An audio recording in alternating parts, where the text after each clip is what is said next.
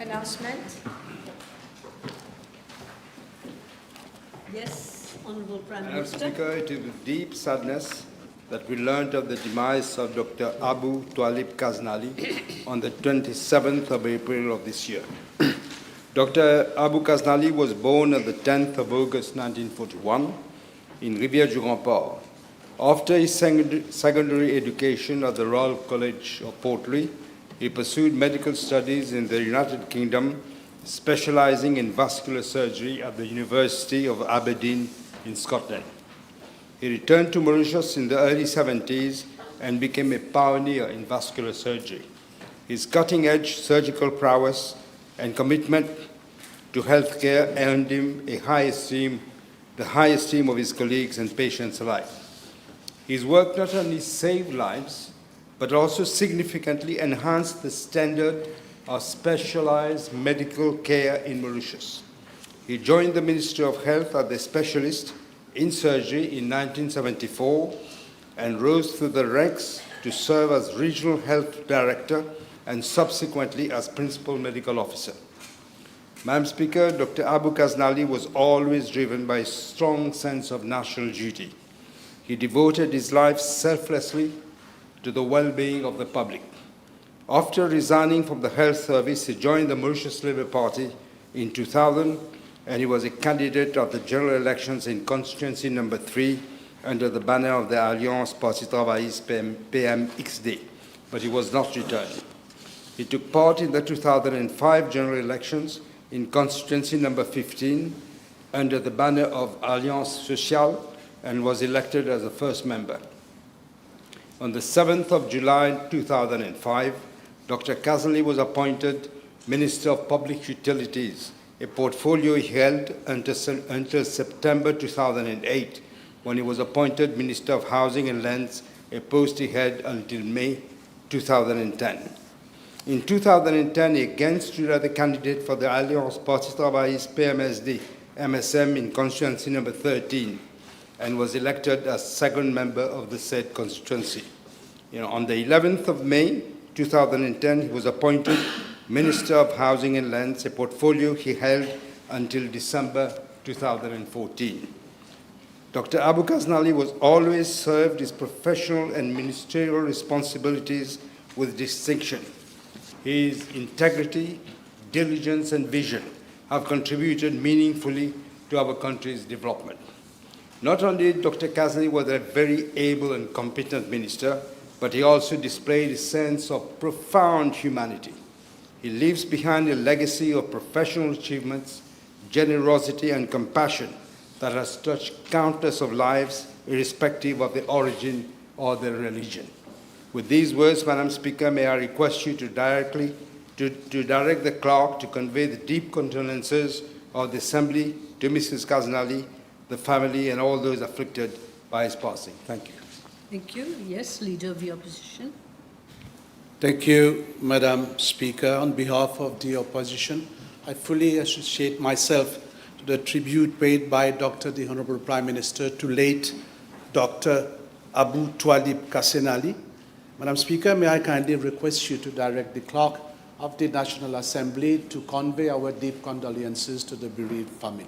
Thank you, Madam Speaker. Thank you, Leader of the Opposition. Honourable members, I associate myself with the tribute paid to the memory of late Dr. Abu Twalib Kassenali, former Member of Parliament, by the Honourable Prime Minister and the Honourable Leader of the Opposition.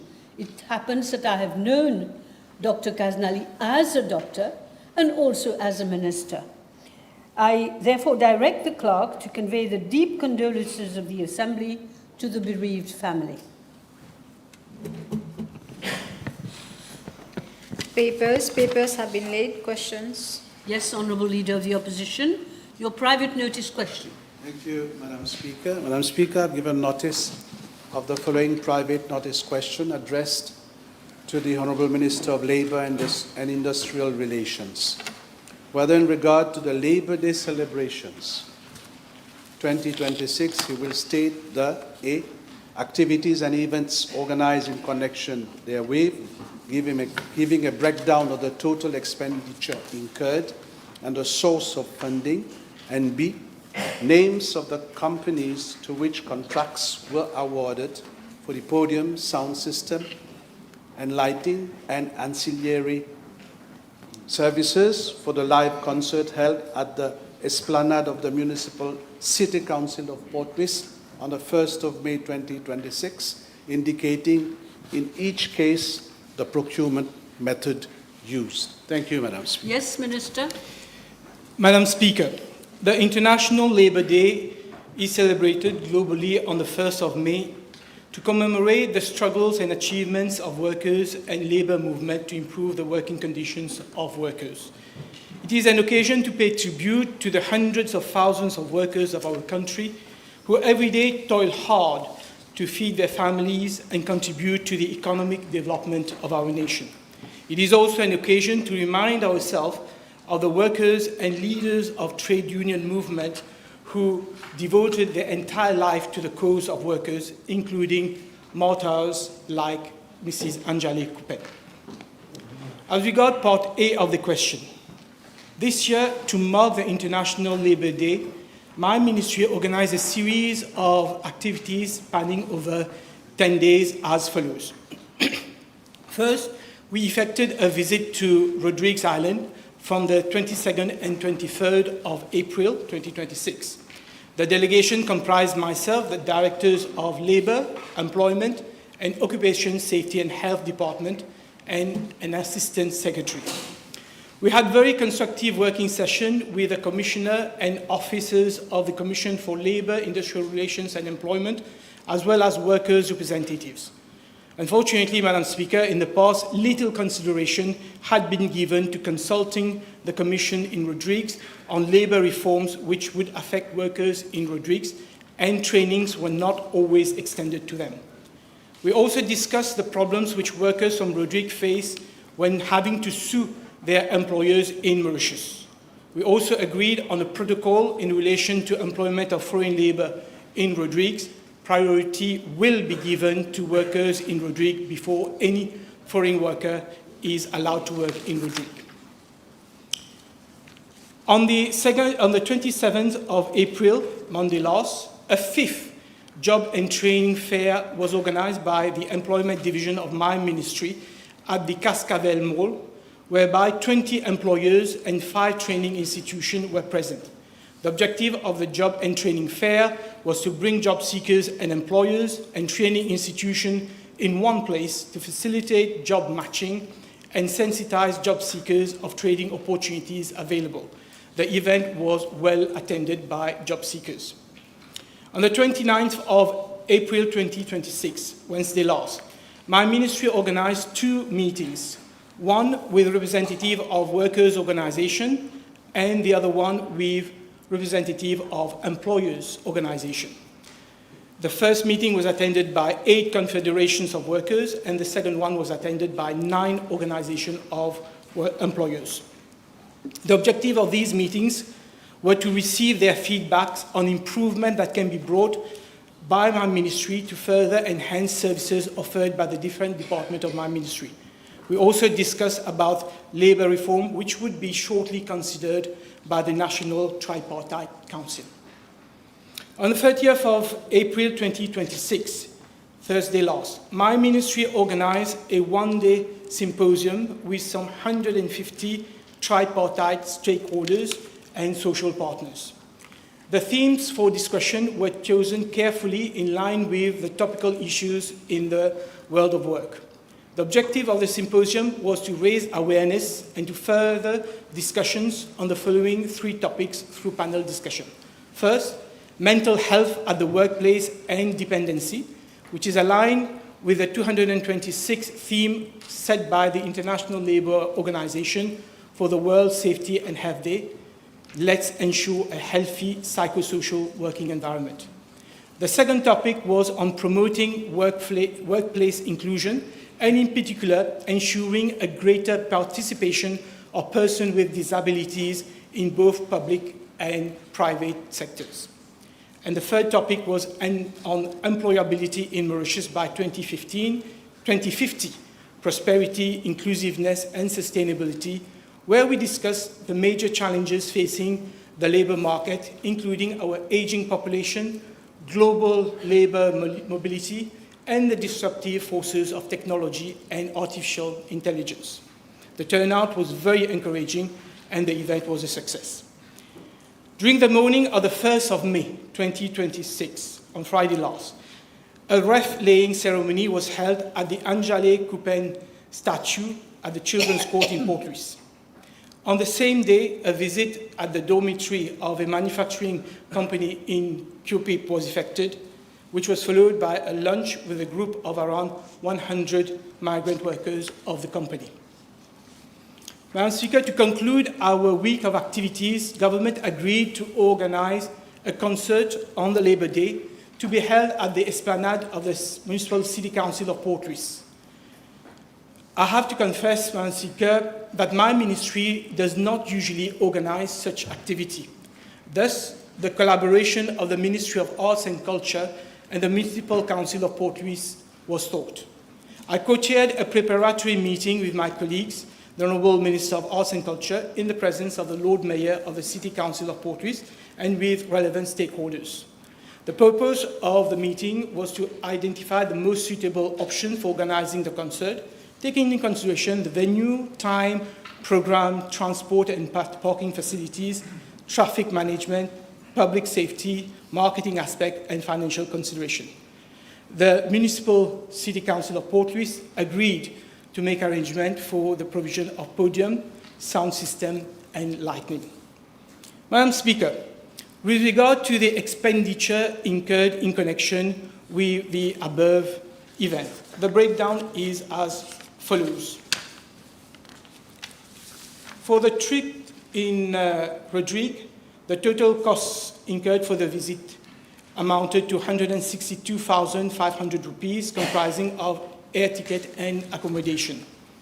For the job and training fare, 132,295 rupees, including VAT, met from the budget vote of the Employment Division of my ministry.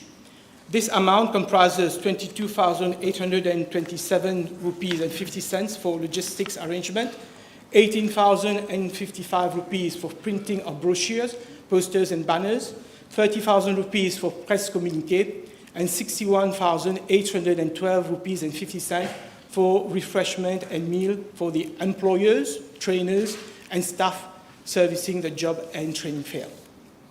For the meetings held on the 29th of April 2026 with the representative of workers and representative of employers, the only cost incurred was an amount of 3,000 rupees for refreshment provided to attendees, which was met from the budget of the ministry.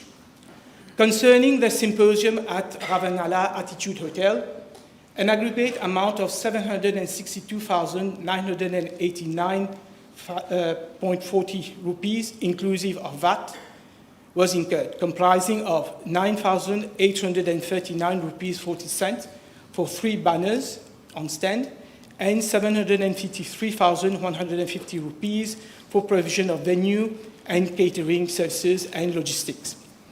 Madam Speaker, I have to pause here to state that my ministry explored other venues, such as the Atal Bihari Vajpayee Institute of Public Service and Innovation, the Civil Service College, but unfortunately, same was not available on the date.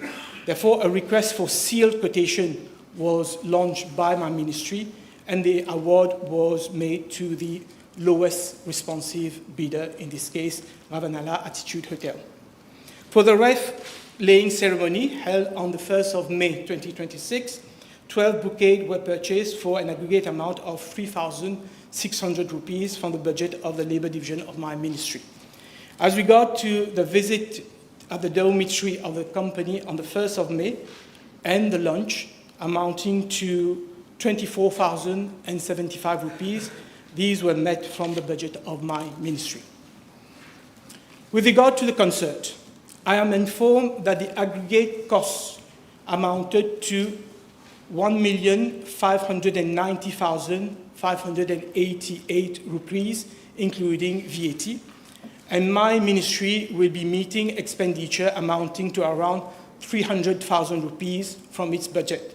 The Ministry of Arts and Culture agreed to provide an amount of 350,000 rupees to meet the cost of artists, and the Municipal City Council of Port Louis committed an amount of 500,000 rupees for the podium, sound system, and lighting. 4 sponsors, government league sponsors, agreed to contribute around 450,000 rupees towards the organization of the event. The breakdown, as regard part B of the question, for the concert, the name of the companies to which contracts were awarded and the procurement method used are as follows. For the stage, podium, including structure, stage lighting, and sound system, I'm informed by the Municipal City Council of Port Louis that it conducted a request for sealed quotation, and the award was made to Glintz Production Limited.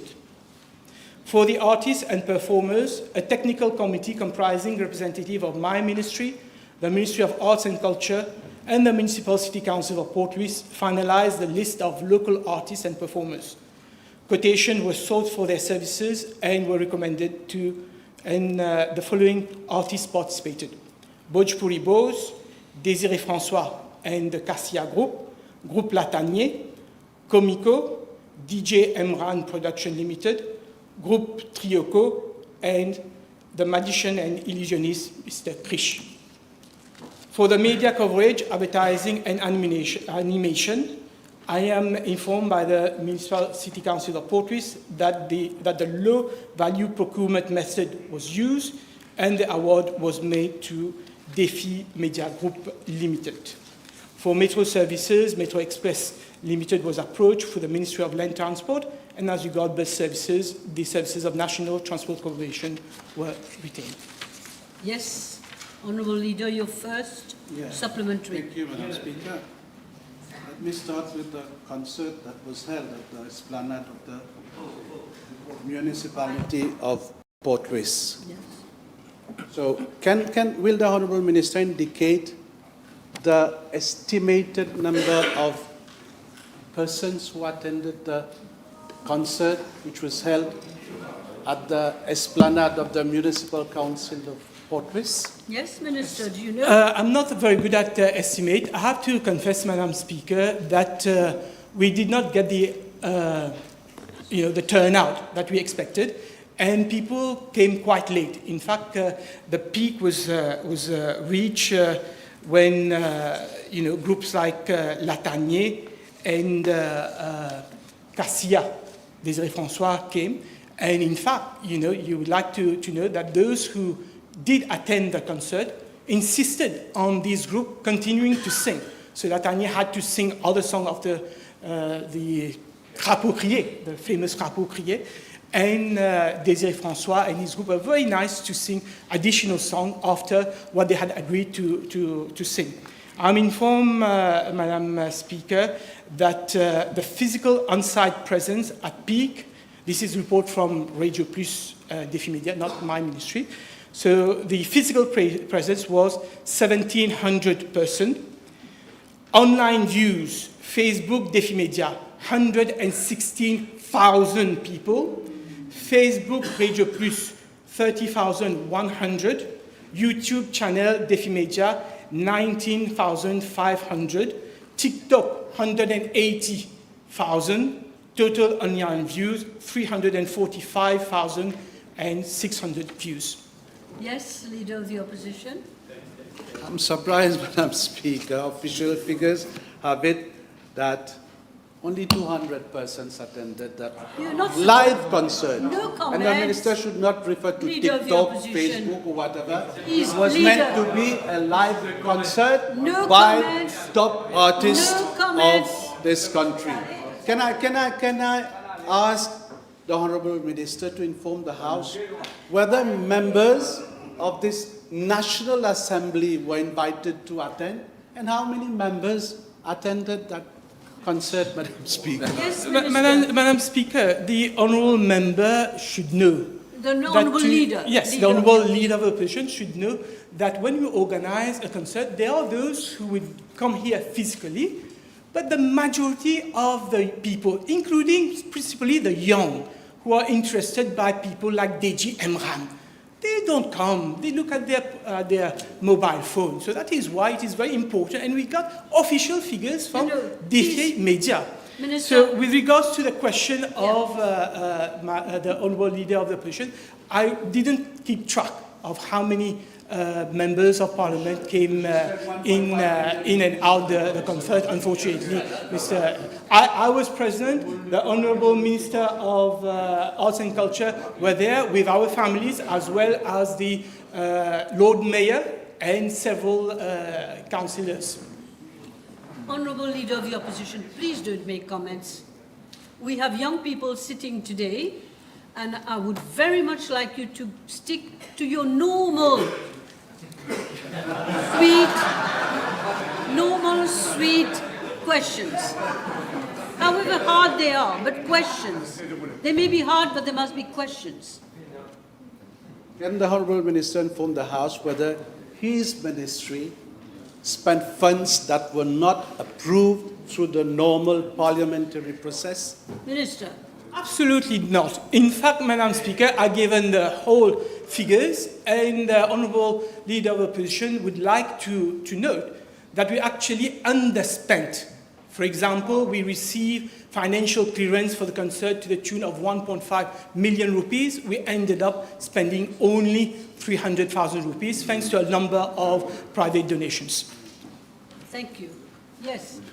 Your third supplementary. With regard to free buses, we understand that 3 buses were provided all around the island, Madam Speaker. Can the Honourable Minister inform the House how many buses were provided on that particular day and the total cost incurred, and under which authority such transport arrangements were made? Madam Speaker, I don't have the actual number of buses who came in, and my officers has told me that we have not received yet the claim. So I don't know how many in total the bus came and how many people they transported.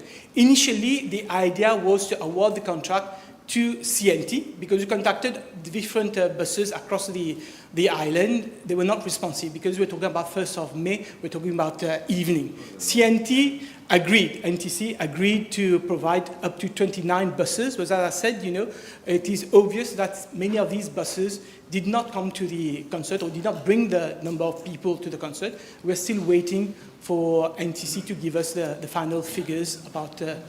I think you got a little piece of paper. Yes, the piece says up to 29 buses for CNT, not 2 buses. Is he aware that most Next- of those next buses question. came Next to Port Reitz question. empty, Madam Speaker? Next question. Okay, you finished? You finished? This is what we have just answered, Madam Speaker. We're waiting to get figures. I mean, we are Tuesday. The event was on Friday. Friday, Saturday, Sunday were holidays. So let's give some time to the Transport Corporation to send me their figures. Next question, no comments. No comments. With regard to the Metro Express services, will the Honourable Minister inform the House of the cost incurred by government on that day? Again, the cost has not been finalized. The contract was going to cost us 350. Sorry, the total cost was going to be 214,642 rupees. Okay, this is the figures that we've received today from Metro Express. So the cost for Metro Express is 214,642 rupees. I think it's your fourth or fifth question. I'm not sure. Now, in relation to security and essential services, will the Honourable Minister indicate the number of police officers who were deployed on that day and what amount of overtime was paid to those officers? Unfortunately, the leader of the opposition should come with a substantial question to the Prime Minister. I have absolutely no details. We had meetings in that technical committee. We had meetings with the representative of the police officer, but I don't know how many police officers actually work on that day. Yes. Now, since we spent some 1.5 million rupees for that concert, Madam Speaker, does the Honourable Minister agree that celebrating workers is best achieved by directing resources to their material well-being rather to an even production cost, Madam Speaker? It's a matter of opinion. Madam Speaker, I've gone to the pain of explaining the series of activities that we had. It was not a one event. There was a series of activities, including our brothers and sisters from Rodrigues Island.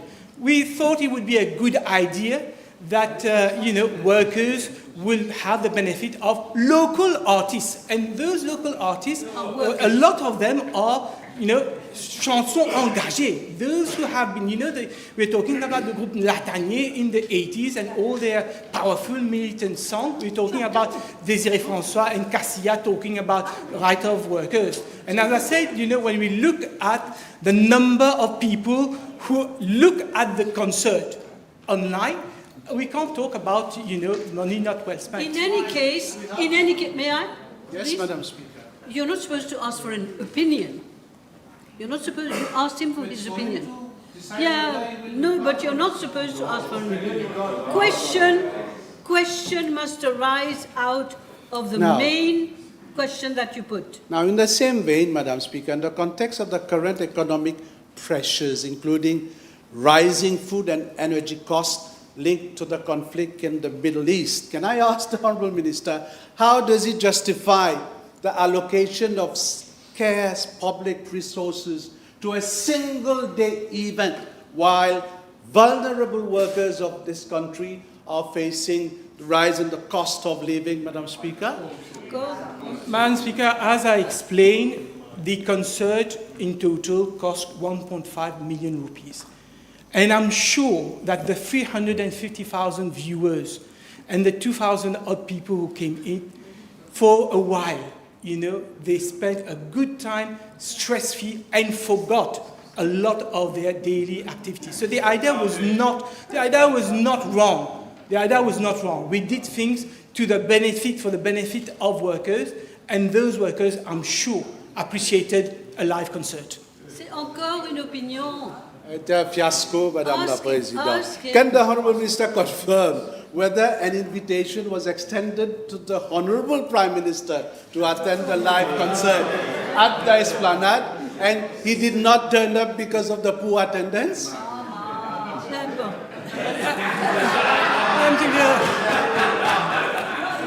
Madam Speaker, the invitation was an open invitation. And I have to confess, Madam Speaker, that after the event, several people came up to me, even from my own constituency, and told me that they were not aware that there was a concert.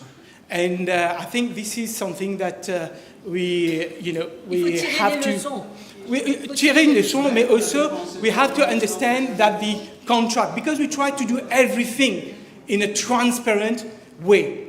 Radio Plus was only awarded the contract on Wednesday. They had only 2 days to really, diffuse the invitation to the general public. So maybe if we had more, we had awarded them the contract a week before, maybe the turnout would have been The better. question was, did you invite the Prime Minister? We invited a lot of people. I was not the one. Yes, if the leader of give the opposition would answers. listen to my answer.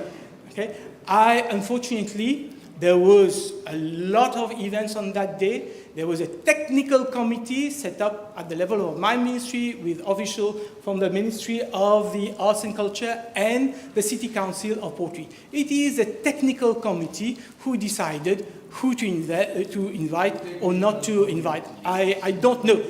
Maybe the Prime Minister was invited, maybe he was not. Unfortunately, I don't know. I don't know.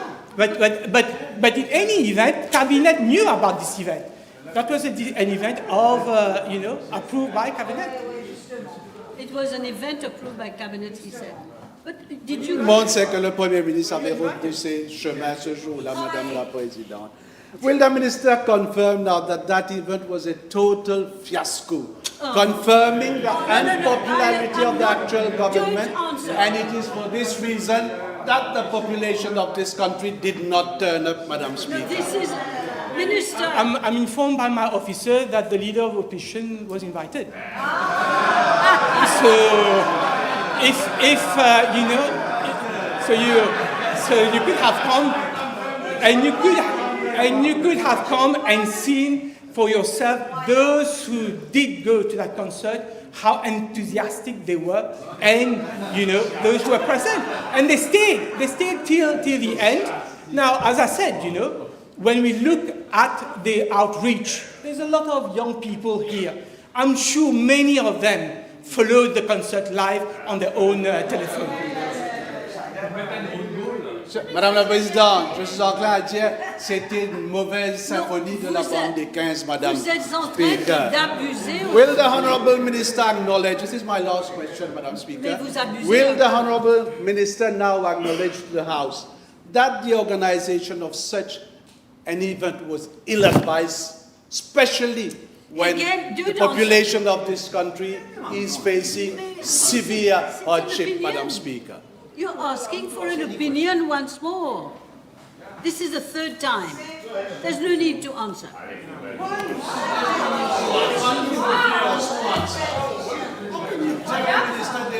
No, but you are asking for his opinion. Wasting public funds, Madam Speaker. Minister,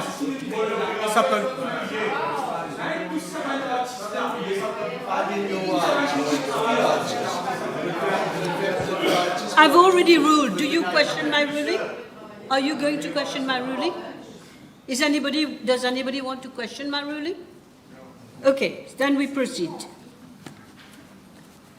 Now we proceed. PMQT.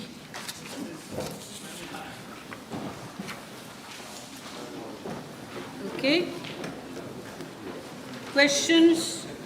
Honourable members, the table has been advised that PQB 600 will be replied by the Honourable Prime Minister, time permitting. Honourable Third Member for Portruy North and Montaillon, Mr. Kazan. Thank you, Madam Speaker. PQB 563, please.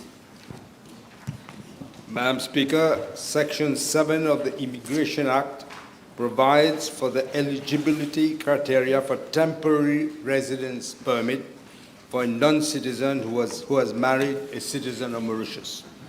Section 7.1 states a non-citizen, I'm quoting, a non-citizen shall be eligible for a temporary residence permit where he is A, civilly married to a citizen and he was not a prohibited immigrant at the time of becoming such a spouse.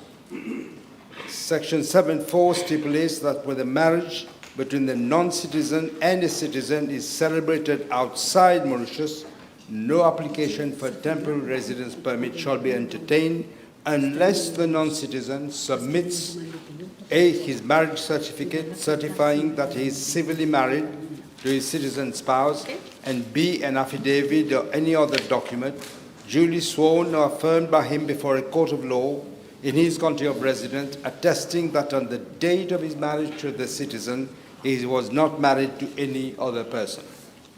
Madam Speaker, I'm informed that some non-citizens are not able to obtain an affidavit or any other document duly sworn or affirmed by them before a court of law in their countries of residence. And as such mechanism, in fact, is not available in their countries of residence.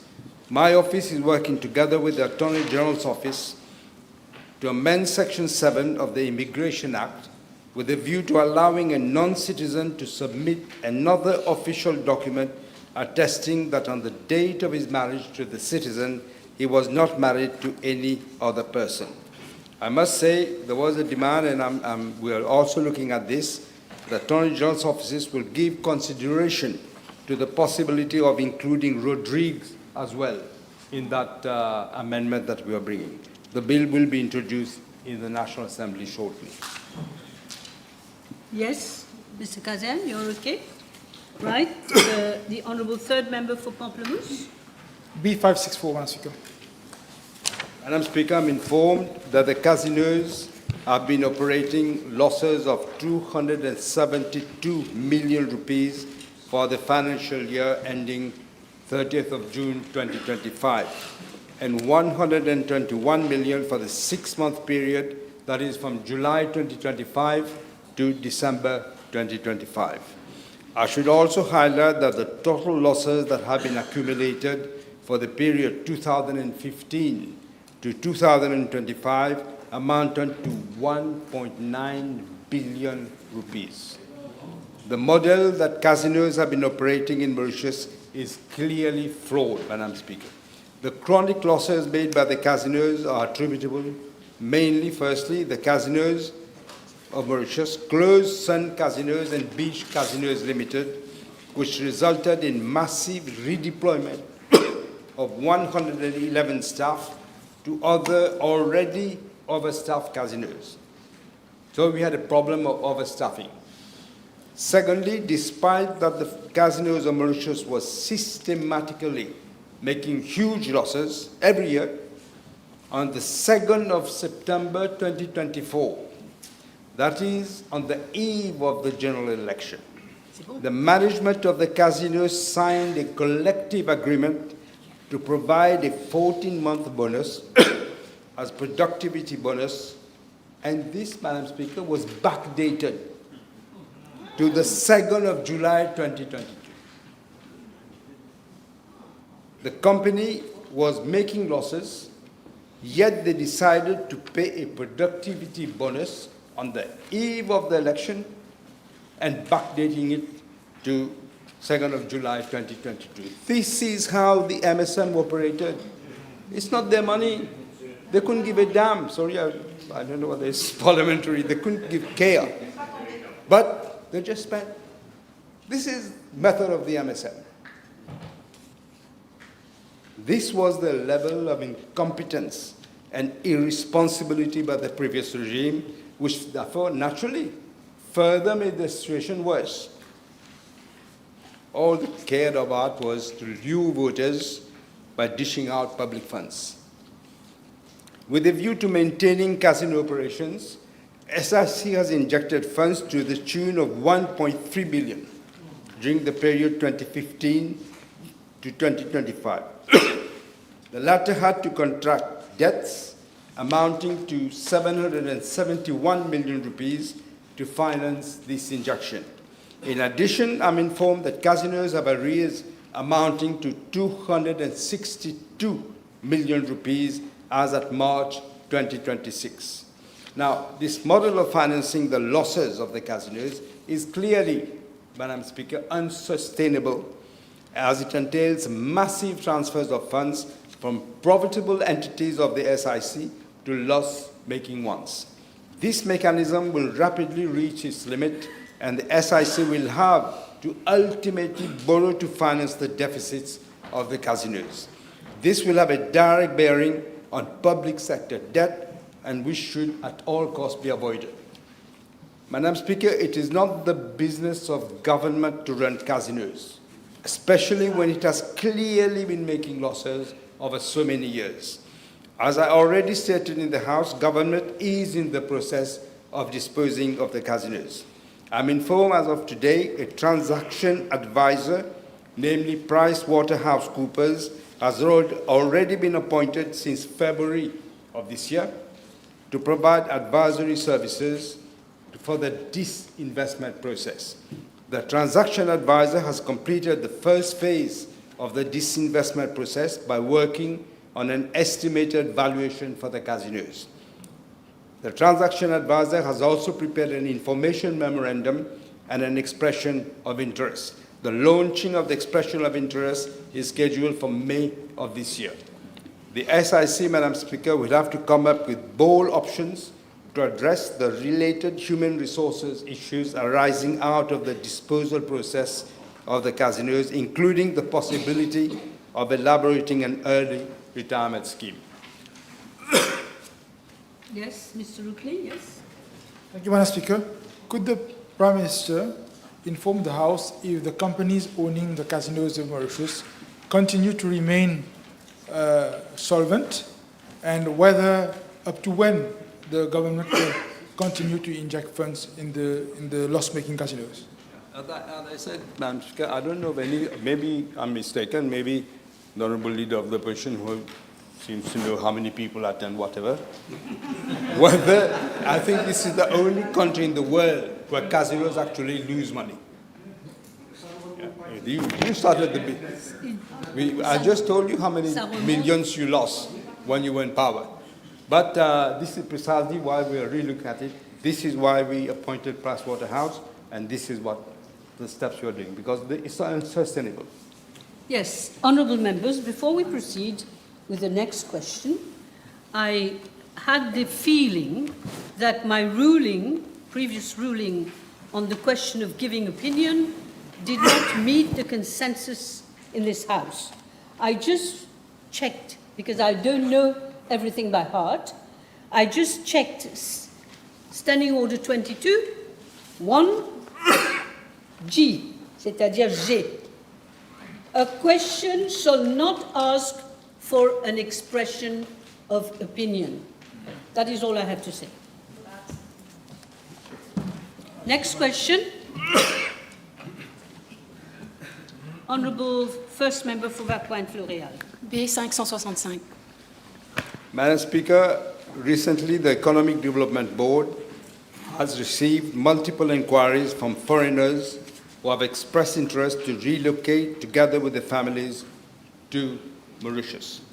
To respond to this demand, we are introducing a golden visa to better meet the requirements of high net worth individuals wishing to relocate to Mauritius.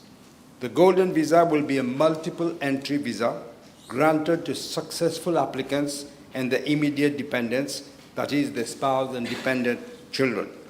The visa will be processed within 5 working days from the date of application, and it will be valid for a period of up to 2 years, and it can be renewed if need be, if there is a new application.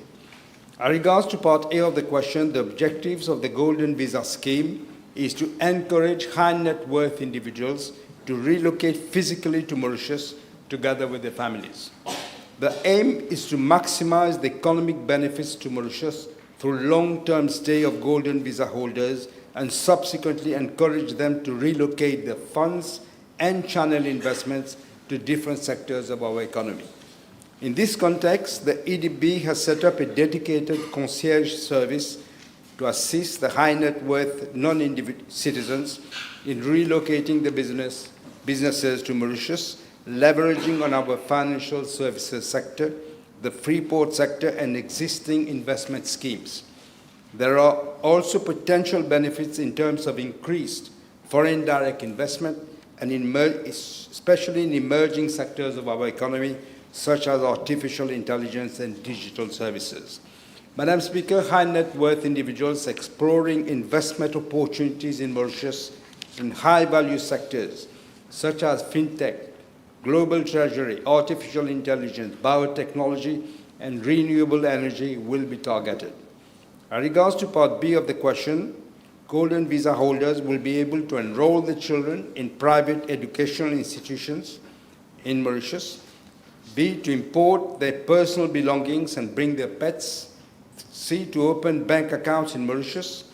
D, to pay their taxes in Mauritius if they spend 183 days or more in Mauritius, while benefiting from tax exemption on expenditure in Mauritius made through foreign credit or debit cards, and on income remitted and deposited into a Mauritian bank account, provided a declaration is made that the applicable tax has already been paid abroad. Holders of golden visas will not automatically be entitled to enter our labor market, as they will be expected to invest in qualifying sectors. As regards to Part C, Madam Speaker, golden visa holders will be required to provide a written undertaking at the time of application that they would invest a minimum amount of $1 million within the first 12 months of the stay in Mauritius, and the EDB will be closely following up on the progress of their investment. An application under the golden visa will be subjected to a first screening by the EDB, where due diligence exercise is carried out, including different checks, the world check and so on. The Passport and Immigration Office will perform further due diligence process prior to issuing the visa, but all this will have to take place within 5 working days. As regards Part D of the question, Madam Speaker, I'm informed that the EDB has assessed the potential benefits and risk of the golden visa scheme. The EDB has estimated that some 100 golden visas could be issued annually. The target of the golden visa scheme would be mostly, as I said, high net worth individuals who will later be encouraged to relocate their funds and investment into different sectors of our economy. In this respect, the Ministry of Financial Services and Economic Planning is working on measures to facilitate the relocation of corporates, redomiciliation of global companies and funds to Mauritius, as well as family offices, and facilitating the opening of bank accounts. As regards housing affordability and land ownership, golden visa holders will only be allowed to acquire residential properties strictly under the EDB property schemes, such as property development schemes, investment hotel schemes, and smart city schemes. Golden visa holders would initially be staying in hotels and or renting residential properties under the EDB schemes. There is therefore spare capacity in the high-end property rental market to accommodate these individuals without affecting housing affordability for Mauritian citizens. With respect to the risk of money laundering and illicit financial flows, a robust risk-based due diligence framework is already in place. The framework is aligned with our anti-money laundering and combating the financing of terrorism framework. There is also, Madam Speaker, a strong inter-agency coordination involving the Financial Crimes Commission, the Financial Intelligence Unit, the Financial Services Commission, the Bank of Mauritius, the Passport and Immigration Office, and other enforcement agencies that will work effectively to address any risk relating to money laundering and illicit financial flows. Currently, Madam Speaker, all our visa schemes are compliant with the standards of the Financial Action Task Force and the OECD's guidance on potentially high-risk residency and citizenship by investment schemes. Accordingly, my office, the Ministry of Finance, the EDB, will jointly monitor the scheme. Its outcome will be looked at, and if need be, corrective measures will be taken to ensure that it delivers maximum benefit to the economy and our citizens while safeguarding our national interest. Yes. Merci.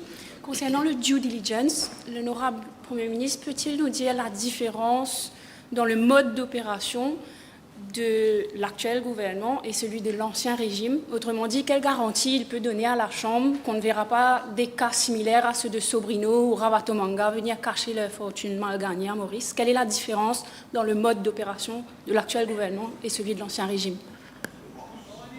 It's a very good question. We're going to have a different approach with different people involved.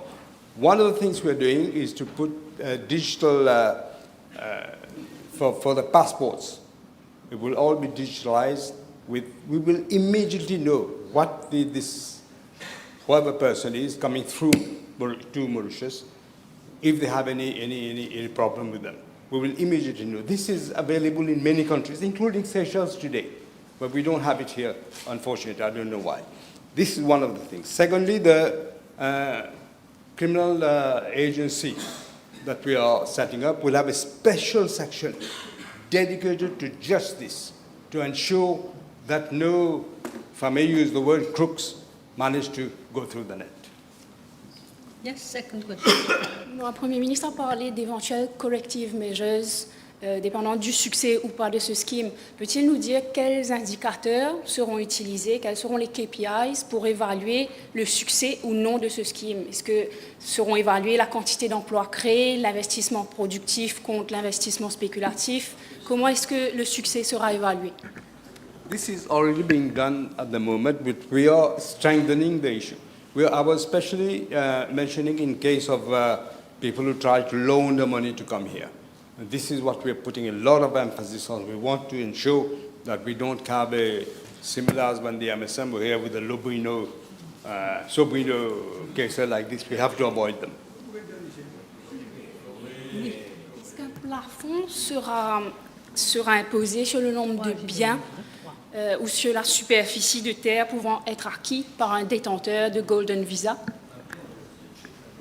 Superficie. I think I might have mentioned, maybe I did not, they will be only allowed one residence. And it will be within the framework that the ADB has already set up for different foreigners who want to buy property in Mauritius. It's the same. She mentioned superficie. Prime Minister? Prime Minister? The question was on superficie. Yeah. Dans le scheme, il y a In the pas. scheme, you have the, whatever, There's already, the area is already it's there. taken care of. Okay, good.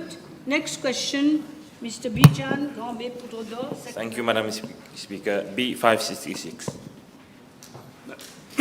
Madam Speaker, constituency number 6, that is Grand Bay Poudre d'Or, comprises a mixed coastal, touristic, commercial, and residential corridor. It extends from Grand Bay, Péribert, Cap Malheureux, Goodlands, Grand Gobe, Caledonian coastal settlements, and Poudre d'Or, to Poudre d'Or.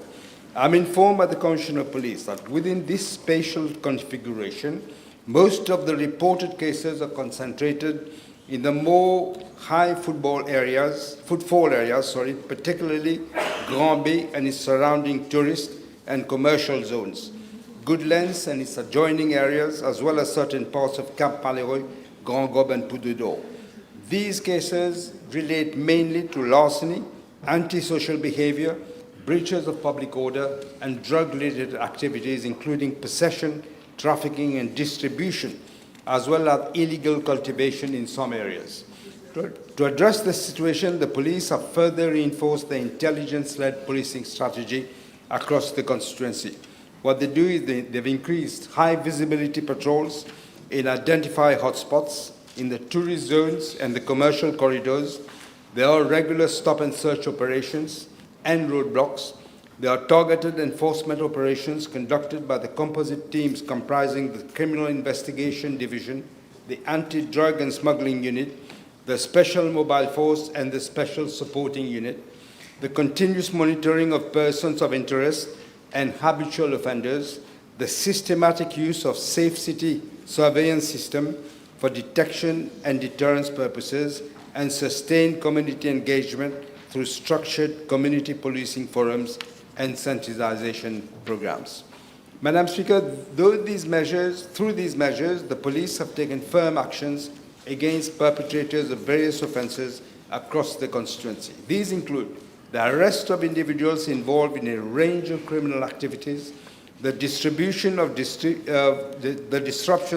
distribution networks, the seizure of drugs such as cannabis, heroin, and synthetic drugs, as well as the detection and dismantling of illegal cultivation sites in isolated areas. I'm informed that from the period 1st of January of this year to the 30th of April, a total of 3,658 cases have been reported in this constituency, comprising 153 crimes, 1,112 misdemeanors, 2,354 contraventions, and 39 drug-related offences. The Mauritius Police Force, Madam Speaker, is making continuous efforts and taking all measures to maintain law and order across the country. And in this daunting task, we always say that active collaboration of the members of the public is essential, particularly through the prompt reporting of suspicious activities and the sharing of credible information to assist in the prevention and detection of crime. I should also add, Madam Speaker, that they work with the new National Drug Agency, which we have just set up. Thank you. One question. Yes, thank you, Madam Speaker. May I ask the Honourable Prime Minister to request the Commissioner of Police to allocate at the earliest possible a minimum of 2 riders from traffic branch to each police station, namely Goodlands and Grand Bay, on a permanent basis so that police officers can intercept motorcyclists or riders evading control in the region. Thank you. Just want a clarification. You said 2 drivers or Riders. 2 Riders. riders?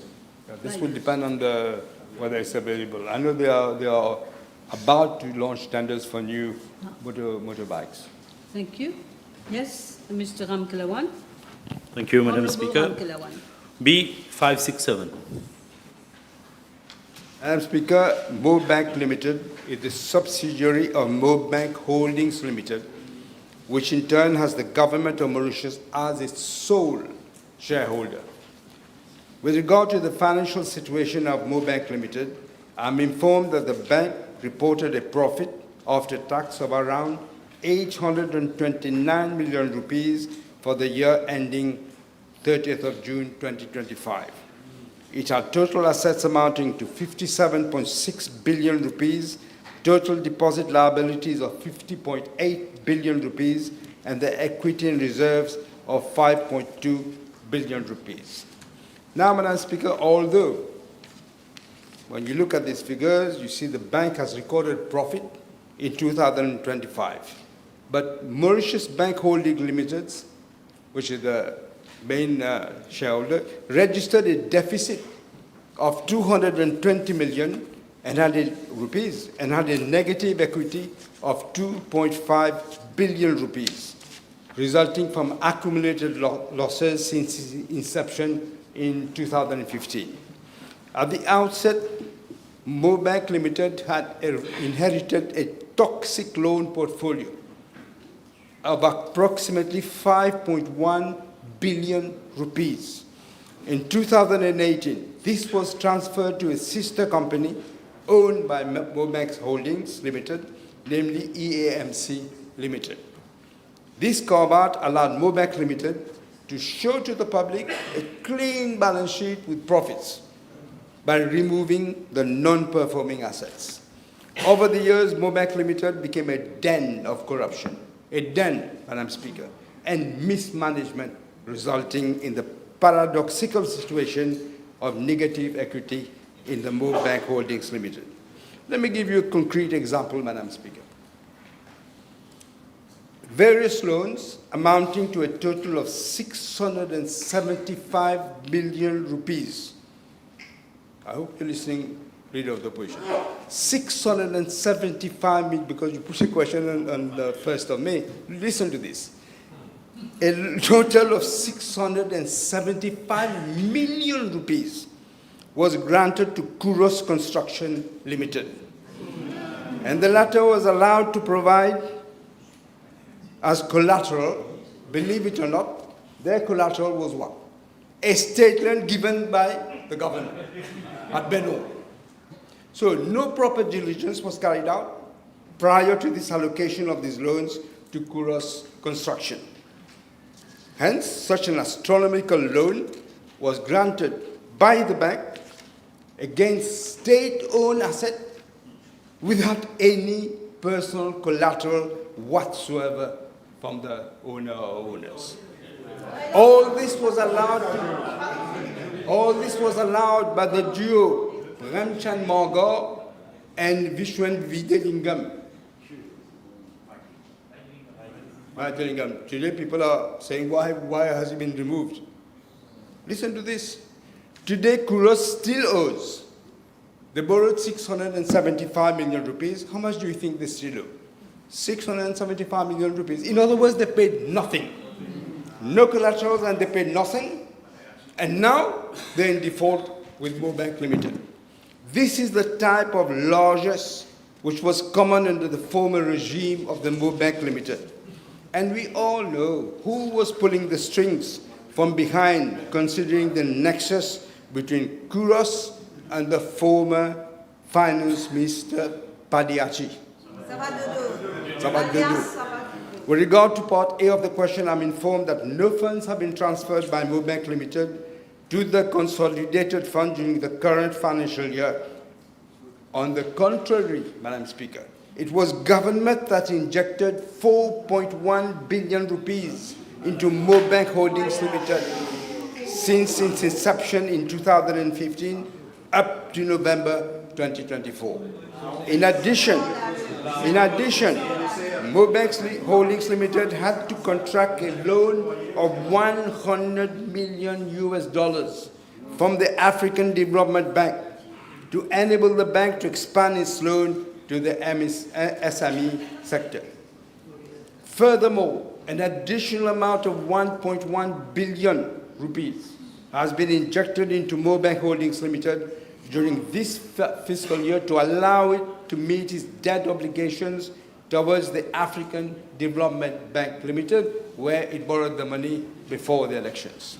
With regard to part B of the question, I'm informed that Mobank Limited did not contract any loans. All the borrowings were contracted, as I said earlier, by the holding company, which is Mobank Holdings Limited. It is clear, Madam Speaker, that Mobank Holdings Limited has been the entity made to shoulder the burden. The dividends paid by Mobank Limited to Mobank Holdings Limited were largely insufficient to cover the financial costs of the loan and the servicing obligations.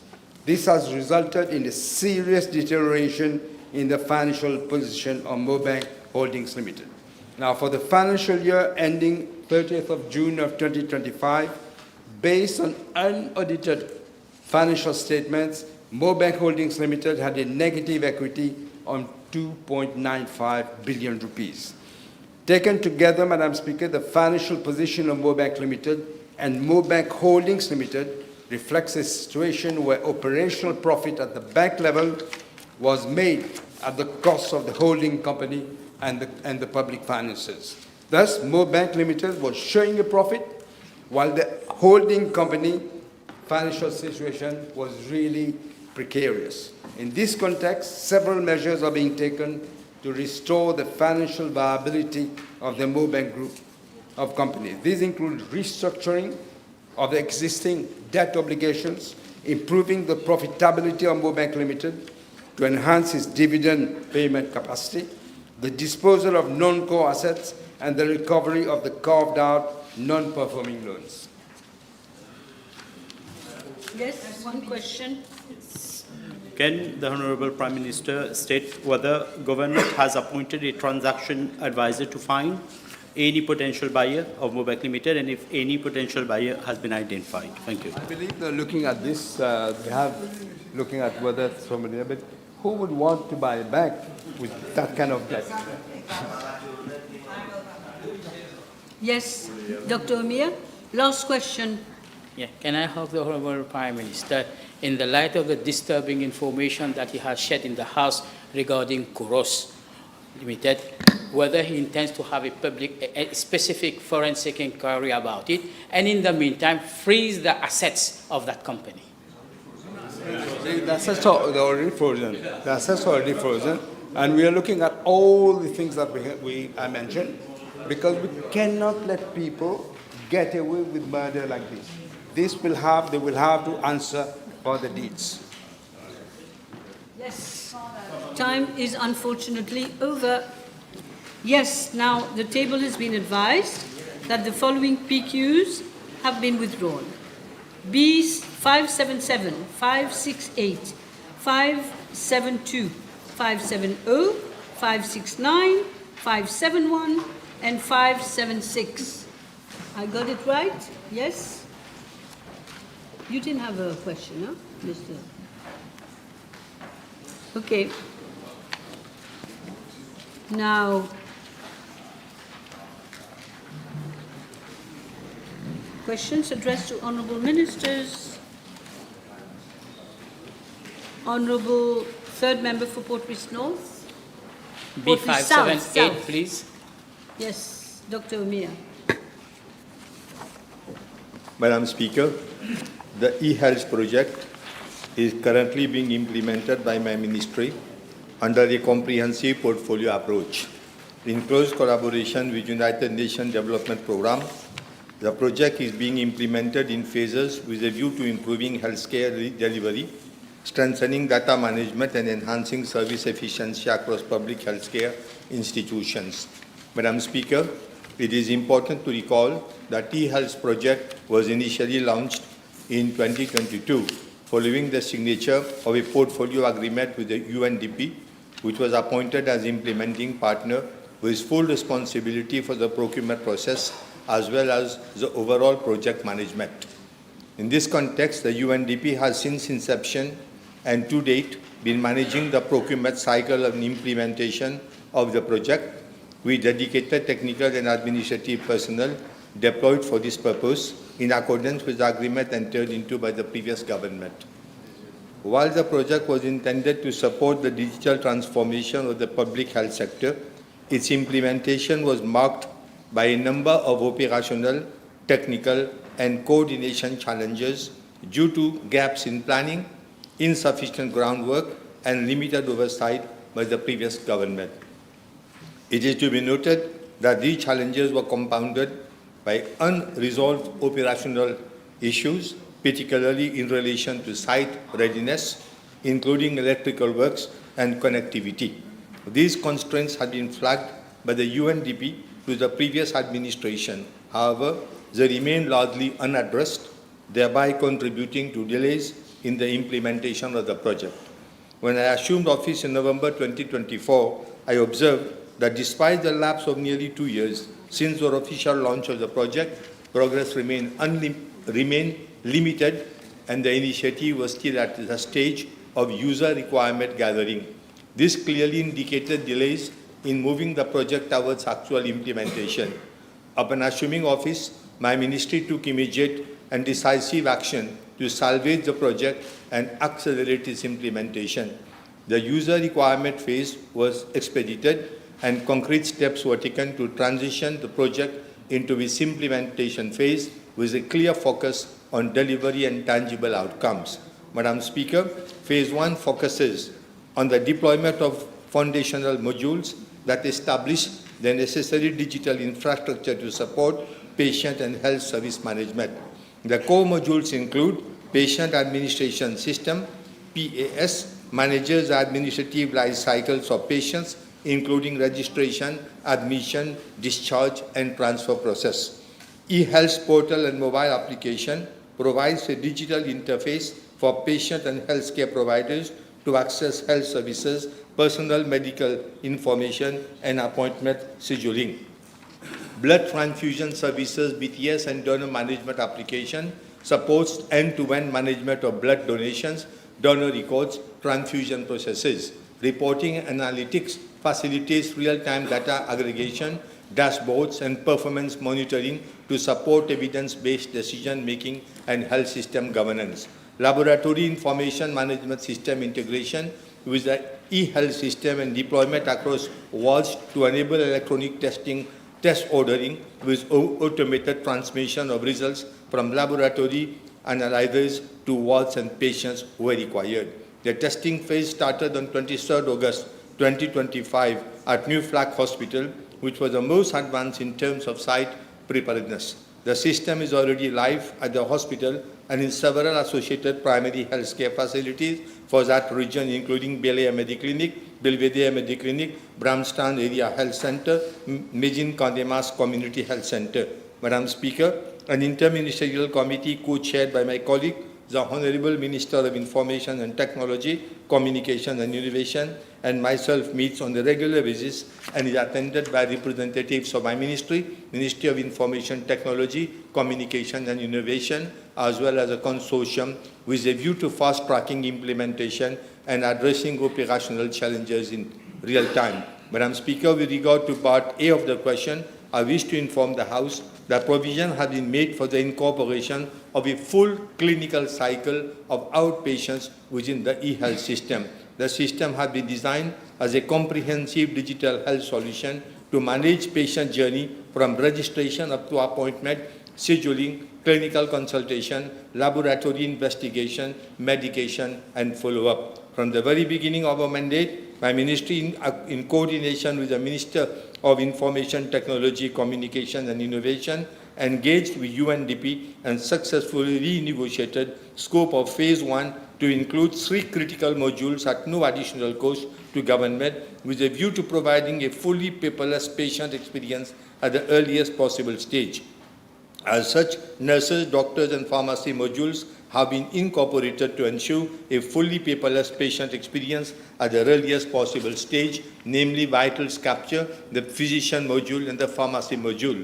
In the present phase, the system architecture and deployed modules include interiorly patient registration and identity management, appointment scheduling, outpatient clinical consultation, capturing of the doctor's notes, chief complaints, medical examination, vital signs and clinical data, pharmacy and medication list, medical file tracking, hospital workflow, including admission, discharges and transfers, as well as integration with the laboratory information management system. The system also includes specialty-specific clinical templates for departments such as cardiology, dermatology, general medicine, general surgery, nephrology, and other specialties in order to cater for specific departmental and clinical requirements. The overall objective is to establish a single source of truth for patient records so as to ensure continuity of care, facilitate clinical decision-making, and improve patient outcome. Madam Speaker, with regard to part B of the question, I'm informed that e-health system, as I have just described, is presently live and operational in selected public healthcare institutions across different regions. However, at this stage, no public healthcare institution is fully operational in all aspects of the full clinical cycle, as implementation is being carried out progressively and in a phased manner. It is important to note that based on expert advice and international best practice, a project of this scale and complexity cannot be implemented in a single step or at one point in time. Such systems are typically rolled out progressively in phases across multiple sites to allow for proper testing and user training, system stabilization, and continuous improvement before full nationwide deployment. As the 30th April 2006, the system has been deployed in selected facilities across Region 3, New Flag Hospital, 4, Jawaharlal Nehru Hospital, and Victoria Hospital. The application has so far recorded more than 126,000 patients registration, 225,000 patient visits, and 221,000 doctors consultation. Madam Speaker, rollout has also started in other facilities, including those in Region 4, Jawaharlal Nehru Hospital, Region 5, Victoria Hospital, while preparatory activities have been initiated in Region 1, Dr. Jitu Hospital, and 2, Sir Sivsagar Ramgulam National Hospital, including champion user training and configuration exercises. The rollout schedule depends on site readiness and electrical works, UPS installation, power points, connectivity, government internet and networking services, provisioning, cyber security audit, and retesting requirement, as well as operational resource gaps. Madam Speaker, the rollout is expected to be completed in Region 3, New Flag Hospital, by May 2026, Region 4, Jawaharlal Nehru Hospital by September 2026, and Region 2, Sir Sivsagar Ramgulam Hospital, March 2027. The timelines for Region 1, Dr. Jitu Hospital, and Region 5, Victoria Hospital are expected by December 2027, subject to the completion of electrical works and connectivity requirements. Thank you. Yes, one supplementary, please. I have two, if you allow me, please. May I ask the Honourable Minister whether he could indicate to the House if the clinical data and the electronic records that will be generated with the e-health systems will be legally admissible in our court system, particularly in the world of medical litigation that we are living right now? And if so, under which legal provisions? Thank you. Madam Speaker, well, I'm not a lawyer, but definitely we are seeking the advice of the State Law Office. The State Law Office will have to advise us on the steps that we have to take. But as far as I'm aware, for the time being, we are not doing anything illegal. You will do the needful. Yes. Thank you, Honourable Minister.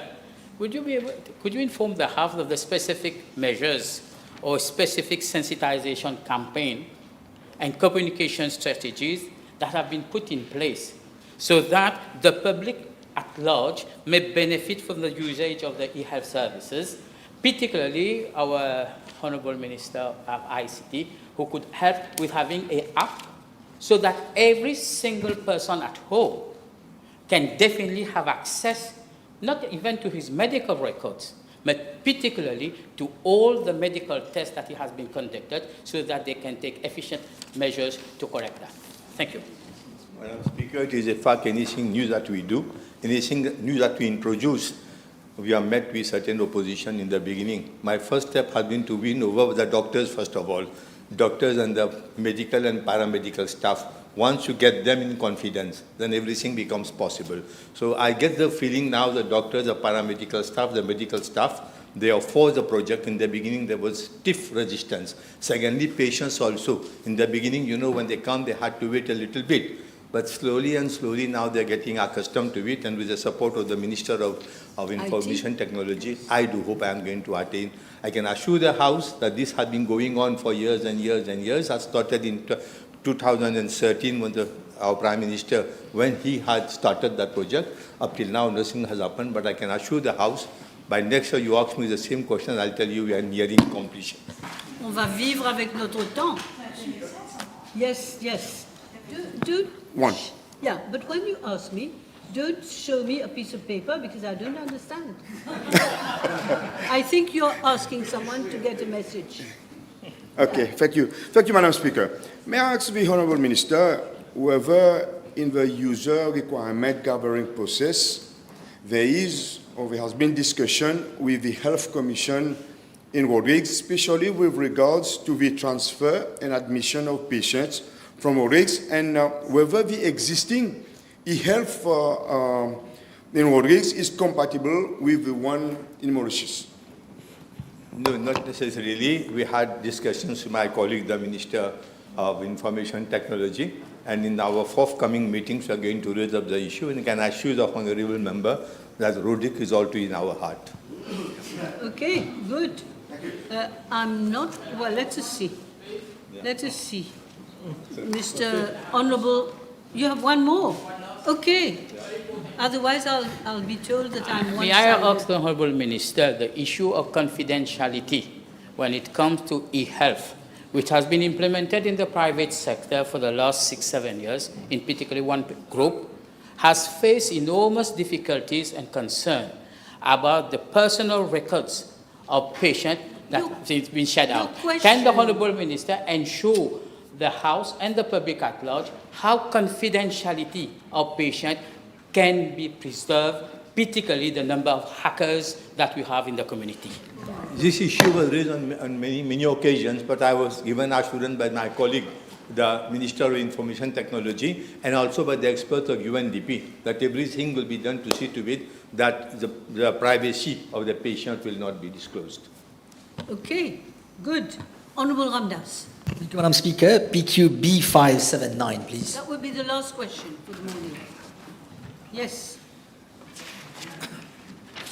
Minister, this is the question where you want to put 3 in 1. 3 in 1, yes. Please bear with me, I'll be very fast. No,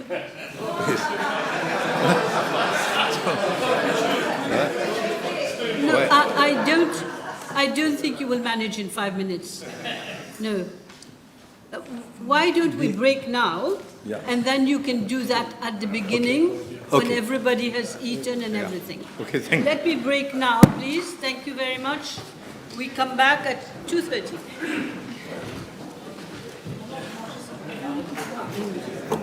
There's 20 minutes.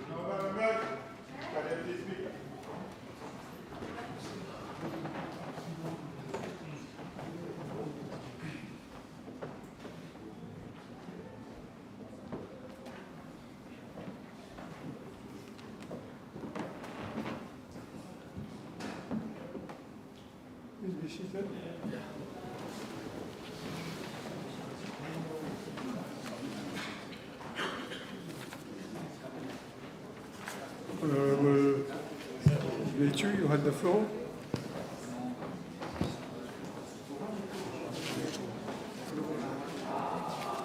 Yes, Honourable Bechu. The question has already been put. So, Yes. Mr. Deputy Speaker, sir, with your permission, I'm replying to Parliamentary Question B/579, B/589, and B/615 together as they relate to more or less the same subject matter. Mr. Deputy Speaker, sir, my ministry provides financial assistance to patients requiring medical treatment not available in Mauritius as follows. Child Cancer Scheme with unlimited financial assistance to young patients up to the age of 25 years suffering from cancer. Pediatric Scheme with similar assistance to children up to the age of 25 years requiring treatment for other diseases, and financial assistance up to 1,300,000 rupees for treatment overseas to patients who cannot be treated locally, to all patients irrespective of age, subject to the household income not exceeding 200,000 rupees a month. The financial assistance is granted to patients based on the recommendation of a medical board whose mandate is to assess the condition of the patient and to submit a report to determine if treatment is available in our public health institutions locally or whether same warrants treatment in private health institutions locally or abroad, the urgency of treatment required, and whether the patient will benefit from the treatment. Prior to sending patients abroad, my ministry seeks treatment plans and quotation from all hospitals with which we have memorandum of understanding in India. Mr. Deputy Speaker, sir, I'm informed that there are private organizations that provide assistance to Mauritian patients who may not be eligible for financial assistance, that is in cases where the household income exceeds 200,000 rupees monthly, or the treatment may be available locally or may not be beneficial to the patient. I'm also informed that these organizations also send Mauritian patients for treatment abroad, although that the medical boards have not recommended such treatments due to their medical conditions, particularly their fitness for travel abroad. With regard to organizations collecting funds on behalf of patients, I am informed that such collection is governed by Public Collections Act, and as such all applications for public collections must be made to the Commissioner of Police. There are a number of organizations which are exempt from the provisions of the Act. However, institutions sending patients abroad are not exempted. I am further informed that before granting permission for collection of funds, the Commissioner of Police seeks the views of my ministry. My ministry informed the Commissioner of Police as to whether any financial assistance has been granted or otherwise. I am also informed by Commissioner of Police that applications to raise funds for patients requiring treatment are entertained only by individuals and not by corporate bodies. Mr. Deputy Speaker, sir, as a minister, I have personally received several complaints about some associations which send patients abroad for treatment, and I cannot ignore these complaints. Some of these complaints relate to terminally ill cancer patients being sent abroad with little realistic prospect of benefit, only for their families to be confronted with astronomical and unsustainable cost. Patients spending their final days in foreign countries, away from their loved ones, and in distressing circumstances where families must struggle both financially and administratively to repatriate the deceased. Undisclosed commission being received by these organizations from foreign hospitals in addition to the fees charged locally. Allegations of collusion with certain specialists leading to patients being misled regarding treatment options and being sent abroad. A total lack of transparency in pricing, referral pathways and outcomes, and instances of illegal public collection of funds exploiting vulnerability and goodwill of the population. My ministry is taking action to refer these complaints to appropriate competent authorities for necessary action. Mr. Deputy Speaker, sir, these are not isolated anecdotes. They point to a systemic weaknesses and potential abusers in a sector that directly affects the lives and dignity of our citizens. Mr. Deputy Speaker, sir, I must state with a sense of responsibility and urgency that at present these organizations operate in a completely regulatory vacuum. It is regrettably yet another area which has been left unregulated for years, a veritable jungle as a consequence of the lack of foresight and policy direction of the previous administration. Their approach, Mr. Deputy Speaker, sir, was to encourage the development of a lucrative private health facilitation ecosystem, often at the expense of strengthening our public health services and without putting in place the necessary safeguards to protect patients. As matters stand today, my ministry has no statutory oversight over the operations of these organizations. They do not fall within the existing legal definition of regulated health institutions. Mr. Deputy Speaker, sir, it is precisely for these reasons that urgent action is required. I wish to inform the House that my ministry will approach the Attorney-General's office and all relevant ministries with a view to bringing forward appropriate legislative amendments to regulate these activities. In particular, it is being considered that the appropriate Private Health Institutions Act must be amended so as to bring these organizations within a formal regulatory framework, and there will be discussions for these provisions to be introduced to the forthcoming Finance Bill 2026, given the urgency and the financial implications involved. Failing that, a standalone amendment will be introduced without delay. This reform is not merely administrative. It is about protecting vulnerable patients, restoring trust, and ensuring that no Mauritian is exploited at a time of illness and distress. The situation as it stands is untenable. We cannot allow a system to persist where life and death decisions are influenced in an opaque, unregulated, and potentially exploitative environment. Mr. Deputy Speaker, sir, with regard to late EGN, also known as Rasnati Baby, aged 72 years, I'm informed that he was admitted at Dr. A.G. G2 Hospital on 23rd March 2026 with a serious medical condition along with comorbidities. The late patient was admitted in the medical intensive care unit and was managed by a multidisciplinary team of 5 specialists.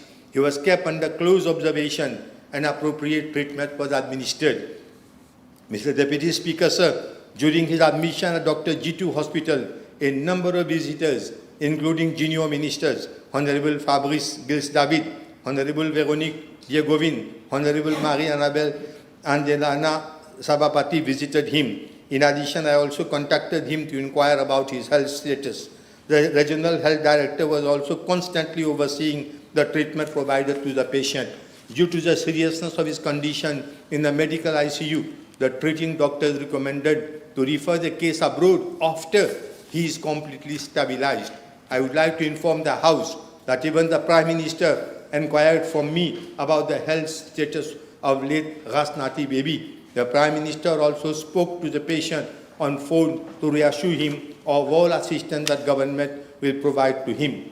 Mr. Deputy Speaker, sir, I am also informed that on or about 6 April 2026, several members of a private organization visited the patient in MICU at Dr. G2 Hospital during visiting hours.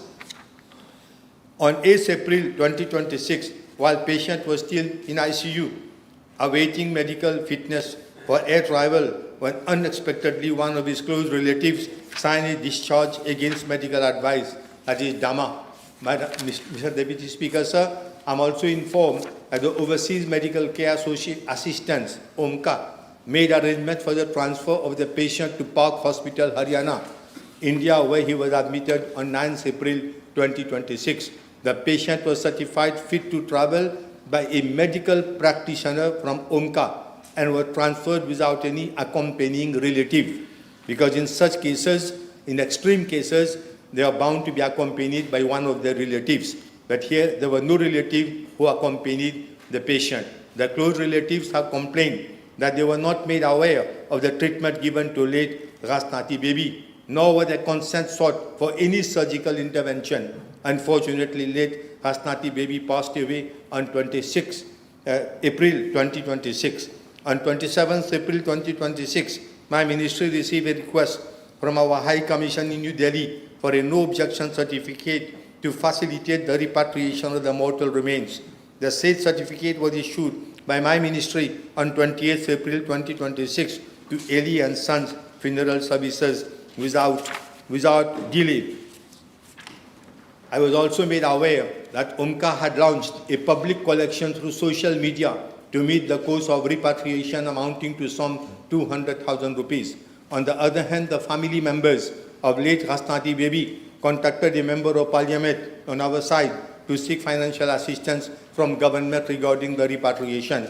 On 27th April 2026, around 4 p.m., one member of parliament, Honourable Junior Minister Y. Govind, who was in close contact with the relatives of late Rasnati Baby, informed that the relatives were seeking financial help from government for repatriation of his remains.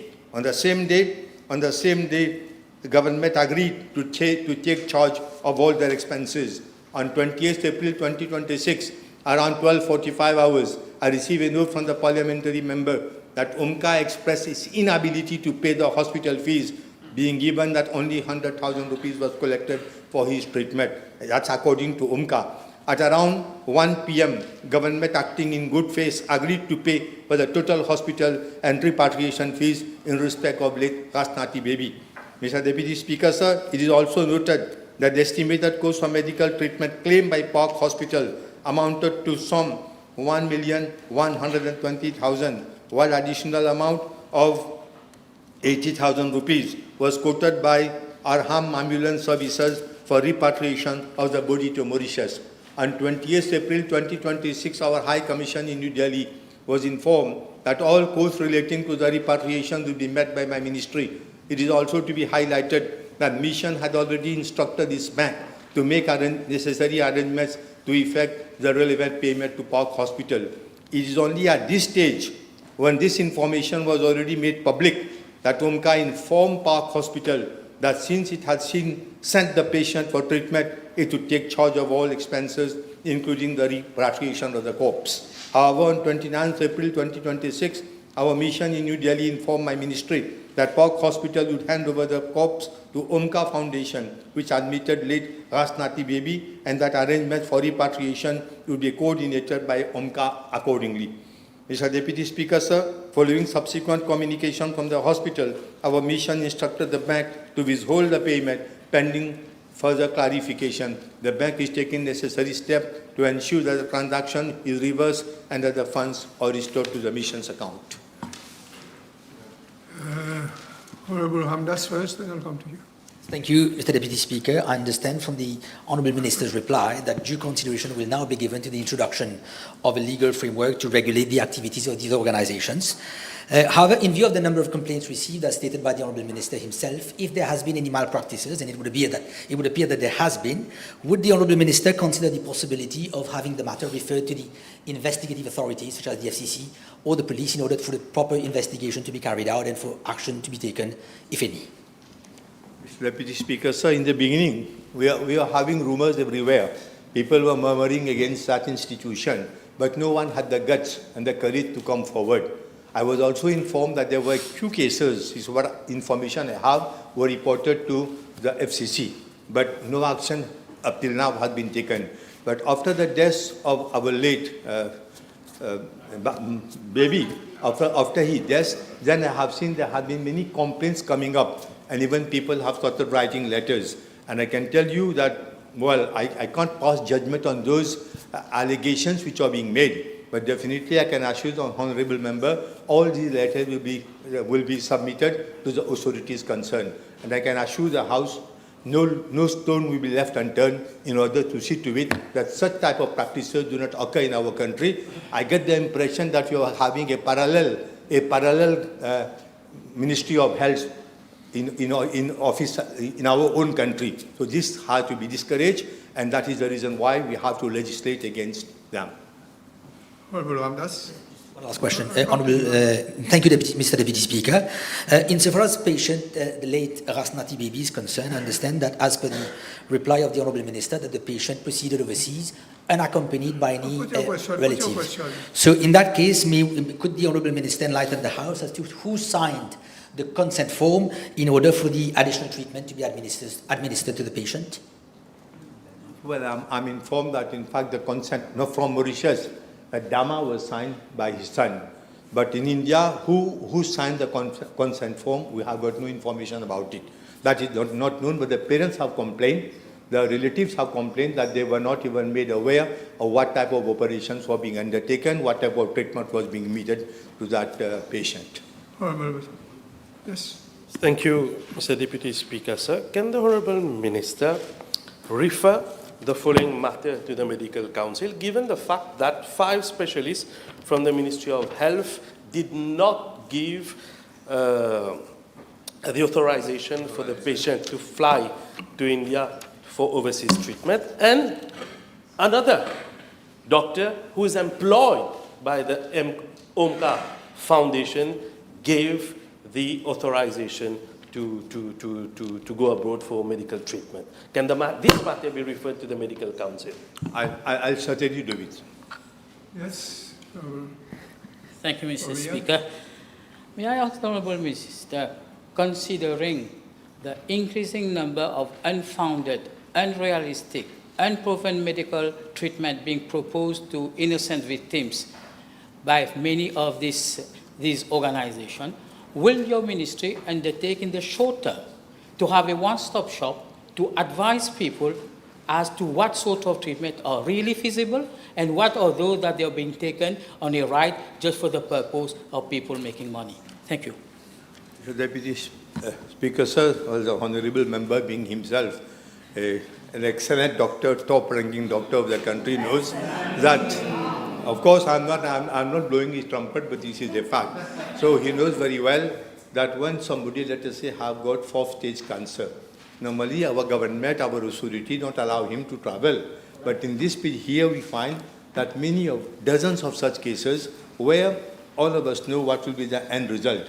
But unfortunately, they exploit the weakness of these people who really want to, save themselves, their lives. So such people fall a prey to such organizations. And I can assure the honourable member that we are going to issue communique, also official communique, till such time that the law is amended to warn the public not to fall into the trap of such organizations. And these organizations, I get the feeling, are mushrooming now in our country. Instead of one, there were 2, now there is 3 or 4. You have answered the question.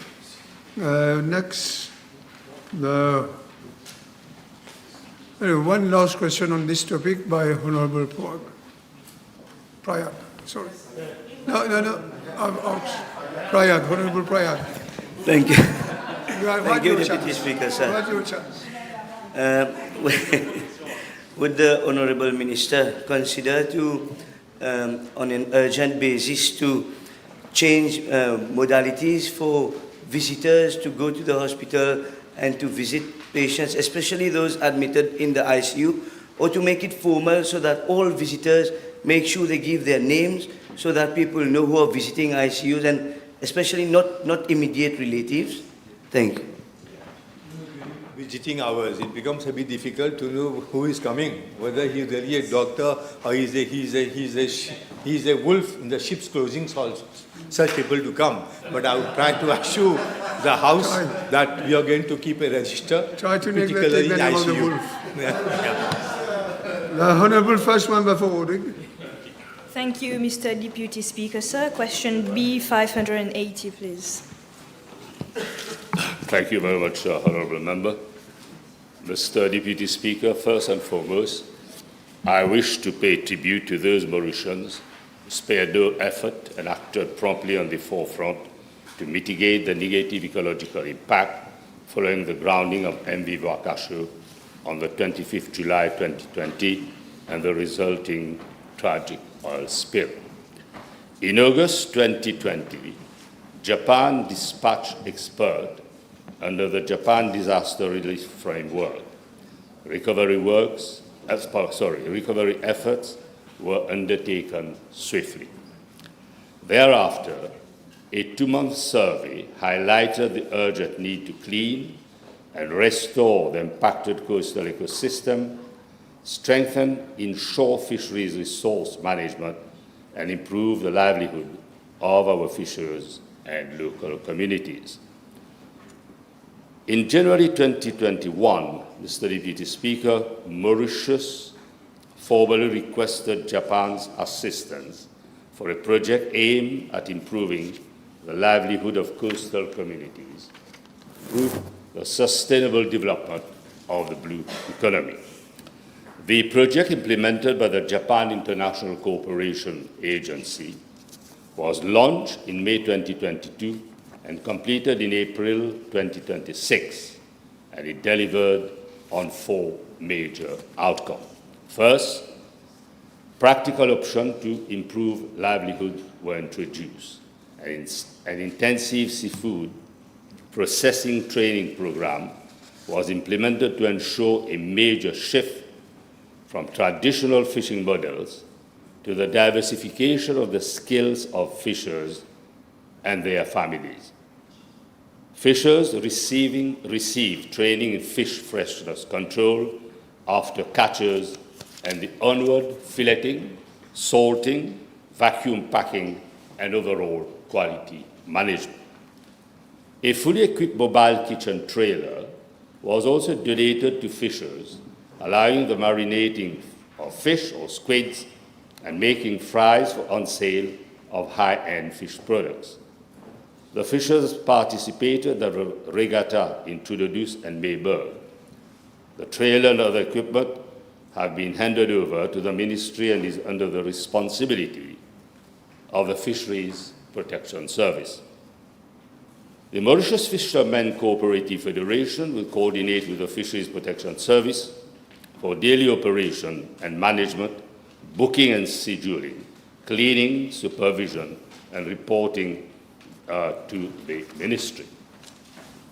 81 fishers participated in the seafood processing training, and in this context, a certificate award ceremony was held on the 27th April 2026 to mark the successful completion of the training. Second, diversification of fishery resources was pursued. Being given the vulnerability of the lagoon, training in offshore fishing techniques was imparted to 47 fishers of the region using the newly provided vessel to the ministry to tap into deep-sea species such as the diamond-backed squid. Kitchen gardens and seaweed-based composting was also introduced in Bambou Vieilleux. Sea urchins fattening and seagrass paper production was also undertaken. Third, fishery resource management in the lagoon was strengthened. The project prioritized community-specific strategies for ongoing projection of video at fisheries posts, reaching 894 registered fishers with 29,800 cumulative views.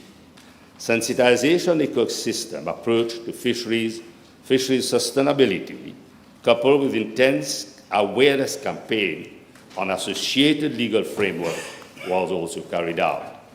Fourth, the comprehensive livelihood improvement plans were drafted for key regions to ensure that the unique cultural and geographic strength of each village was utilized. Now, these included 1, fish processing, sea urchin fattening, kitchen gardens, composting, seagrass paper production, and integration of fisheries with tourism, ensuring women's participation and community-level value addition as follows. A catch less, earn more approach has been developed for Mayberg region through the fish processing and distribution, sea urchin fattening, and collaboration with divers. B, for Bambou Vieilleux kitchen garden, seaweed-based compost and fish processing and distribution have been recommended. In the case of Gondovia Southeast, it has been proposed to transform fisheries from a secondary activity to a primary activity through fish processing and distribution, sea urchin fattening, kitchen garden, and seagrass paper. And D, value addition fisheries, integration of fisheries and tourism, catch and cook experiences, and women-led processing activities have been recommended for Trudodus. Mr. Deputy Speaker, in future, JICA is expected to scale up the successful pilot projects being carried out. Opportunities also exist for the ministry to submit further proposals to JICA for funding and assistance. JICA, along with local communities in Vieux-Grand-Port, are working together to establish a model eco-village. This project includes the greening of the village, sensitization on marine environment, promoting handicraft, and establishing mangrove and kayak trails. Mr. Deputy Speaker, as regards Part B of the question, the fishers and coastal communities targeted in the short, medium, and long term are those in Mayberg, Bormoviejo, Grandville Southeast, and Trou-de-Douce. 81 fishers and their families have been successfully trained under this project. This batch includes 26 fishers from Mayberg and same number from Bormoviejo, along with 20 fishers from Grandville Southeast and 9 from Trou-de-Douce. 47 fishers have also been trained in off-lagoon fishing, aiming tuna and squids. Okay. The second member for Bolloré-Scarborough. Je vous remercie, Monsieur le Vice-président. B581. Mr. Deputy Speaker, sir, it is clear that the current traffic situation in Quatre-Bornes is inextricably linked to the light rail system, which operates at grade, therefore meaning ground level, with the local traffic. We must candidly acknowledge that the impact of this corridor on the town's traditional traffic flow is now irreversible. At this stage, our focus must be on the strategic implementation of palliative measures designed to mitigate these disruptions and restore fluidity to the region. Deputy Speaker, sir, the public will vividly recall the intense debate that surfaced during the construction of the light rail system in Quatre-Bornes.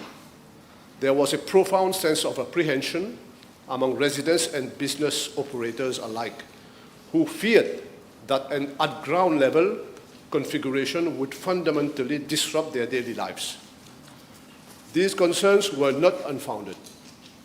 Indeed, myself, as an elected member of opposition, on 24 September 2019, I stood up in this very house and addressed 3 consecutive parliamentary questions to the then minister, Mr. Nando Buddha. My first PQ on that day, PQ B886, specifically challenged the positioning of the track along Saint-Jean Road. I had, with unfortunate accuracy, foreseen the traffic segregation and the adverse socio-economic impacts we are forced to navigate. The warnings were clear then, but they were ignored. Deputy Speaker, sir, I must underline that Quatre-Bornes was historically the most modern of our towns, bearing the hallmark of superior urban planning and a pleasant living environment. Was the construction of the light rail line a result of total lack of foresight regarding traffic repercussions, or was it an inconsiderate attempt to demonstrate, for political mileage, that the project could be completed at lower cost? Most of the railway runs from Cupid to Port Louis, Deputy Speaker, sir, on ex-railway tracks. One would therefore think that the more logical alignment for the light rail in the region of Quatre-Bornes was to follow the old railway line stretching from Avenue Sotnac to the Market Fair to connect to Promenade Roller Armour.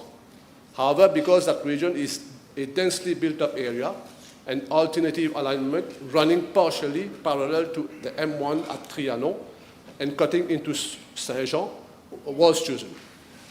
Deputy Speaker, sir, I am informed by the TRMSU of my ministry that despite micro-level traffic analysis undertaken at various junctions to optimize operational performance, severe traffic congestion and delays persist along key sections of Saint-Jean and adjoining streets. Several recurrent traffic congestion locations have been identified within the town of Quatre-Bornes, particularly during hours, notably along Saint-Jean Road from La Louise to Trianon, Hillcrest Road towards Motorway M1, and the transit signal priority system junction of Victoria Avenue and Sir Guy Forget and Belrose Avenue, and also Rémy Ollier Avenue and Pasteur Avenue and Iché Avenue, as well as the town centre of Quatre-Bornes, including the market area and surrounding school zones, where high pedestrian and vehicular traffic are observed. Deputy Speaker, sir, we are maximizing the utility of existing infrastructure for public safety. In the event of a major accident, the light rail track at Saint-Jean has been designed to serve as an emergency corridor for first responders. This was put to test in the evening of 10th December 2025, 5 months ago, when Metro Express Limited successfully conducted its first ever emergency situation at the request of the honourable elected members of constituency number 19. Some of them are 18. Honourable Anquetil, Honourable Boulet, and yourself, Deputy Speaker, sir. 18, so sorry about that. I purposely made that mistake so that I know whether you are following or not. Deputy Speaker, sir, in relation to the request to elaborate a master plan, I am informed that the Road Development Authority, in its capacity as the Highway Authority, has worked on a draft strategic road master plan, which is being discussed at different levels, and is pursuing a series of infrastructure interventions aimed at improving traffic flow and regional connectivity within and around Catterbourne. Accordingly, the Saint-Jean A1 constitutes the principal arterial corridor within Catterbourne, accommodating significant traffic for regional connectivity. The RDA has also implemented the construction of the Hillcrest interchange, together with the dualling of Hillcrest Road, which has upgraded the existing road infrastructure, increased network capacity, enhanced connectivity, and provided alternative routes for road users. Deputy Speaker, sir, I wish to further highlight that these measures taken by the RDA to address the following traffic burden are as follows in bullet points. Number 1, upgrading the A-bend flyover. Number 2, a dedicated slip lane which streamlines the transition towards the M3, successfully diverting a significant volume of traffic that previously saturated the Saint-Jean interchange. Number 3, Pellegrin-Trianon Link Road, currently at the implementation stage to enhance regional connectivity. Number 4, strategic pipeline projects, and here I have in mind a new link road connecting the M1 at Hillcrest to the M3 at Trianon, and decongestion strategy in terms of infrastructural bypasses, specifically engineered to draw traffic away from Catterbourne town centre. I can assure the Honourable Member that TRMSU will continue following up with the TRMSU and will intervene as and when required. Deputy Speaker, sir, we must acknowledge that any improvement to the two-lane section of Saint-Jean Road will be marginal unless we reduce overall traffic volume. Okay. To this end, I am pleased to announce that the park and ride at Catterbourne, which can accommodate 45 cars, is almost ready. This facility will be commissioned very shortly, potentially by the end of June, providing a secure space for commuters to leave their cars and board the trams. By encouraging this modal shift and implementing the proposed engineering solutions, we aim to restore at least some of the mobility that the people of Catterbourne so rightly deserve. Thank you. Yes, one question, yes. Je vous remercie, Monsieur le Vice-président. Je remercie le ministre pour sa réponse. Le ministre peut-il expliquer à la Chambre pourquoi les rails du métro express ont été implantés en plein centre de Catterbourne, provoquant une congestion chronique et pénalisant lourdement la circulation des habitants de Catterbourne, alors que des aménagements moins contraignants ont été retenus à Cœur-Pipe, à Vacquois et à Port-Louis. Merci. Well, I do believe for two reasons. They did not follow the original alignment of the ex-railway track because the region is already heavily built up. There would have been huge impact on demolition costs. This is what I think. And also, instead of upgrade, they could have done a better solution. They could have gone for a better solution. But then, like I explained in my substantive reply, I think they had to cut costs in order to be politically correct. Last one. Last one. J'ai beaucoup, mais bon. Alors,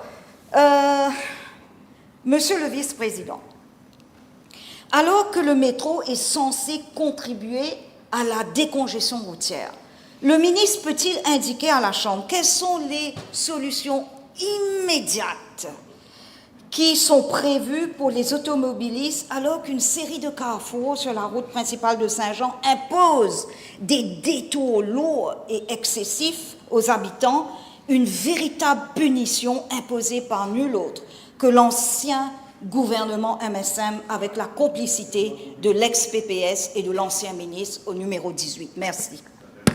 Deputy Speaker, sir, I have listed a series of mitigating measures that the RDA, together with my ministry, are envisaging. But then the modal shift, like that I explained earlier, people favoring leaving their cars at the park and ride and using the trams would greatly facilitate, especially at peak hours. So I rely on the honourable member to canvass. Le Honourable First Member for Pito-Rivière-du-Rapport. B 582.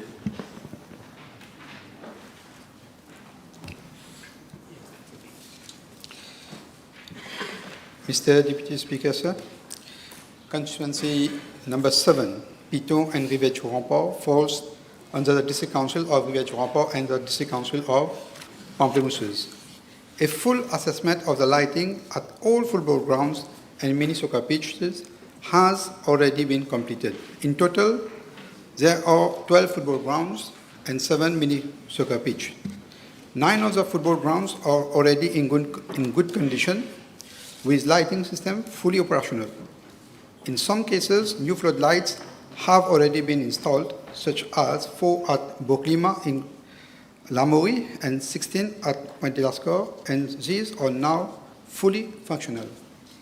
However, 3 football grounds required major upgrading of the lighting system, namely Beauplateau at Cottage, l'Espérance Piton near NSDC, and Rohit Boulaki Stadium in Rivière-du-Rapport. These are not minor repairs, but need full reinstatement works. The scope has already been defined, cost estimates have been worked out, and the projects have been prioritized. Given that current budgetary allocation are already committed to ongoing and priority works, this project will be taken up in the next financial year, subject to availability of funds. Mr. Deputy Speaker, sir, as regard to mini soccer pitch, 5 are already in good condition and fully operational. This includes the SILWF pitch at Lamourie, inaugurated on 25 April 2026, as well as Gandhi Square, Mont-Saint-Maur NSDC, and Village Hall Yard at Poteau. At La Clémence, only minor maintenance works are required and are currently being attended to. At Pierrefonds, Pennevapai, the installation of floodlights and electrical components has already been completed, and the remaining step is the final connection by the Central Electricity Board, which is expected to be completed by this month. Following the site visit carried out on 21st January 2026 at Pennevapai, additional upgrading works were proposed for the mini soccer pitch and open gym at an estimated cost of 1.5 million rupees, and priority components, namely floodlights and electrical works amounting to 80,000 rupees, have already been approved and implemented. The remaining items, including synthetic grass, conditioning and related works, are currently under review to ensure that costs are reasonable before any further commitment of public funds. At Vilbag, both the Village Hall futsal pitch and Petit GD football ground are operational. Further upgrading works, including relocation of poles and installation of 600-watt floodlights, are already scheduled alongside ongoing development works, with completion expected by July 2026. Mr. Deputy Speaker, sir, all sites have been properly assessed and categorized. Urgent and minor works are being addressed, while major projects are being implemented in a phased manner in line with budgetary priorities. This approach ensures that public funds are used responsibly while delivering safe, durable, and modern sports facilities. Mr. Speaker, sir, Mr. Deputy Speaker, sir, I am tabling the full list of all football grounds and mini soccer pitch together with their respective status and plan intervention. Yes. Thank you, Honourable Minister, for your reply. Meanwhile, awaiting the reparation of these lights, can we consider to install street lights, lanterns, like we have on the street in these 3 places where people going to do jogging during the early mornings when it's still dark can have light facilities meanwhile? Thank you. Yes, Mr. Deputy Speaker. So I'll take note of the request for the lighting facilities. I will request the District Council to take necessary action upon availability of the street lights.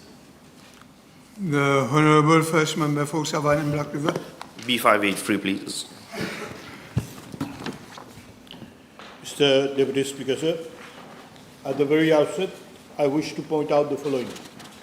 First, based on available data, the 2 places referred to in the question, namely Moselman Black Rock and Moselman Belugue, do not fall in flood-prone areas and are neither found in no-go zones nor in no expansion zone. Second, Moselman Black Rock and Moselman Belugue are not located along the classified road, Black River Road A3, and therefore do not fall under the jurisdiction of the Road Development Authority, which is responsible for the care and maintenance of classified roads, specifically main roads and motorways, including the maintenance, upgrading, and construction of new drains along those roads. And third, Moselman Belugue is a private property, as informed by the District Council of Black River. Mr. Deputy Speaker, sir, with regard to part A of the question, I am informed by the Land Drainage Authority that there are no ongoing projects being implemented by the RDA in the region. However, the RDA has, based on the recommendation of the LDA, planned to undertake the reconstruction of the following 2 culverts at Lagolet.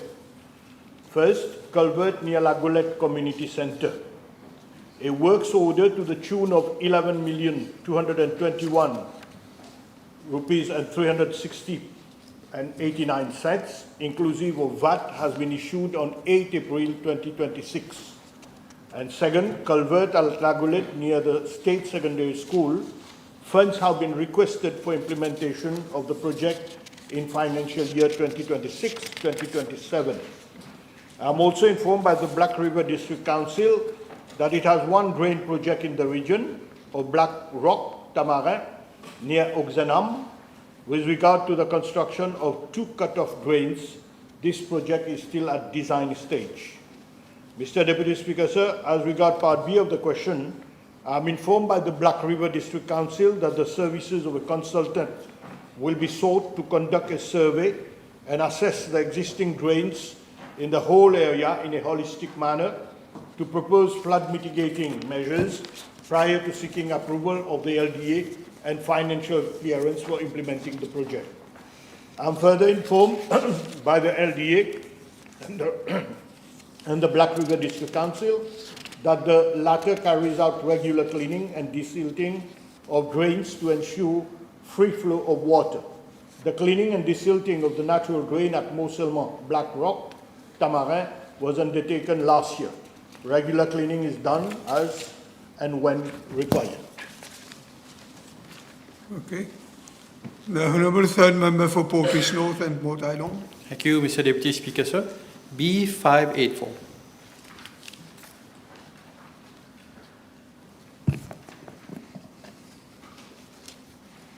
First and foremost, Deputy Speaker, sir, I thank the Honourable Member for his question.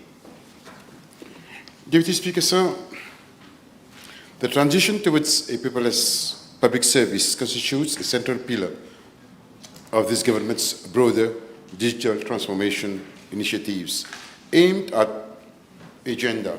My ministry has been spearheading a range of strategic initiatives aimed at reducing reliance on paper-based processes, enhancing operational efficiency, and improving the overall responsiveness of service delivery across ministries and departments.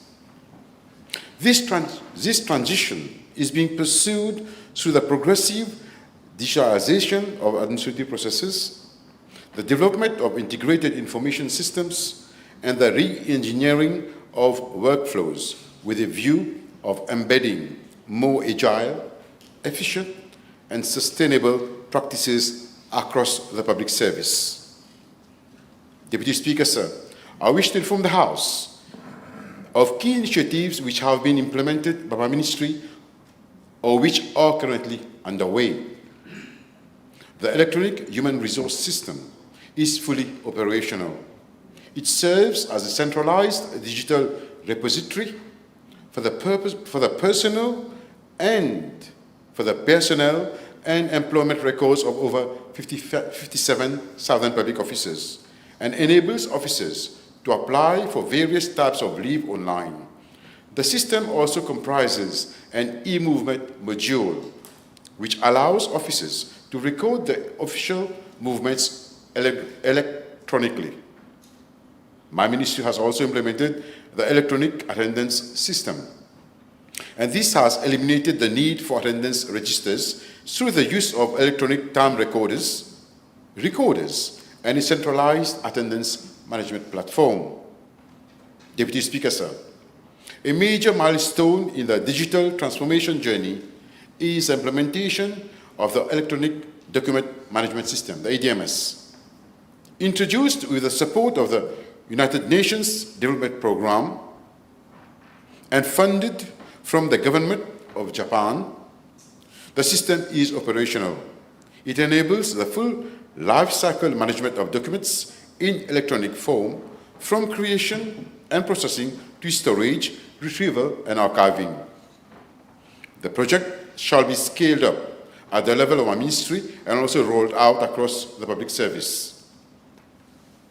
Deputy Speaker, sir, furthermore, my ministry has initiated the development of an electronic scheme of service system, which will transform what has traditionally been a manual and paper-intensive process into a fully digital workflow.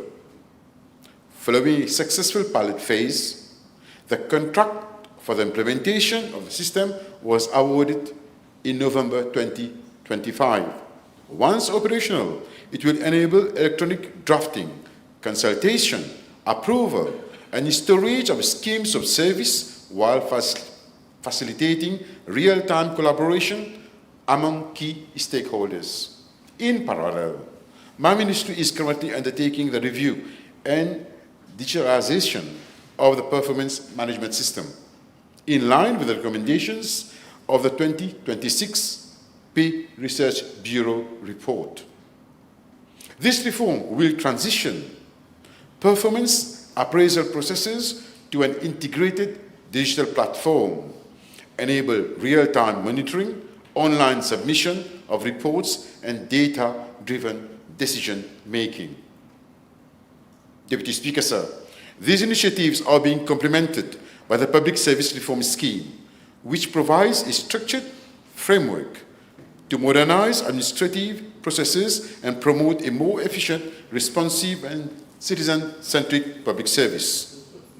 A key component of the scheme is business process re-engineering, which focuses on redesigning workflows through the use of digital technologies to eliminate redundancies and reduce duplication.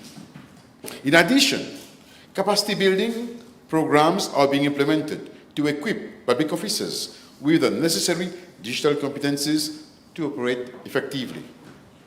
And I wish to inform the House, Deputy Speaker, sir, we have worked closely with the Minister of Information Communication Technology to bring in syllabuses, to bring in elements in our syllabus for training and capacity building so that our public officers are well equipped. Deputy Speaker, sir,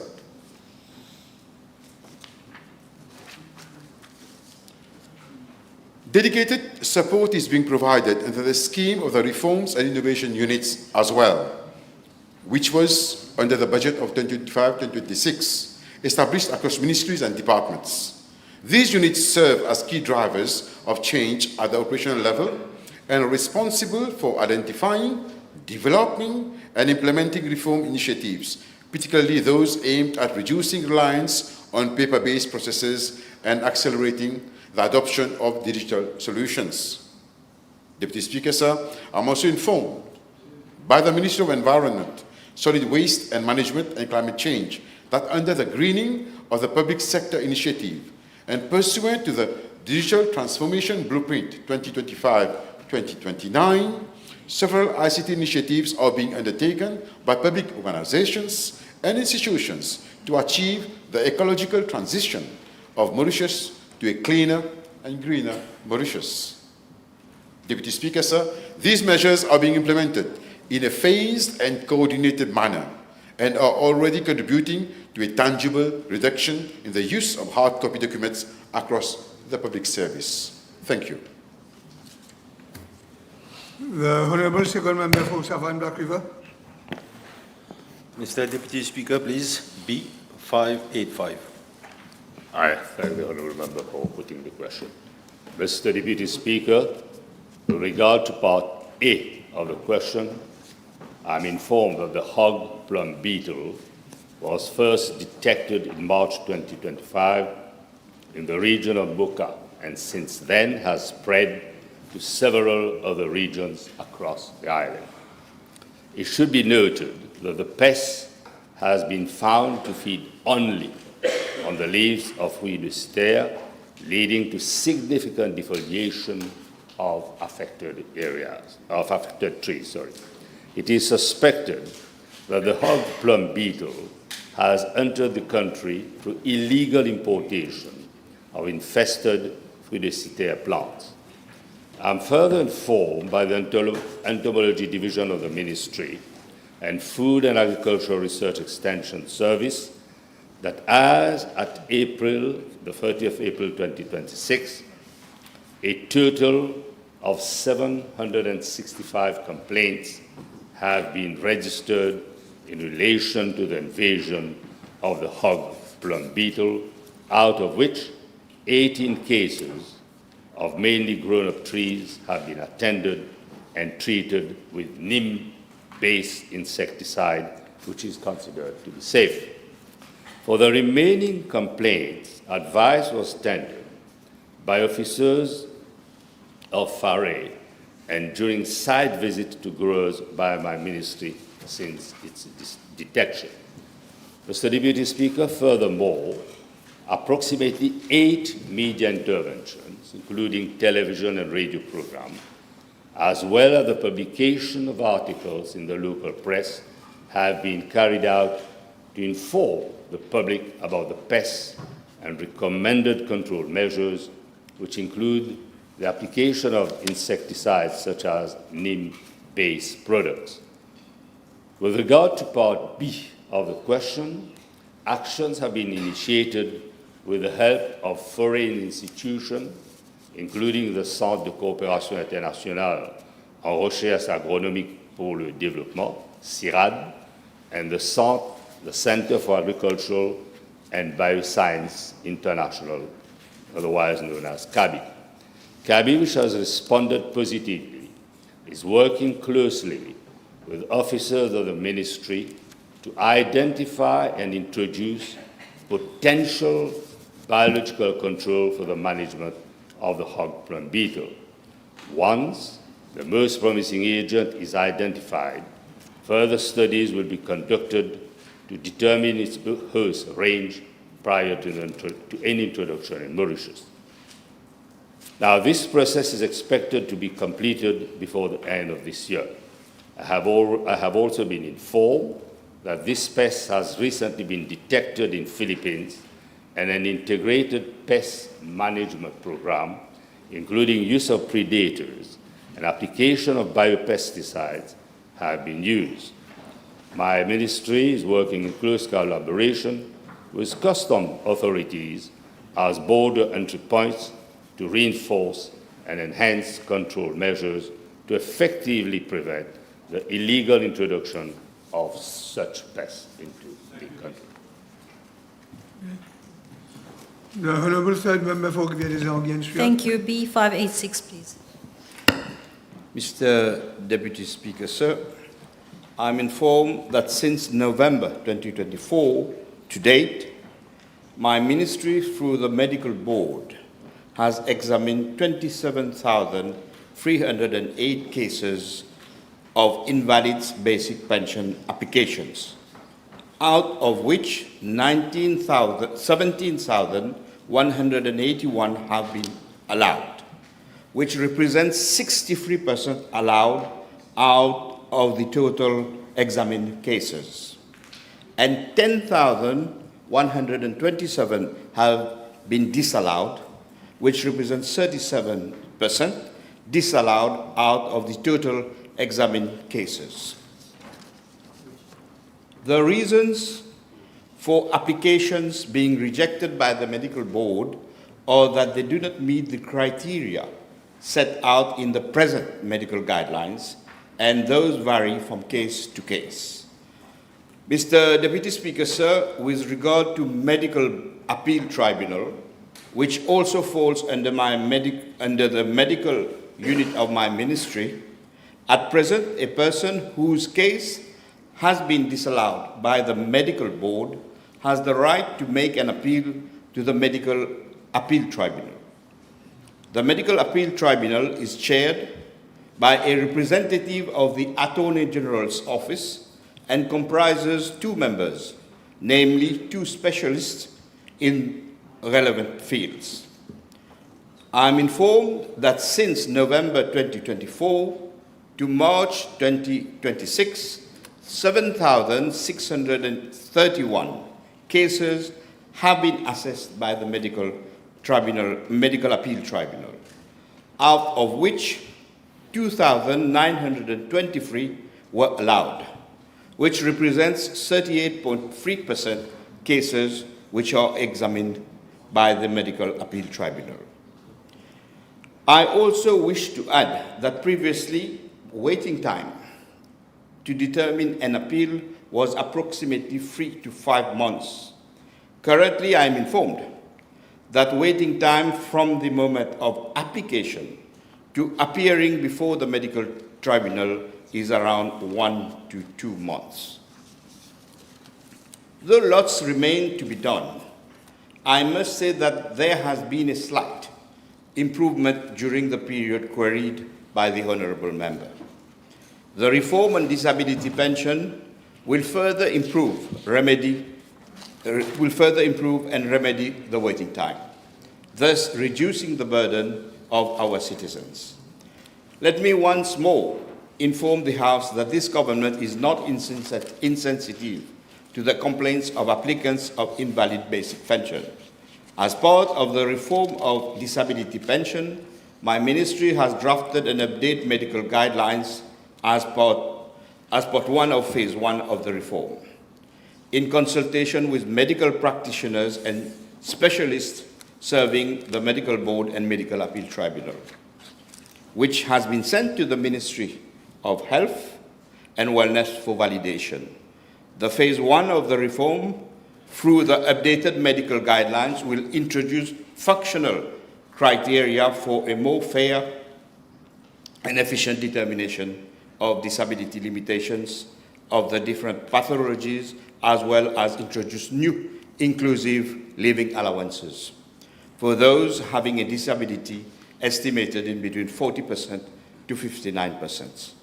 I'm happy to announce in this Assembly that the Ministry of Health has just provided its views and comments regarding the new medical guidelines, and same is being looked at the level of my ministry. I wish to thank the Honourable Minister and the Ministry of Health for their rigorous work. After the finalization of the medical guidelines, the new medical guidelines, we will go to the Ministry of Finance for financial clearance and change the law for implementation. I can reassure the Honourable Member that measures taken up to now and measures being envisaged in the near future will enhance the efficiency and fairness of the determination process, thus at the same time putting human dignity and care at the center of my ministry's service. Thank you, Mr. Deputy Speaker, sir. Yes, Honourable Doyle. Could the Honourable Minister specify the main medical conditions or categories leading to rejection? I don't have the specific information, but the criteria are determined by the medical guidelines and the regulation in the National Pension Act. That is, the degree of disability needs to be upper, 60% or upper. You have another one? Yes? And could the Honourable Minister state whether the composition of the medical board is considered adequate in terms of specialist diversity? The medical board is composed of the doctors employed by the Ministry of Social Security, whereas the Medical Appeal Tribunal, there are 2 specialists. The Honourable Second Member for Granby and Pouledo. Thank you, Deputy Speaker, sir. B587. Monsieur le Vice-président, la CWA m'informe que les travaux de remplacement de tuyaux ont été entrepris dans la circonscription numéro 6 à Granby et à Pouledo pour un total de 21,2 km à partir de 2023. Des projets de production ont été réalisés dans le cadre des programmes de PME, petites et moyennes entreprises, et des grands contrats dans des régions telles que Fond-du-Sac, Grand Gobe, Petit Raffré, Goodlands, Lower Vale, Pouledo et Granby. Pour les contrats majeurs, les travaux de remise en état ont été achevés à Fond-du-Sac, Grand Gobe et Rocheterre. En ce qui concerne les contrats pour les PME, Monsieur le Vice-président, tous les travaux de remise en état ont été achevés en février 2026, cette année-ci, dans le cadre d'un contrat distinct attribué à Bimanic Stone Crusher Limited en octobre de 2025. Pour la mise en place des nouvelles conduites d'alimentation et la réparation des fuites, les entrepreneurs sont tenus de terminer la remise en état de la route dans un délai, des nouveaux contrats, dans un délai de 3 jours. Cependant, Monsieur le Vice-président, dans certaines régions, il est vrai de le dire, la remise en service n'a pas encore pu être effectuée en raison des facteurs que des conditions météorologiques défavorables ou la nécessité d'interventions techniques supplémentaires. Donc, pour les tuyaux qu'on a fini de mettre, il faudra les éprouver, des épreuves à faire pour vérifier s'il n'y a pas de fuite. Donc, on parle ici de la région de Goodlands, de Rocheterre, de Grand Gobe, de Sottise, de Pérébert et de Fond-du-Sac. Ces travaux de remise en état des routes en attente concernent des surfaces de 11 à 36 mètres carrés dans différents villages et devraient être achevés d'ici fin mai 2026. Yes, Thank you, Deputy Speaker, sir. Will the Honourable Minister inform the House what accountability mechanisms are in place to ensure that contractors under CWA adhere to deadlines? Je dois dire que effectivement dans le temps, les travaux, vous savez, le pipe replacement programme de 700 millions de roupies par l'ancienne direction, et c'est vrai que les contracteurs, il y avait beaucoup de connivence, il faut bien le dire. Hein. Et à un moment donné, ils ont même licencié la responsable de l'audit et fermé l'audit. Pour vous dire, la dame, oui, on avait posé une question, je me rappelle, l'honorable Boulel était leader de l'opposition, la dame était Djumka, Madame Djumka, hein, et elle a dû partir parce qu'on a fermé l'audit. Donc, pour vous dire, Monsieur le Vice-président, c'est que nous avons revu complètement. Dans le nouveau programme de Pipe Replacement Programme, déjà, nous avons un accord avec le gouvernement indien pour 1,2 milliard de roupies pour changer les tuyaux des Pipe Replacement Programme dans 14 régions, qui va commencer dès que nous avons l'accord du gouvernement indien. Nous avons revu le mécanisme en ce qui concerne l'accountability, et je dois dire que dorénavant, les ingénieurs, les officiers de la CWA, ceux qui préparent les tenders ne seront plus autorisés à signer pour l'autorisation pour le paiement. Une chose. Deuxième chose, c'est qu'ils ne seront plus autorisés à avoir du subcontracting. Cela a été fait dans le passé. Vous savez, ils ont split des contrats de 700 millions de roupies en des petits contrats pour pouvoir être alloués. Donc, le subcontracting, ce sera effectivement effectivement. Et en ce qui concerne les paiements, dorénavant, ce sera le dernier authorization sera au niveau de mon ministère pour le paiement. Vous savez, dans le temps, la direction de la CWA ne répondait même pas au ministère, ne répondait même pas au ministre, à l'ancien ministre. Donc, pour vous dire, donc il répondait directement, si vous voulez, à la cuisine, oui, mais pas au ministère. Donc, et quatrièmement, ceux qui préparent les tenders au sein de la CWA ne seront plus autorisés à signer les paiements. Donc, il y a eu cette connivence dans le temps. Et pour dire aussi que nous avons revu complètement le mécanisme au niveau de la CWA, au niveau de l'audit de la CWA et aussi au niveau du ministère. Yes, another one. Thank you, Deputy Speaker, sir. May I ask the Honourable Minister whether penalties on contractors are applied or will be applied in cases of unjustified delays? Because there has been such a situation where works have not yet been completed for more than 3 months at Shivaji Lane, Grand Bay. Can you please inform the House? Thank you. Et je vais certainement voir la région dont l'honorable membre cite ici à l'Assemblée. Mais c'est sûr que les pénalités doivent être appliquées as per the contract. Hein? Mais vous savez, quand nous avons pris les dossiers au sein de la CWA, c'est que les contracteurs qui étaient là, déjà, la plupart des contracteurs ont dû répondre à la Financial Crime Commission. Et là, la Financial Crime Commission nous ont dit qu'ils ont des enquêtes d'arrêter de payer et les enquêtes sont en cours. Nous, à ce moment-là, on s'est retrouvés avec des travaux, avec quelques endroits. Et ils ont fouillé, il n'y avait pas de tuyaux. Certains endroits, ils ont mis des tuyaux qui n'étaient pas connectés.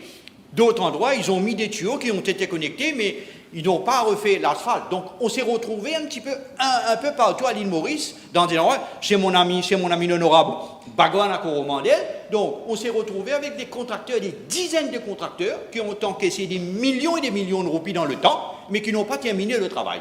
Nous avons eu pas mal de problèmes avec le ministère des Infrastructures en ce qui concerne des chemins qui ne sont pas cotarés. Donc, nous avons dû, à ce moment-là, attendre que la Financial Crime Commission termine les enquêtes pour pouvoir continuer à payer les contracteurs, une chose, pour qu'ils puissent continuer à faire le travail. Deuxième chose, nous avons aussi dû demander au ministère des Finances des fonds supplémentaires parce que les 700 millions de roupies,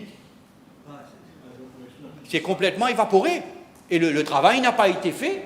Nous avons pas mal, je reçois chaque semaine pas mal de complaintes de mes collègues ici, mais on se retrouve impuissant, une chose de par la Financial Crime Commission, et deuxièmement au niveau des fonds au ministère des Finances. Donc, pour remettre en état à neuf les chemins, il faudra peut-être demander autour, j'ai fait un calcul au sein de la CWA, demander peut-être 300 millions, 350 millions à la ministère des Finances pour pouvoir remettre à neuf, alors que dans le contrat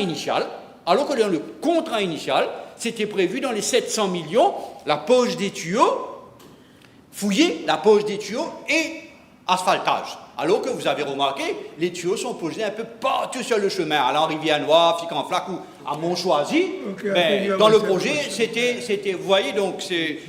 Et monsieur le vice-président, et ça me passionne.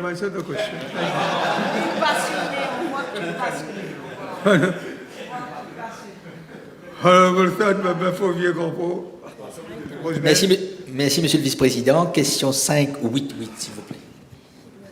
Mr. Deputy Speaker, sir, I wish to inform the House that newborn baby KS was admitted in the neonatal intensive care unit in NICU on 16 February 2026 following an emergency cesarean section at Jawaharlal Nehru Hospital. The baby was subsequently transferred to Special Care Baby Unit, SAC-2, on 27 February 2026.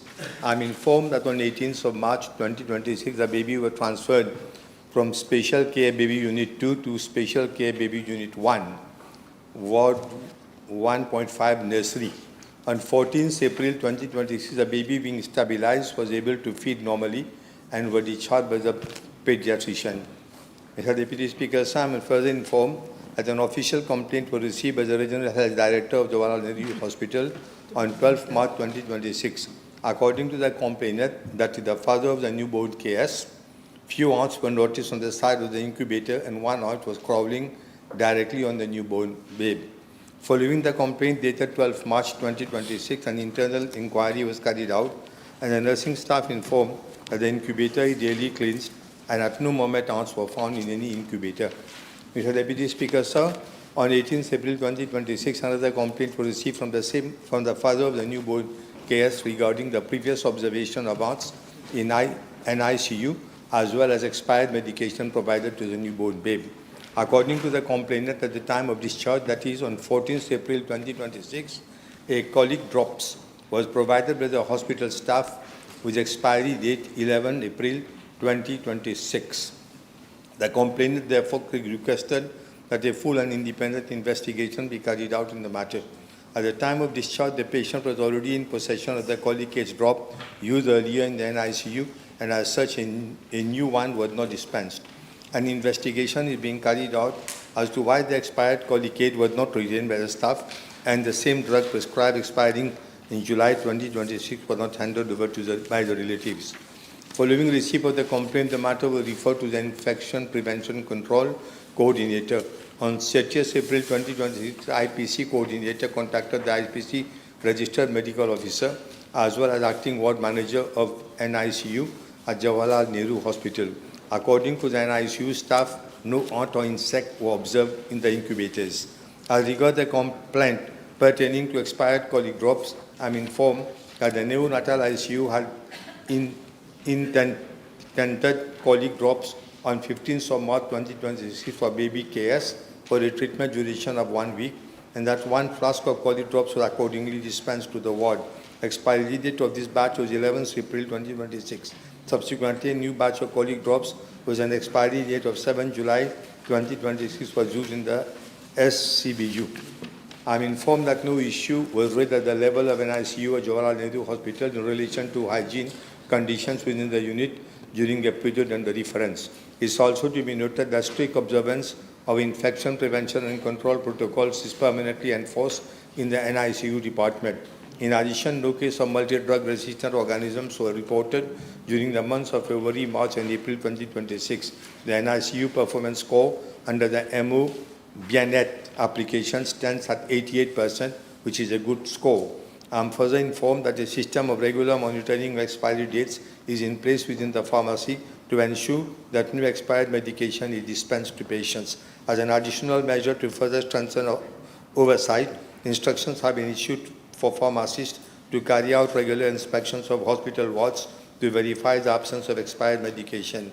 It is, however, to be emphasized that the primary responsibility for ensuring that new expired drugs are kept in ward stock rests with the charge nurse or ward manager. My ministry will ensure that established clinical and pharmaceutical protocols are duly observed in the management of this case, both in respect of infection prevention and control, as well as medication dispensing, and will continue to reinforce monitoring mechanisms to ensure sustained compliance with best practice standards.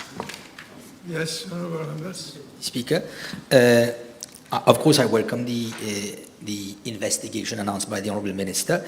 As the Honourable Minister stated himself, in fact, there were two incidents, further to which an official complaint was addressed to the Regional Health Director, who also tried, by the responsible party, who also tried to meet the Regional Health Director. Is the Honourable Minister aware that up to this day, not a single response, not a single reply has been addressed to the responsible party of this newborn baby by the hospital staff, or at least the Regional Health Director? Well, I was informed about the attitude of the director, and I have received complaints also. I can assure the Honourable Member that I am looking into this case seriously. The Honourable Second Member for Savan, Black River. Mr. Deputy Speaker, please, B590.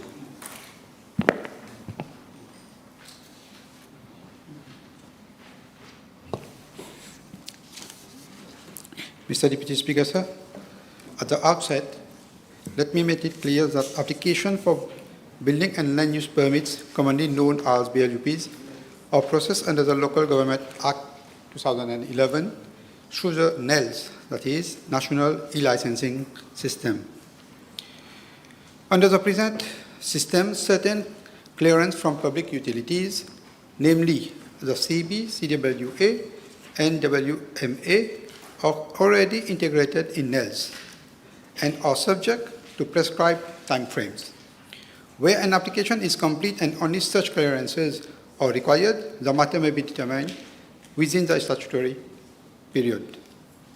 However, Mr. Deputy Speaker, sir, many BLUP's applications are not so straightforward.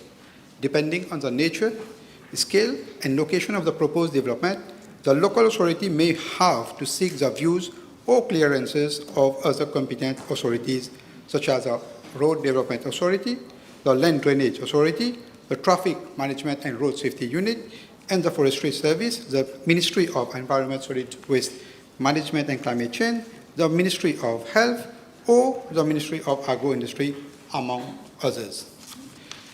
These clearances are not mere formalities. They are required to ensure that the proposed development complies with road safety, drainage, flood mitigation, environmental, health, infrastructure, and planning requirements before a permit is issued. Mr. Deputy Speaker, sir, the difficulty is that several of these authorities are not yet fully integrated into the NELS platform, and in many cases, they operate under their own procedures, technical standards, and timelines. In practice, their views may be received at different stages. When those views contain conditions or require changes, the applicant must then be informed and requested to submit revised plans, additional documents, technical reports, or other particulars. Therefore, to the first part of the question, the answer is yes, Mr. Deputy Speaker, sir. Even after an applicant has obtained certain initial clearances, additional amendments may still be required by the local authority, where such amendments are necessary to ensure full compliance with the requirements imposed by the competent authority and with the law. This is not done to create unnecessary obstacle. It is done to avoid unsafe, non-compliant, or legally defective approvals. For example, the RDA or the Traffic Management Road Safety Unit may require changes relating to access, visibility, or traffic flow. The LDA may require flood mitigation measures or upgrading of existing drainage system. The environment authorities may impose conditions to protect sensitive areas. The Council must ensure that these requirements are properly reflected to the final approved plans before issuing any permits. With regard to the second part of the question, Mr. Deputy Speaker, sir, I fully understand the concern about delays and repeated amendments. It is true that applicants need a system which is faster, clearer, and even more predictable. However, limiting amendments to one single instant in all cases would not always be practical or safe. Technical issues may appear only after a revised plan are examined, or after another authority has submitted its views. A rigid time of amendment rule could result either in premature rejection of the application or, worse, in the approval of projects which do not properly meet safety, drainage, or environmental or planning standards. That said, Mr. Deputy Speaker, sir, government is fully conscious that the present system must be improved. My ministry is therefore examining measures to make the BLUP process more efficient and more transparent.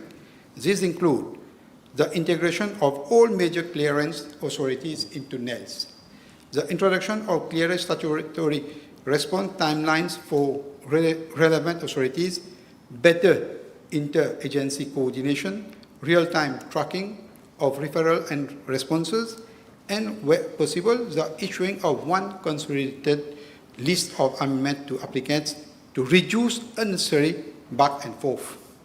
Such reform may require administrative changes. Service level arrangement between authorities and due consideration is therefore being given by my ministry to prescribe all other relevant authorities those views and clearances are required, but who are not presently registered on the NELS. Mr. Deputy Speaker, sir, our objective is clear. To make the BLUP process faster, more business-friendly, and more legally certain, while ensuring that we do not compromise on safety, proper planning, infrastructure, drainage, or environmental protection in the public interest. Thank you. Yes, Honourable Legola. Mr. Speaker, sir, is the Minister aware that more amendments after all the clearance of all ministries, then again promoter has to pay more for the designer, which is unfair? What is your question? My question is whether the amendment will carry to remove this bad space. Sorry. After So you want the Minister to review this the amendments, yes, Okay. because after Honourable Minister. nails, which is unfair, to pay more, promoter to pay more. Mr. Deputy Speaker, sir, we will look into the matter because if the member has any particular case in mind, he can come up and we can see it to it. And we will come with these regulations as soon as possible. We're working on it. Yes. The Honourable First Member for Warwick. I understand the Ministry of Foreign Affairs will answer this question. B591, please. Thank you, Mr. the Deputy Speaker, sir. First and foremost, allow me to inform the House that Mauritius acceded to the Harare Protocol on Patents, Utility Models and Industrial Designs on the 27th of May 2025. And our membership to this protocol, administered by the African Regional Intellectual Property Organization, in short form ARIPO, became effective on the 27th of August 2025. Henceforth, whenever applications are filed by foreign applicants at ARIPO for the protection of patents, utility models, and industrial designs, and where Mauritius is designated in such applications, the Industrial Property Office of Mauritius is notified of same through the Member States module, a tool designed by ARIPO and the installation of which was effected by the ARIPO experts during their mission in Mauritius in April 2026. The MS module is an online notification and document exchange platform between ARIPO and its member states. The notifications are done through the Industrial Property Automation System, a software owned by the World Intellectual Property Organization, in short form WIPO, and already deployed and being used by the IP Office since 2013. The successful installation of the member state module required the involvement and contribution of WIPO and ARIPO experts, the Government Online Center, as well as officers of the IT unit of my ministry. The objectives of the ARIPO online services are to, firstly, enhance the efficiency and flexibility of business processing and other administrative work at the ARIPO office, member states IPOs, intellectual property agents, and the public at large. Secondly, facilitate the accessibility and use of intellectual property information in the region and in Africa at large. And thirdly, strengthen ICT institutional capacity in the ARIPO region and beyond. Mr. the Deputy Speaker, sir, let me add that the implementation and use of this member state module is still at an early stage, and I understand that a virtual meeting will be held in the near future, engaging all the aforementioned stakeholders to test the practicability and effectiveness of this tool, address any challenges, and thereafter enable the IP office to notify ARIPO of the outcome of applications in which Mauritius has been designated. Having said so, Mr. the Deputy Speaker, sir, allow me to also inform the House that my ministry is seeking the assistance and guidance of ARIPO to domesticate the provisions of the Harare Protocol. This will entail the amendment of the existing legal framework on industrial property to ensure the proper implementation of the provisions relating to the Harare Protocol.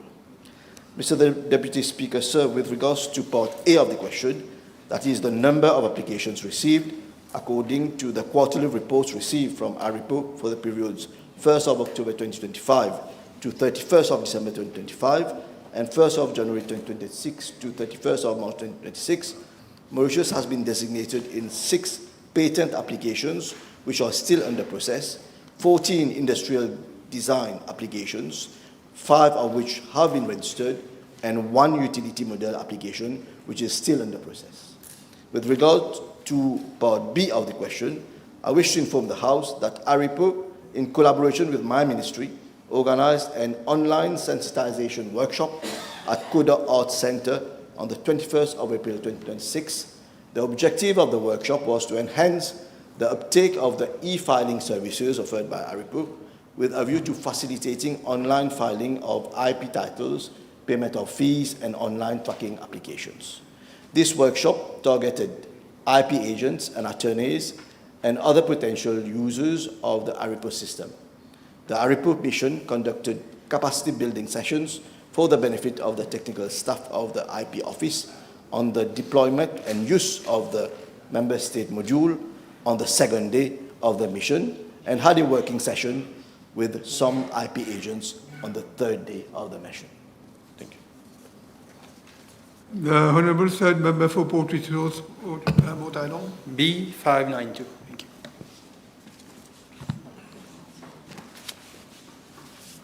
Mr. Deputy Speaker, sir, I'm informed that the International Vaccination Center has been designated to provide specialized vaccination services in line with international requirements, including the administration of vaccines such as yellow fever, meningitis, other cell vaccines, tetanus, diphtheria, ascellular pertussis, typhoid vaccines, COVID-19 vaccines for travelers to Hajj, hepatitis A vaccines, pre-travel prophylaxis tablets for malaria, and the issuance of internationally recognized vaccination certificates. These vaccines are inoculated by the public health nursing cadre. In response to Honourable Member, I wish to state the following. Firstly, in respect of the current service model, the IVC operates as a centralized service to ensure compliance with international standards for vaccine storage, handling and certification. Availability of trained personnel authorized to administer specific travel vaccines and issue internationally recognized certificates, and adequate monitoring of adverse events following vaccination. Secondly, government policy to ensure that all services provided under international health organizations remain safe, standardized, and internationally compliant. The current centralized model of the IVC has been effective in maintaining these standards.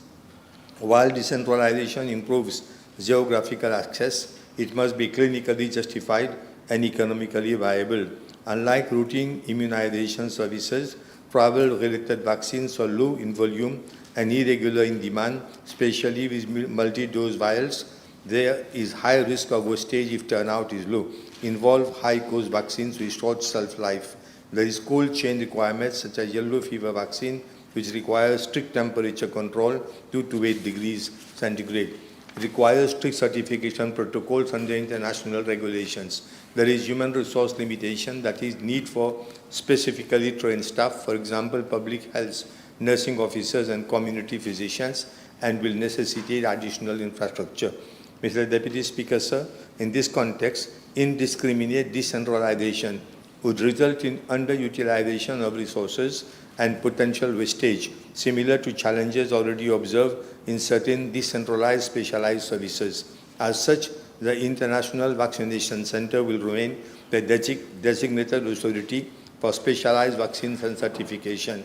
The priority of government is not decentralization, but rather providing efficient, safe, and internationally compliant service delivery. The current approach ensures optimal use of public resources while progressively improving accessibility where justified. The Honourable First Member for Montagne Blanche, Grand Rivière House. Thank you, Mr. Deputy Speaker, sir. B593. Mr. Deputy Speaker, sir, I am informed by the NLTA that Bel Air and Trou de Douce are situated approximately 4 kilometers apart, and that there is presently no direct bus service operating along the corridor. I am further informed that connectivity between the two localities is currently ensured by the traveling in 2 legs, that is from Bel Air to Bramstown and from Bramstown to Trou de Douce along routes 16 or 18 and along Route 55, respectively, with services operating at an average frequency of 30 minutes on each leg. Deputy Speaker, sir, with regard to Part A of the question, I am informed by the NLTA that the introduction of a new dedicated bus route is not being envisaged at this stage in view of the relatively low direct passenger demand between these two localities. I'm made to understand that the predominant travel pattern of residents from both Bel Air and Trou-de-Douce is oriented towards FLAC, Central FLAC, that means, which remains the main economic and service hub of the region. Deputy Speaker, sir, as regard Part B of the question, the extension of Route 55 is not being considered due to the relatively low passenger demand considerations. The NLTA is currently examining service optimization measures, including the possible extension of existing Route 56, Grand Rivière Southeast to FLAC, operated by the NTC to serve Trou-de-Douce via La Lucie-Roy. This proposal will provide direct connectivity while ensuring more efficient utilization of available resources. Implementation of this proposal will, however, be the subject of consultations with the NTC and a road test to ascertain operational feasibility, including the availability of a suitable turning radius. Deputy Speaker, sir, as regard Part C of the question, I am informed that there are currently 56 licensed taxis operating from Trou-de-Douce and 76 from Bel Air. The present level of taxi services is considered more than adequate by the NLTA to meet existing demand for taxi services based on population density. Some of these taxis operate as taxi train to provide direct services between Bel Air and Trou-de-Douce and complement for the present lack of buses on the basis of separate fares as provided under the law, that is Section 14034 of the Road Traffic Act. Consequently, the issue of additional bus service taxi licenses is not being envisaged. Deputy Speaker, sir, I wish to remind the Honourable Member that a meeting was held with the Honourable Ram Toal and Honourable Somtali on 26 January 2026, that is some 4 months ago, following their request in my office. The Honourable Babulal was not able to attend because he was travelling to Rodrigues, and that at a material time. During the meeting, the transport challenges faced by the residents of Trou-de-Douce and Bel Air, amongst others, were discussed. Following those discussions, the NLTA has been actively exploring various avenues to enhance bus service delivery in the regions. Our commitment to the inhabitants is evidenced by the proposed extension of Route 56, like I explained earlier, to serve Trou-de-Douce. I am told that the NLTA is in discussions with the NTC for that purpose, and a road test will be held soon. Deputy Speaker, sir, I can reassure the Honourable Member that my ministry, together with the NLTA, will continue to maintain close monitoring of transport needs across all regions. Should there be any significant evolution in demand patterns, appropriate adjustments will be considered in consultation with stakeholders to ensure that public transport provision remains responsive, efficient and sustainable. No? Okay. The Honourable Second Member for Flag Boracay. Thank you, Mr. Deputy Speaker. B594, s'il vous plaît. Yes, before you answer, Honourable Prayag, you have a question after that. If you, after B595, you have to resume your seat. Yes, Minister. Mr. Deputy Speaker, sir, I am informed by the FSC that 4 complaints have been received in respect of Mrs. R.A. and 1 complaint in respect of Mr. A.M. 2 of the complaints relating to Mrs. R.A. were by way of anonymous letters, 1 received at the FSC in September 2022, and 1 forwarded by the Financial Crimes Commission in July 2024. The remaining 2 complaints were from staff and were received in September 2024 and November 2025 respectively. As regards the 1 complaint relating to Mr. A.M., it was received in December 2025 and was from a staff member of the FSC. Mr. Deputy Speaker, sir, as regards Part A of the question, the complaints made against Mrs. R.A. in the anonymous letter received in 2022, related to allegations of collusion between the director and the managing director of a management company. As per the findings of the inquiry, the collusion referred to in the complaint letter was not established. However, it was concluded that supervision was negligent in addressing the complaints that were received against the MC and its officers. Written explanations were sought from the concerned officers, including Mrs. R.A. However, the board had requested that the matter be put on hold. In July 2024, the Financial Crimes Commission, FCC, informed the FSC of an email from an anonymous source alleging collusion between a licensee and Mrs. R.A. The Enforcement Directorate of the FSC could not pursue the matter further, as the FCC did not have any additional information as required by the FSC to initiate an investigation. Mr. Deputy Speaker, sir, as regards the 3 complaints from staff of the FSC against Mrs. R.A. and Mr. A.M., the status is as follows.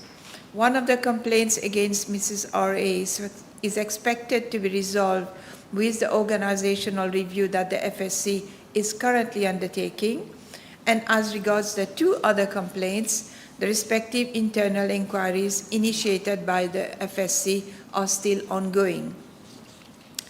Mr. Deputy Speaker, sir, as regards part B of the question, the total costs involved are, firstly, for the inquiry carried out regarding the anonymous letter received in respect of Mrs. R.A. in 2022, the FSC retained the services of an external law firm at the total cost of 402,500 rupees. As regards the complaint from the staff against Mrs. R.A. received in November 2025, the FSC has retained the services of an external legal counsel at the cost of 115,000 rupees plus VAT. And as regards the complaint from the staff of the FSC against Mr. A.M., the FSC has enlisted the services of an external legal counsel to carry out a full investigation at the cost of 125,000 rupees plus VAT. Thank you. Yes, Honourable Bishop. Yes, thank you, Mr. Deputy Speaker. May I know from the Honourable Minister how many times Mrs. R.A. had been suspended and reintegrated to her post? From what I understand, she was recruited in March 2019. I don't have information regarding her suspension. During the investigation in December 2022, I believe she was asked to be out of office, not to be present on the premises during the investigation. But I understand that notice was not served, but instead she was on sick leave and then on annual leave. But I don't have any information regarding its suspension from the FSC. Yes. Does the Honourable Minister have the information to please inform the House why was Mr. A.M. promoted to the post of Head of Supervision Directorate despite having no experience in global business, funds and capital markets? Mr. Deputy Speaker, sir, I understand. So the structure of that department, which is the directorate called Supervision, it had a director, and then it has five departments. And Mr. A.M. was heading one of those departments. As per the procedures and the policies in place at the FSC, he was the highest in the grade to when there was a reorganization. The director of that supervision was moved to another department, and Mr. A.M. was the most senior in terms of grade and that's why he was given it was not a promotion, it was a temporary measure of assigning of additional responsibilities to oversee the supervision department. Yes. Thank you, Mr. Speaker. I guess, could the Minister please advise that since, as regards to Mrs. R.A., since it was found that supervision was superficial, did that committee find out who was responsible for such superficiality, and what actions have been taken to prevent future occurrences? So that happened in 2022. So the collusion itself was not established, but they found that there may have been weaknesses in the procedures and the way the complaint was handled. The charges were prepared, but I understand that the board at that time was told to put everything on hold. But I must say, Mr. Deputy Speaker, sir, that there's a new board in place at the FSC, there's a new director in place, and there are major restructuring going on. They have recruited an external professional consultant who is doing a restructuring exercise that we completed by June, and the whole organization of FSC is being re-looked into because there's been quite a lot of mismanagement and issues at the FSC, as many of my colleagues are aware here, and there's so many questions that have been put on FSC operations. Last one, Mr. Question, Mr. Deputy Speaker, sir. As the former head of insurance, the insurance department, is the minister, Honourable Minister, aware what was the involvement of Mr. A.M. in the Afri Life Insurance Limited, owned by one, Mr. Pratik Gupta, who is the ultimate beneficiary owner of the Silver Bank? Question is not part of the main question, so I can find out and I can investigate. Okay. The Honourable First Member for Pito Rivière du Rapport. Thank you, Mr. Deputy Speaker. B595. Last question. Mr. Deputy Speaker, sir, with your permission, I shall reply to this parliamentary question. Mr. Deputy Speaker, sir, the Road Development Authority is responsible for the construction, care, maintenance and improvement of main roads and motorways, while the Traffic Management and Road Safety Unit, which operates under the purview of the Ministry of Land Transport, is responsible for the traffic management and congestion alleviation.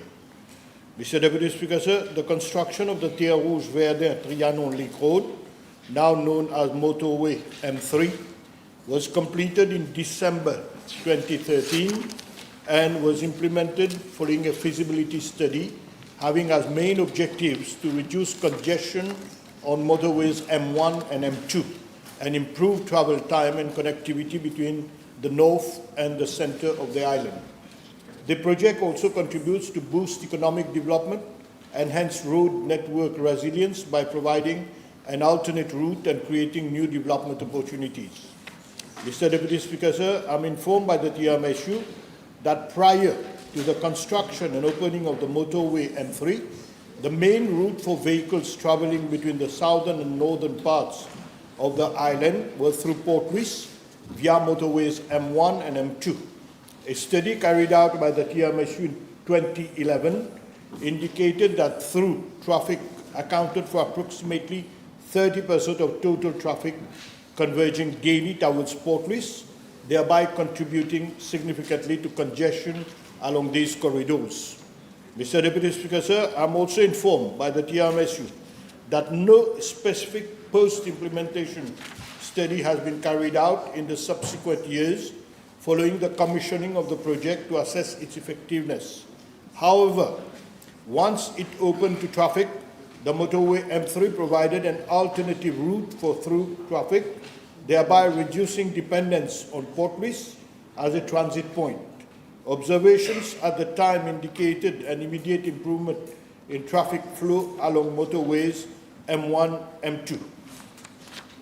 Mr. Deputy Speaker, sir, as the House is aware, over the past decade, Mauritius has experienced a significant increase in the number of registered vehicles, rising from 486,144 in 2015 to 746,961 in 2025, representing an increase of approximately 53%.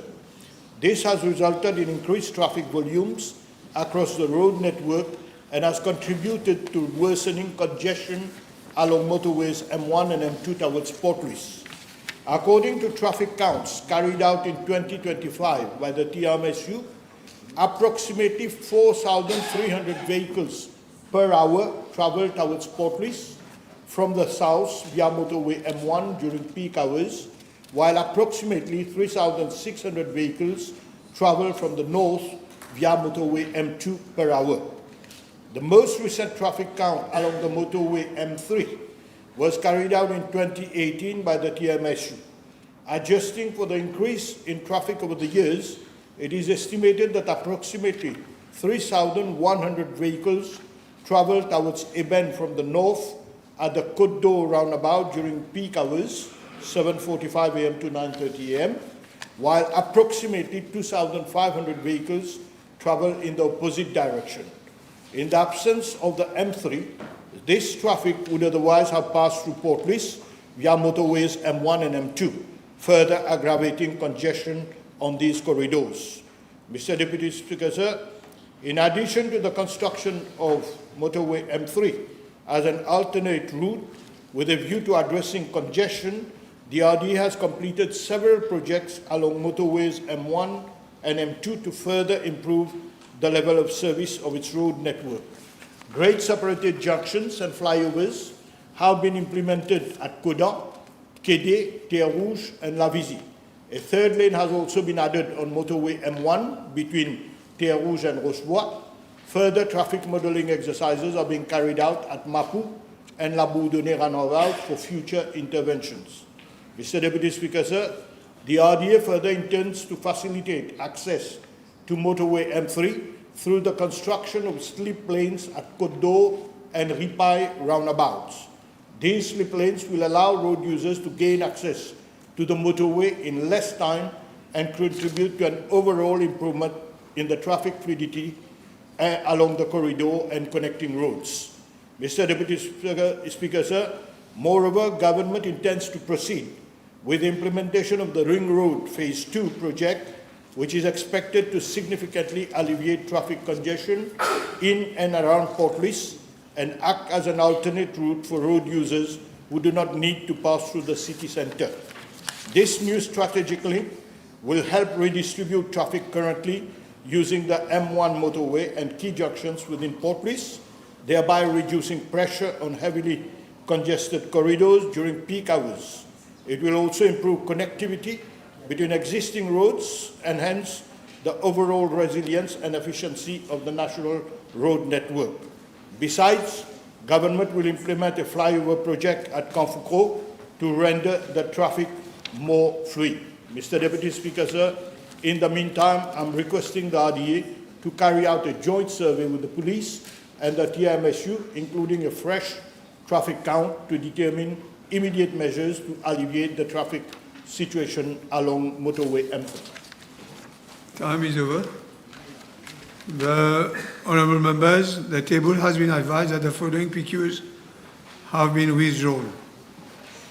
B625, B607, B627, B609, B624, B628, B626, B613, B597, B619, B616, B6112, B611, B599, B617, B602, B618, B623, B608, B606, B610, B614, B622, B598,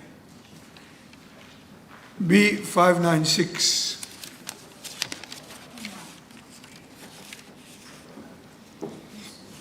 Motion. yes, Honorable Mohammed.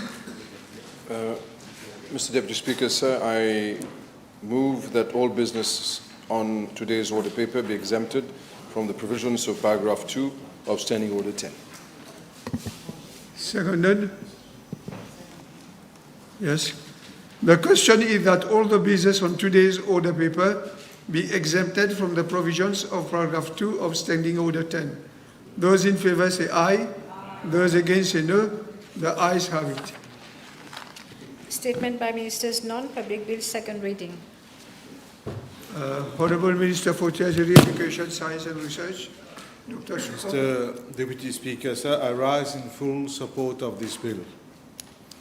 I must say many of us from both sides of this House must have met young people, parents, mothers and fathers in tears. Why? Because their son or daughter could not secure a job because of the certificate morality. Very often we are asked the question, the government is giving free education up to the university level, is giving free transport, is providing textbook freely for many grades. Then why the law itself is closing the doors? Why this document, certificate moralité, is not allowing our son, our daughter to secure that job? What we want as parents, we would like them to have a decent life, and the decent life depends on the decent job. The question put to us, why are you allowing to shatter the dream of not only the young person, but also the entire family?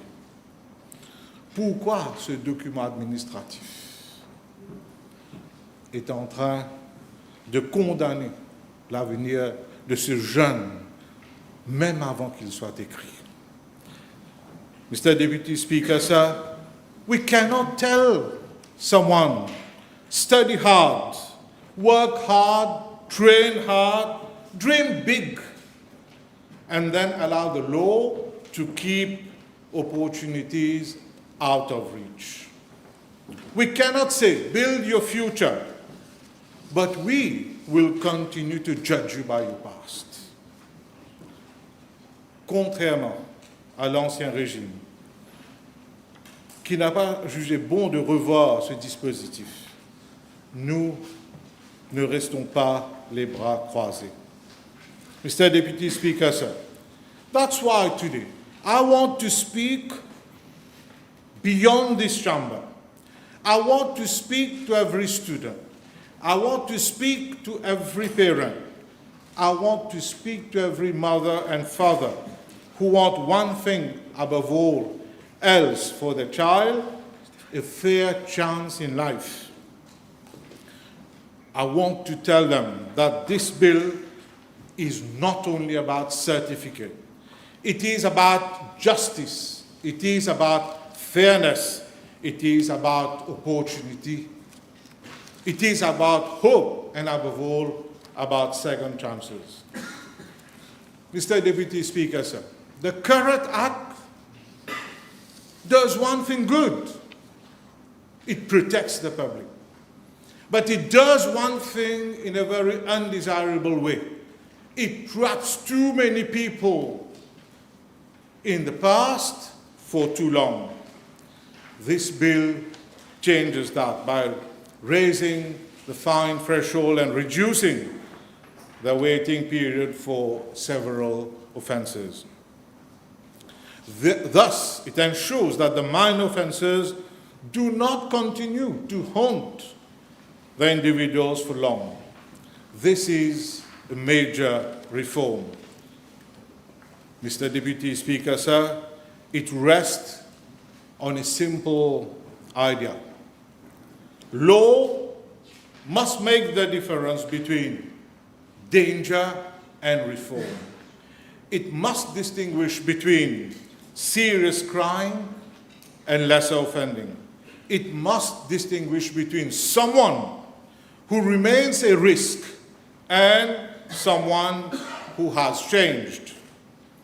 This is not softness, this is fairness, this is proportion, and this is wisdom.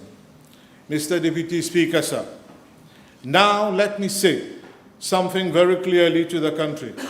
The bill is not soft on crime. Serious offences will still remain on the certificate.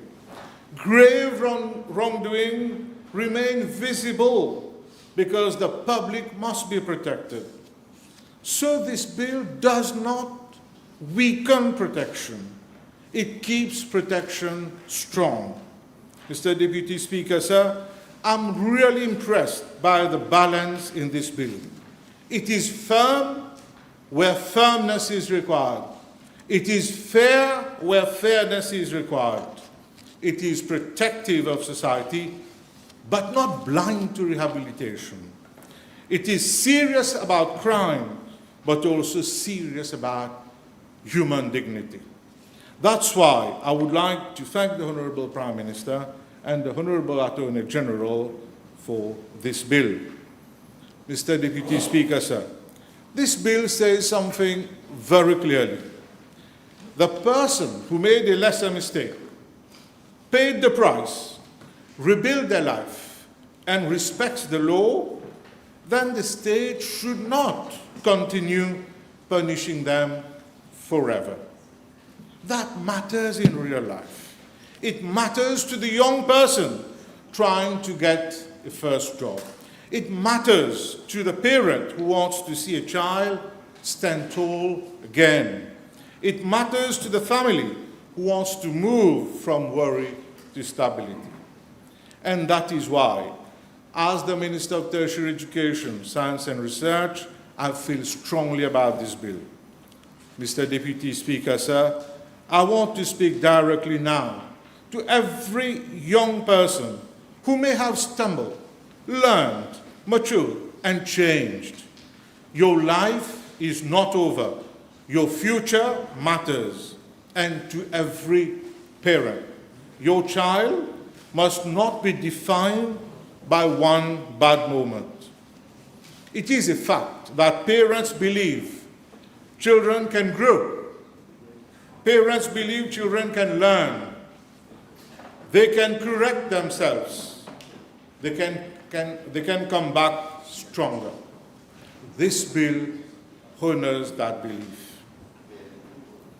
Mr. Deputy Speaker, sir, for several young persons, the road from education to employment can sometimes be hard because it depends on internship, apprenticeship, placement, first job, technical training, and research opportunities. One old and lesser offense can shut all those doors completely at once. This bill helps them open again. Mr. Deputy Speaker, sir, we cannot tell a young person, improve yourself, but we will never recognize that improvement. That would be unjust. That would be short-sighted. And it would waste precious national talent. Mauritius cannot afford to waste talent. Not the talent of our students, not the talent of our graduates, not the talent of young people who are ready to work, who are ready to contribute, and ready to move forward. Mr. Deputy Speaker, sir, this bill also introduces an important principle of fairness in employment, where a conviction is not related to the job. It cannot be used to discriminate the applicant. That is a very important message to employers and to the public. Because the right question is not that, has this person ever been convicted? The right question is that conviction relevant to that job? This is fairness, this is common sense, and this is justice with intelligence. The bill says something better. It says to the graduate, do not give up. It says to the families, hope is still alive. And it says to the nation, we can protect the public without giving up on our people. Mr. Deputy Speaker, sir, a strong country is not one that punishes forever. A strong country is one that knows when punishment has done its work. A wise society is not one that confuses stigma and safety. A wise society is one that protects the public while still making room for redemption. That is what this bill does. It protects society, it restores proportion, it supports employment, it helps students and young people move forward, and it gives parents something precious: reassurance. Reassurance that the law can still be fair, reassurance that the future is still open, reassurance that one mistake does not have to be a life sentence of exclusion. Mr. Deputy Speaker, sir, let this message be heard clearly across the nation. To the students watching, your future is bigger than your minor mistake. To the parents listening, your child is worth believing in. To the families across this country, there can be a second chapter. And to the nation, justice must protect, but justice must also lift. This is a sound bill, a fair bill, a humane bill, and a necessary bill. Mr. Deputy Speaker, sir, I would like to reassure all those concerned. I recently met a father, a mother, and a son. The father is a fisherman, the mother is a housewife. They came to see me because what my colleague, Honourable Utim, said, erreur de jeunesse, he couldn't secure a job. I told the parents, just wait, soon this nightmare will be over. So, Mr. Deputy Speaker, sir, I wholeheartedly commend the Certificate of Character Bill to this Honourable House. Thank you. Thank you. I suspend the sitting for half an hour.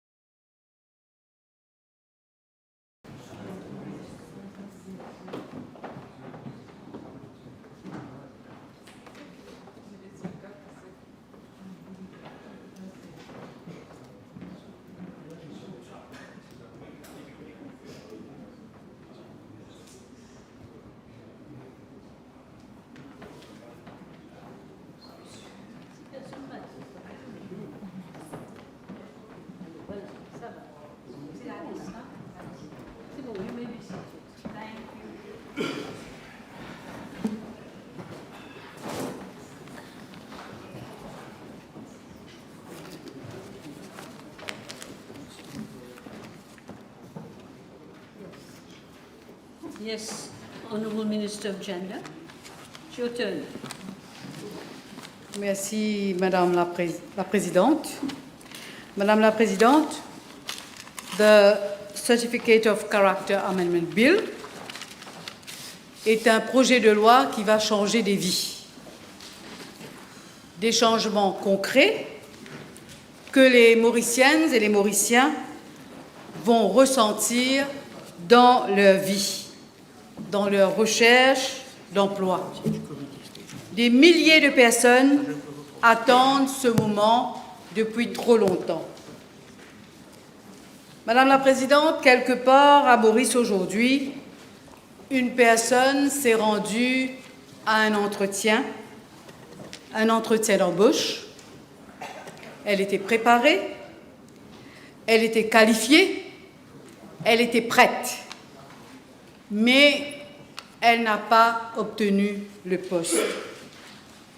Non pas parce qu'elle manquait de compétences, non pas parce qu'elle a échoué à l'entretien, mais à cause de quelque chose qu'elle a fait il y a 15 ans et pour laquelle elle a déjà payé, pour laquelle elle a purgé sa peine et payé peut-être une amende. Quelque chose qu'elle a depuis longtemps laissé derrière elle. Mais son certificat de moralité en a décidé autrement. Et la porte s'est refermée. Et ce n'est pas un cas isolé. À travers toute l'île, la même scène se répète dans des foyers, des régions et des vies différentes. Le résultat est prévisible, le rejet, l'humiliation, l'exclusion. Non pas parce que cette personne représente un danger pour la société et qu'elle a récidivé, mais parce qu'un système conçu pour protéger le public est aujourd'hui détourné de sa vocation et est utilisé pour stigmatiser définitivement des personnes, pour les marquer comme inaptes bien longtemps après qu'elles aient démontré le contraire. Ce n'est pas de la justice. C'est une double peine. Et c'est une peine qui frappe de manière disproportionnée les jeunes, les plus démunis, et les rend incapables de s'en sortir. Et les conséquences ne s'arrêtent pas à l'individu. Elles se propagent. Les familles en souffrent. Lorsqu'un parent ne peut pas trouver du travail à cause d'une condamnation ancienne, ce sont les enfants qui en payent le prix. La suite, on la connaît. Précarité, instabilité et le sentiment que leur famille est, d'une façon ou d'une autre, marquée par l'État comme étant inférieur. Madame la Présidente, ce projet de loi est une avancée concrète et soulagera des milliers de personnes qui ont besoin que la société leur accorde une seconde chance. Ce projet de loi vient corriger une situation injuste avec proportionnalité et humanité. D'abord, il prévoit que certaines condamnations mineures, sous condition et après un délai déterminé, ne figurent plus sur le certificat, permettant ainsi une véritable réinsertion. Ensuite, il consacre un principe fondamental. Une personne ne peut être discriminée à l'embauche pour une infraction sans lien avec l'emploi concerné. Madame la Présidente, s'il est vrai que ce projet de loi modernise notre justice et ouvre de nouvelles perspectives, il est tout aussi vrai que notre devoir est de protéger les plus vulnérables, ceux qui sont sans défense, c'est-à-dire les enfants. La protection de l'enfance reste notre priorité absolue. Cette modernisation que nous apportons ne se fera jamais au détriment de la protection des enfants. Bien au contraire. Et je salue le fait que ce projet de loi maintient avec fermeté l'obligation de faire apparaître sur le certificat de moralité toutes les condamnations liées à des infractions graves commises à l'encontre d'enfants, notamment celles prévues dans le Children's Act 2020, l'abus sexuel, la prostitution d'enfants, le grooming, la pornographie enfantine et l'enlèvement d'enfants, entre autres. Ce choix est fondamental. Il traduit une volonté claire et non négociable du gouvernement. Aucun compromis lorsqu'il s'agit de la sécurité, de la protection et du bien-être des enfants. En ma qualité de ministre responsable de la protection de l'enfance, je suis particulièrement attentive à la cohérence entre le Certificate of Character Bill et le Children's Act 2020. Ce dernier établit un cadre robuste pour la protection des mineurs.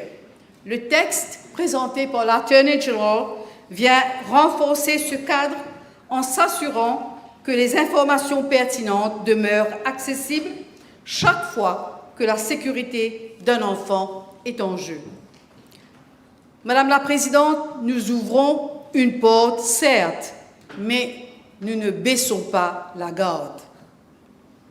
Madam Speaker, let us be clear. Mauritius is not reinventing the wheel. We are catching up with a global movement that has recognized for well over a decade that permanent criminal records are bad for individuals, families, and society. Across the world, jurisdictions are embracing what is now widely known as clean slate legislation. In the US alone, more than 19 states have now enacted some form of automatic record clearing. Pennsylvania was the first in 2016. New York followed suit in 2024, automatically sealing misdemeanor convictions after 3 years and felonies after 8, recognizing that a person's past should not determine his or her future when he or she has demonstrated rehabilitation. Across continental Europe, the principle is universal. Justice must include the possibility of redemption. And the evidence is compelling. Studies consistently show that post-conviction employment dramatically reduces recidivism. When a person finds work, they are far less likely to reoffend. Conversely, when employment is denied and the door is permanently shut, despair sets in and the cycle of marginalization continues. And the economic argument is powerful.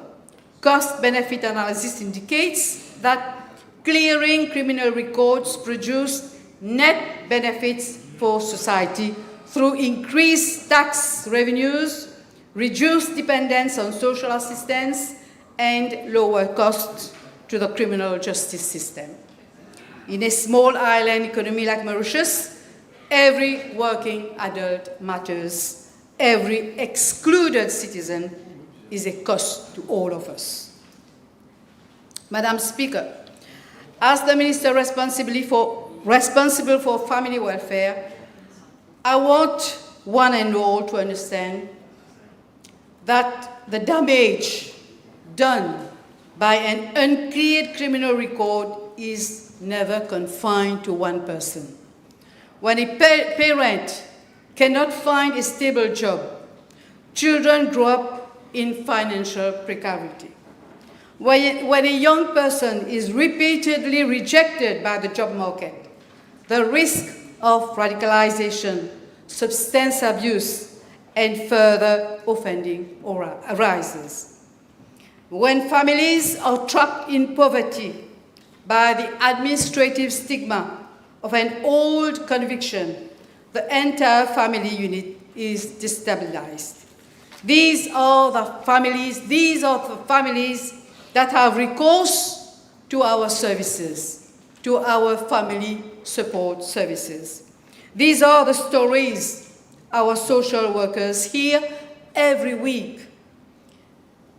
Madam Speaker, this bill will not solve all our social challenges, but it removes one major unnecessary barrier that has been crushing the potential of too many of our citizens. For the Ministry of Gender Equality and Family Welfare, this is not merely a criminal justice reform.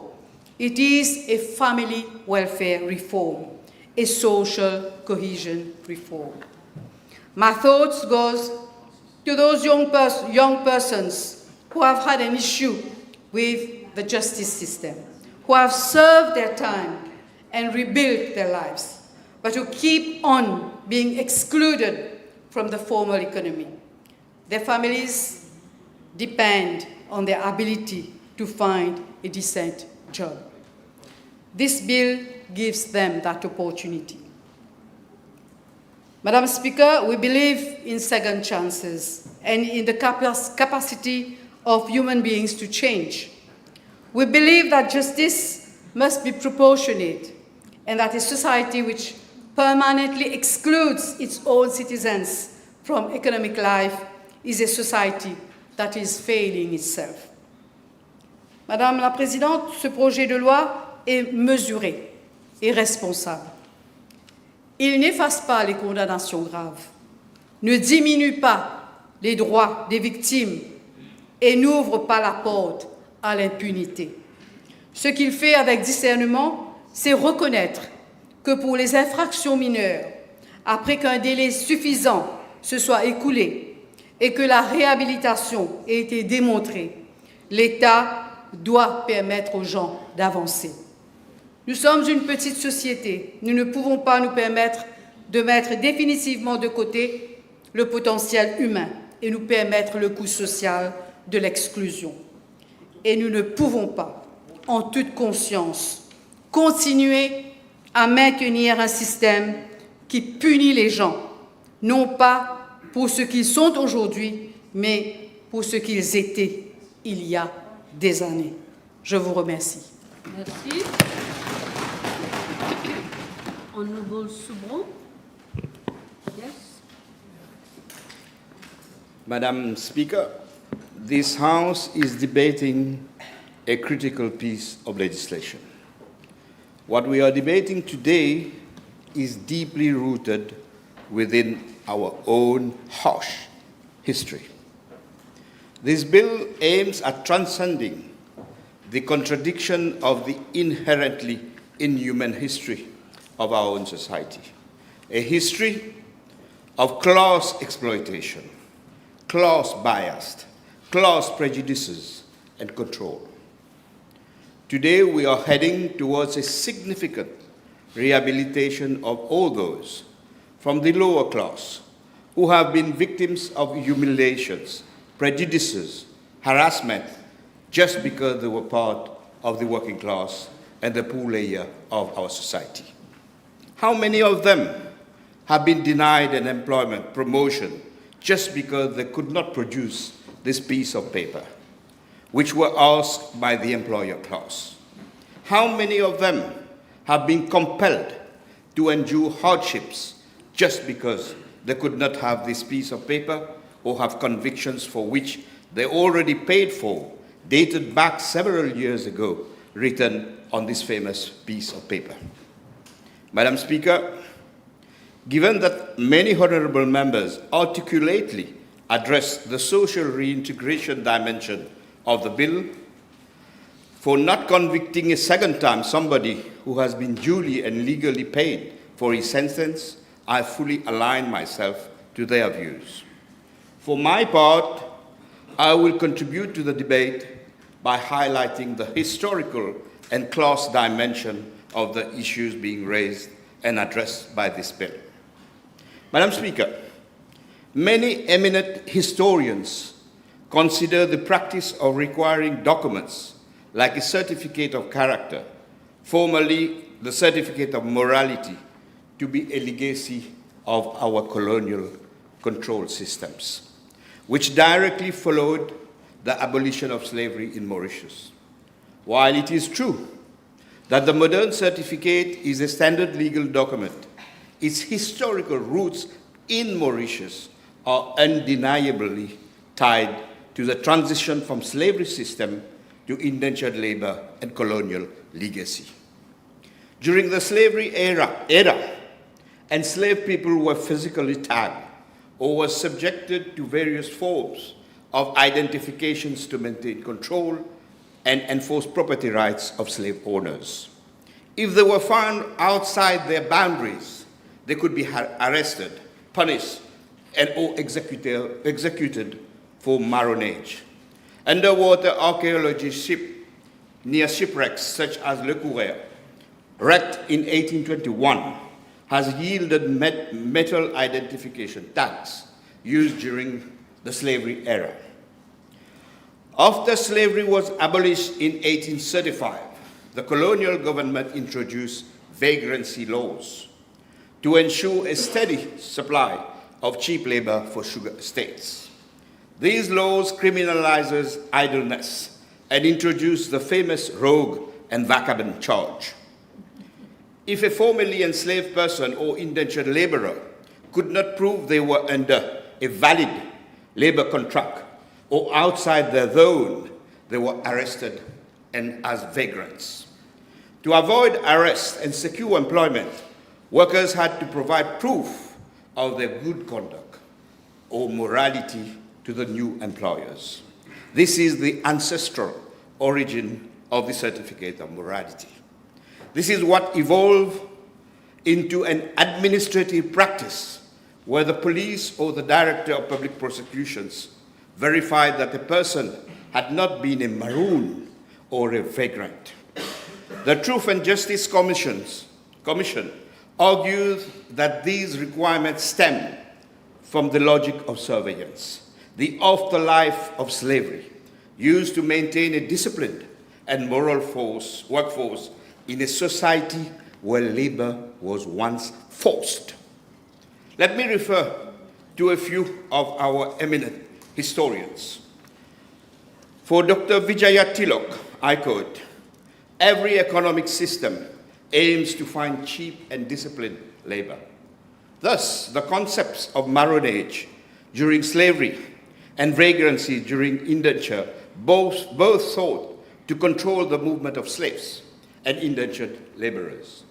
Dr. Tilok adds, "Through vagrancy laws, the colonial authorities prevented free labor competition, whereby laborers would go around estates to assess which one had the best working conditions. The most substantial remnants of vagrancy heritage can be found in Grand River Northwest, where the vagrant depot lies. Legally, the concept of vagrancy still survives in the criminal code under the terms of idle or rogue and vagabond. Second, in Forbidden Freedom, the experience of vagrants at the vagrant depot of Grand River Northwest and other vagrants in British Mauritius, reference 1879 to 1905. Satyendra Priyatam, researcher at Apravasigat Trust Fund, notes that under colonial laws, a vagrant was someone with no valid pass, who did not have a permanent place of abode, or who was not working under a labor contract. Madam Speaker, the Mauritius Truth and Justice Commission concluded that contemporary discrimination, including class discrimination, is not an accident, but a direct legacy of the logic of control established during the colonial era to manage enslaved and indentured populations. Today, the certificate is framed as a security measure to protect workplaces. However, the debate remains that the high pressure to present a clean certificate for even basic labor reflects a historical distrust of the working class rooted in the colonial period. Madam Speaker, in 2006, the administrative practice inherited from our history for employers clearance from the police or the DPP to verify that a person is clean was henceforth regulated. The Certificate of Morality Act was voted to make better provision for the issue of Certificate of Morality by the Office of the Director of Public Prosecutions. It was introduced by the then Attorney-General and Minister of Justice and Human Rights, the then Honourable Ramabalaide. The law made the request to issue a certificate of morality a right of the person, not the employer, without challenging the very practice of employers requesting such a certificate for employment purposes. In year 2012, a new law replacing the certificate of morality by the current certificate of character was enacted. Besides, for the first time, listing the various types of offences which would appear on a certificate of character, the major feature of this law was the fact that the codification for the first time in our history of the very practice of employers seeking clearance certificate for their employees. While in the first law, the certificate of morality, it was the citizen who had the sole right to apply for such a certificate. The present law, which we are changing right now, introduced the principle of an employer applying for a certificate of character on behalf of a worker. Section 4(3) of the present law stipulates that an employer may, with the written consent of a worker, apply for the issue of a certificate in the name of the worker. Now, Madam Speaker, one might argue that the employer would need, with the written consent of a worker, but anyone who knows the world of work would agree that no worker seeking a job or a promotion from an employer would be in a position not to give such a consent. So it established a de facto power of employer to apply for the certificate. The present law is reminiscent of our slavery, indentured and colonial history. It indeed reflects a historical distrust of the working class rooted in the colonial period. Before coming directly to the bill in this House, let me highlight a few fundamental facts. Or let me now move to the other side of the coin.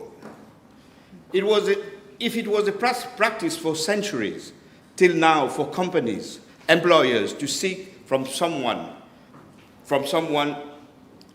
working class to prove himself to be sound and certified with the correct morality or character, to have a basic right for employment, the same was not true and still to a large extent not applicable to the owner of capital, proprietor of local companies, or their designated directors. As if there is a superhuman privileged class, a subhuman class or social group in our society. In times of slavery, slave owners were considered superhuman and had nothing to justify. They derived the superhuman power from the Code Noir during the French period and from British slavery laws from 1811 to 1835. In times of indenture, the propertied class were considered as subhuman by the law, and other subhuman but subject to vagrant, idle, rogue, and vagabond laws. Madam Speaker, today's society still bears the scars of old days. This is the truth. This is our truth. For example, the company's law. No such clearance of a certificate of morality or character is needed for any shareholder or higher management of companies. True, Section 337 of the Companies Act 201 prohibits some categories of persons from managing companies, but it does not require a certificate of morality or character and offences listed therein. True, in recent years, foreign companies, especially in financial sectors, are required a certificate of character and are subject to due diligence, but same does not apply for the quasi-majority of employers operating in Mauritius. The ethic of our laws are still class-biased and class-discriminate. It upholds that those who detain capital, the means of protection, even if they are rapists, misogyny, or criminals, are persons of high morality or character, while those who are from the working class, the poor and lower strata, are de facto potential criminal and stigmatized.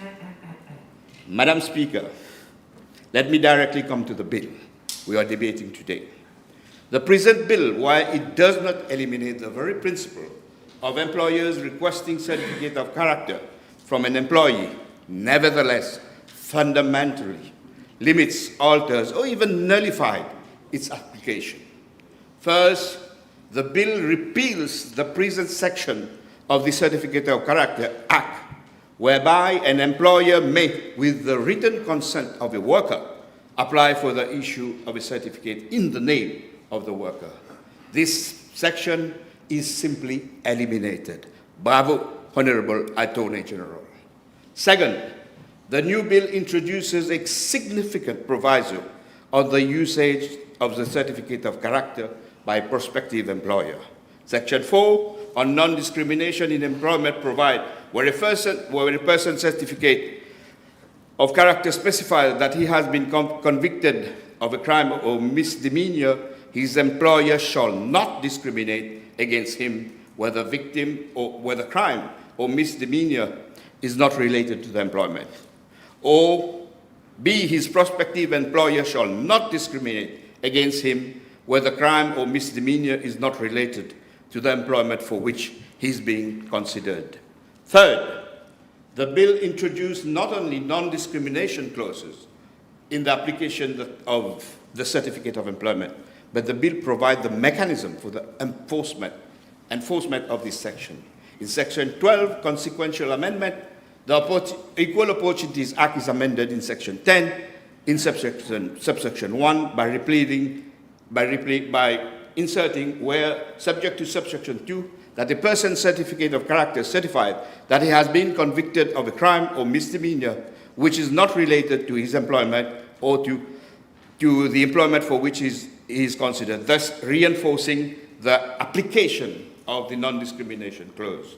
Fourth, the bill fundamentally alters the very consent of the certificate of character by the very content of the certificate of character by substantially limiting the offences to be listed in the first schedule, eliminates small fines up to 50,000 rupees, and provides changes in line with a more human dignity considerations.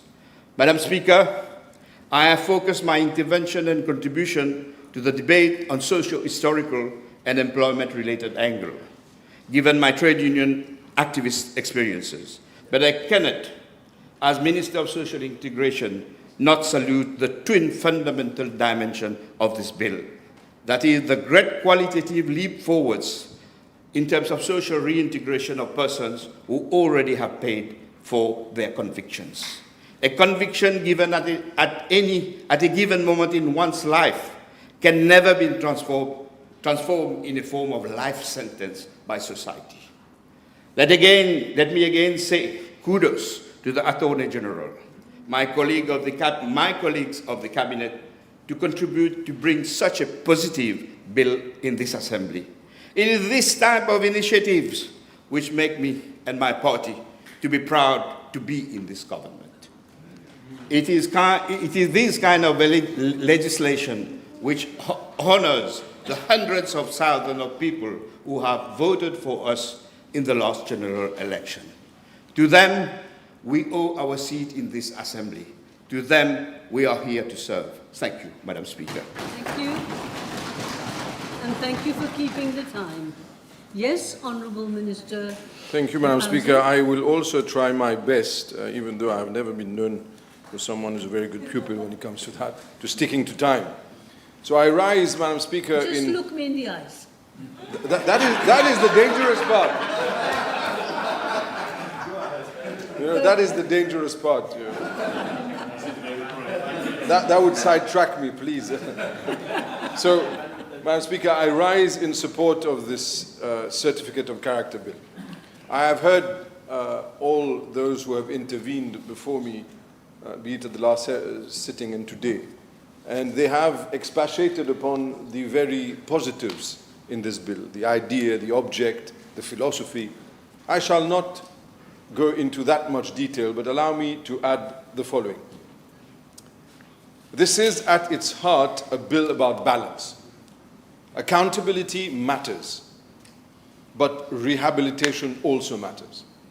Where a person has served his sentence, stayed within the law, and tried to rebuild his life, the law should not impose needless and indefinite obstacles to work and dignity.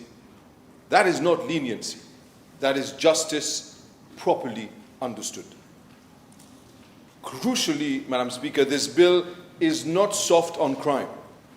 The FESH schedule still requires mandatory disclosure of serious offences, including murder, manslaughter, rape, child sexual abuse, child pornography, trafficking in persons, financing of terrorism, bribery, money laundering, and arson. Lesser and dated convictions may, in defined circumstances, no longer block a person's future. Serious offending remains visible. That is responsible lawmaking. So I commend the Attorney-General for this excellent piece of legislation and the officers of his office. Now, Madam Speaker, I have listened very carefully to Honourable Subron, the one who preceded me, and he painted this historical picture of the source of the Certificate of Character. Allow me to say, and I'll add my little piece to it, if I may. So, the very expression, Certificat de Moralité, comes from continental, specifically French, legal and administrative tradition. In French and Francophone legal systems, the long-standing instrument was Certificat de bonne vie et mœurs. Voilà. A document attesting to a person's good conduct and moral standing. The Dictionnaire de l'Académie Française defines it as a certificate attesting the good conduct and morality of an individual. In its original sense, this was not a criminal record. It was not a criminal record check. It was a moral attestation, often issued by the local official, a mayor, a parish priest, vouching for the good reputation, good conduct, and good morals of the person. In 19th century France, for example, the mayor delivered the obligatory certificat de moralité required for school teachers under Loi Guizot of 1833 and Loi Fallou of 1850. Now, in Mauritius, we inherited this concept through our French legal tradition, which survived the British takeover of 1810 in the form of the Code Napoleon and a deep base of French civil and administrative practice. The expression Certificat de Moralité therefore entered Mauritian usage from this Francophone administrative culture, even as the colony became British. I'd like to add on this historical part a doctoral thesis on Freemasonry in Mauritius from 1778 to 1950 records the following. By the 19th century, the Certificat de Moralité was used in Mauritius as a substitute for the casier judiciaire.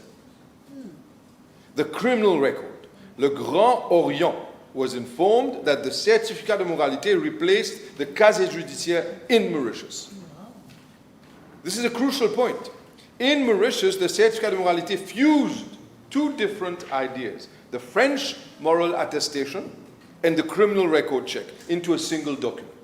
So this is, for my part, a little part of history that I think it's important to put in context. However, there is something else that I hold very dearly, and allow me to share this. There is one further point, Madam Speaker, that the House cannot ignore. In Mauritius, as has been expatiated and gone in detail by many of my colleagues before me, a certificate of character, or then as it was known, a certificate de moralité, is required for many employment in the public sector.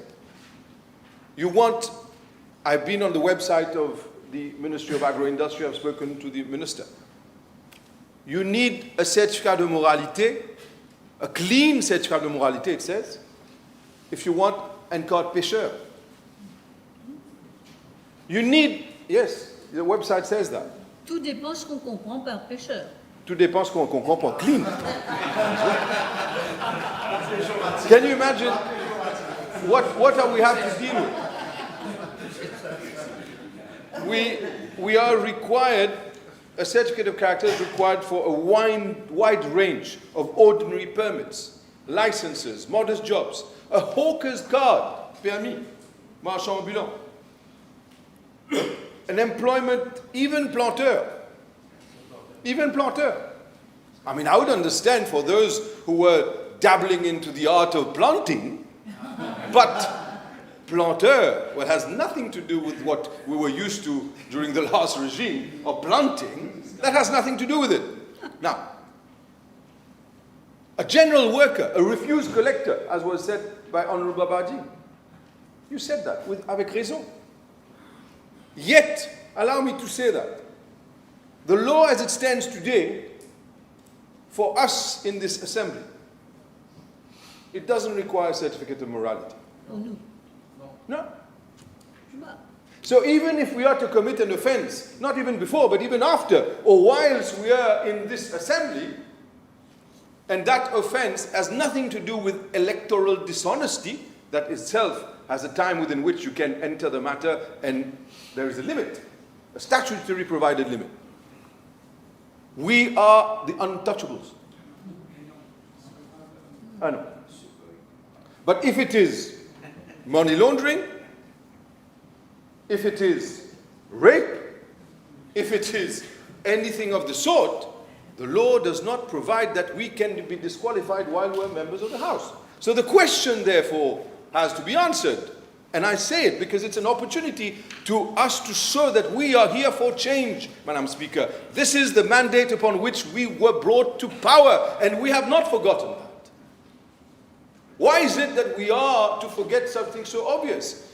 How is it, therefore, that the man that has to toil away, sweat, be the hawker, be the planter, be the fisherman, he has higher standards to adhere to, whereas us, lawmakers, we have no standards. That's a serious problem. So I call, therefore, upon my colleague ministers responsible for every single part there to look into this matter, because it has to be sorted out. So the most modest forms of work demand the cleanest records, while the highest legislative office is governed by far more lenient standards. That asymmetry is itself unfair, and this bill begins to correct it. So from there, we have to build upon it. A man seeking to push a hawker's cart, take to sea as a fisherman, or sweep our streets should not, Madam Speaker, face heavier lifelong consequences for entering an honest trade than a politician faces for entering this chamber. Fairness must begin where life is hardest, not where it's easiest. This is what I call change. That is what this bill does. It preserves disclosure for serious offending. It removes unnecessary obstacles for lesser and dated convictions. It protects youth offenders. It forbids irrelevant discrimination in hiring. And it brings a measure of justice to the citizens who have until now carried the heaviest burden of the present law. Madam Speaker, this bill is fair in principle. careful in design and humane in effect. It is balanced, it is overdue, and it deserves the full support of this House. I commend the Certificate of Character Bill to the House. Thank you so much. You're all doing so well in terms of time. Thank you. Yes, Honourable Attorney-General, I will again say it's time for your winding up speech.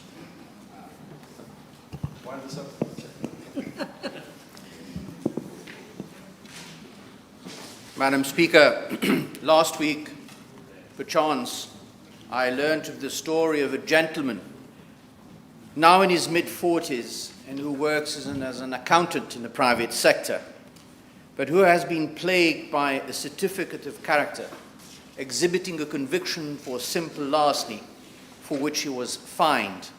The offence was committed when he had just turned 18, almost 30 years ago.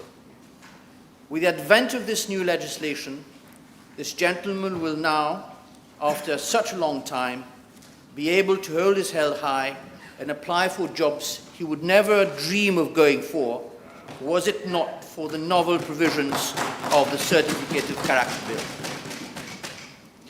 Madam Speaker, this is the measure of the impact this law will have on the lives of hundreds, if not of thousands, of Mauritians, cutting across generations, giving hope to people from all walks of life.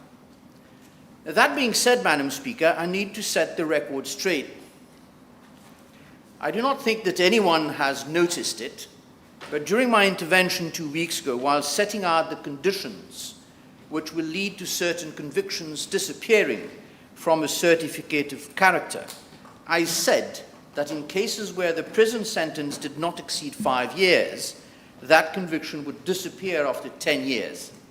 That was obviously incorrect, as the bill provides that it is only in cases of a conviction which leads to a prison sentence of not more than 3 years that will disappear after 10 years.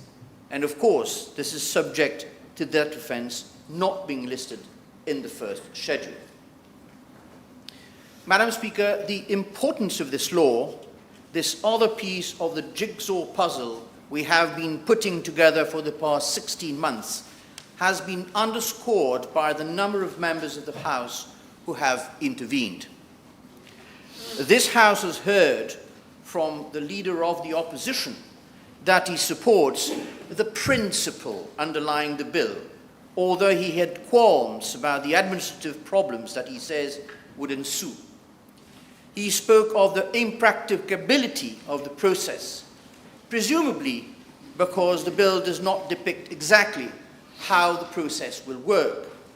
Let me enlighten the House on this issue. You see, Madam Speaker, mindful of the fact that we are innovating and increasing the workload of the police and the office of the DPP, the bill provides at clause 7 the answer. It provides in that clause that the Attorney-General may make regulations in consultation with the DPP to regulate applications for a certificate of character and to provide for matters connected and incidental thereto, not matters relevant thereto. In relation thereto, a term which I use here advisedly, as will become apparent in a few minutes, I have to inform the House that I have had consultations with the Director of Public Prosecutions and the Commissioner of Police, whom I met only yesterday, and we discussed the setting up of a clear process for applications. Although it will not be possible to draw strict timelines, we shall endeavour to make things happen in a transparent and effective manner. The regulations to be made will reflect this. As things stand, Madam Speaker, an application for a certificate is either made online or in person at the office of the Director of Public Prosecutions or at any of the divisional headquarters of the police. I'm informed that there are, on average, around, hear this one, 9,000 applications monthly. Monthly? A third of those are made online and the rest in person. Assuming the application is in order and the required documents submitted, there is a three-stage process which encompasses, firstly, a review at the divisional headquarters, secondly, a verification at the Crime Records Office of the police, and finally, a full assessment at the office of the DPP. Delays may occur if applications are incomplete or contain inconsistent or insufficient information, or if a statement has to be taken by the police from the applicant. Now, for those who do not have a criminal record, I am told that the waiting time is approximately 4 to 6 weeks. For those who have criminal records, the process might take up to 3 months. However, we cannot and we should not close our eyes to the obvious surge of applications which will occur as soon as the law will come into force. And that is why we have provided that the law will come into force upon proclamation. That is, at a time when the system will be ready to take on the increased load. So much for the administrative process. Now, there are 3 other important issues, Madam Speaker, which must be addressed, lest people will be left in the dark. First, with regards to what the leader of the opposition has described as the structural ambiguity besetting Clause 4 of the bill, non-discrimination in employment, he found fault with the terminology used in that, and so goes his argument, the words, quote, related to the employment is open to debate and is not defined well enough. But that Clause 4, Madam Speaker, must be read in conjunction with Clause 12, which deals with a consequential amendment to the Equal Opportunities Act. In the existing Equal Opportunities Act, Section 10(1)(f), provides that no employer or prospective employer shall discriminate against another person where, subject to subsection 2, that person has a criminal record which is irrelevant to the nature of employment for which that person is being considered.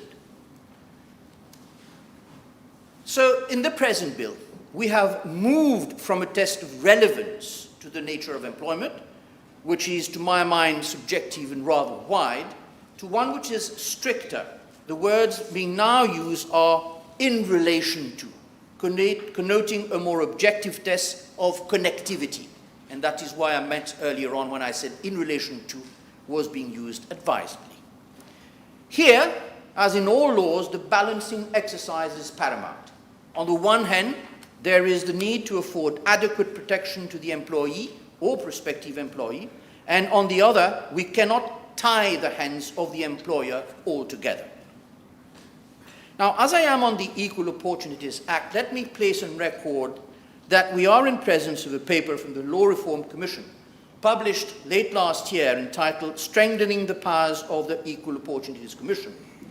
Thereafter, the Commission was requested by the Prime Minister's Office to give its views on this paper, and it did just that in December last. These are being looked at, and it will not be long before we come before the House with amendments to revamp the law in line with paragraph 9 of the Government Programme 2025-2029. The stated objective there, Madam Speaker, was and still is, and I quote, to ensure the principles of meritocracy and non-discrimination in employment are upheld, government will strengthen the powers of the Equal Opportunities Commission. This government, Madam Speaker, will thus honour another commitment it took and fulfil a promise it made to the people.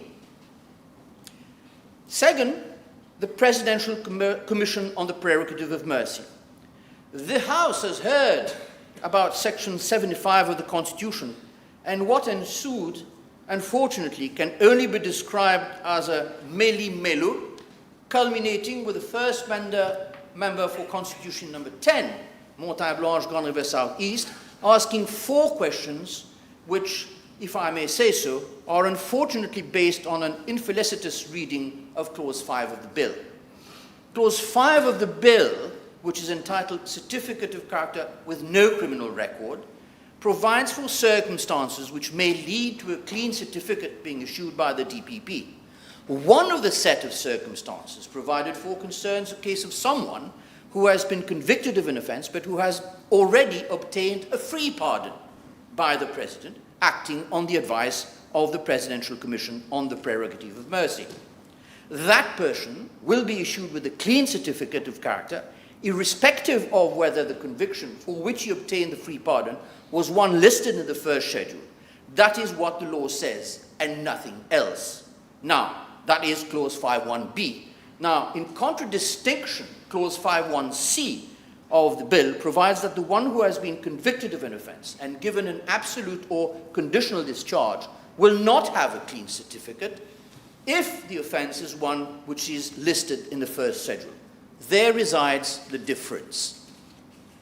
To go back to the questions put by the Honourable Member, with due respect, they are irrelevant, being premised on an erroneous understanding of what clause 5.1b of the bill provides.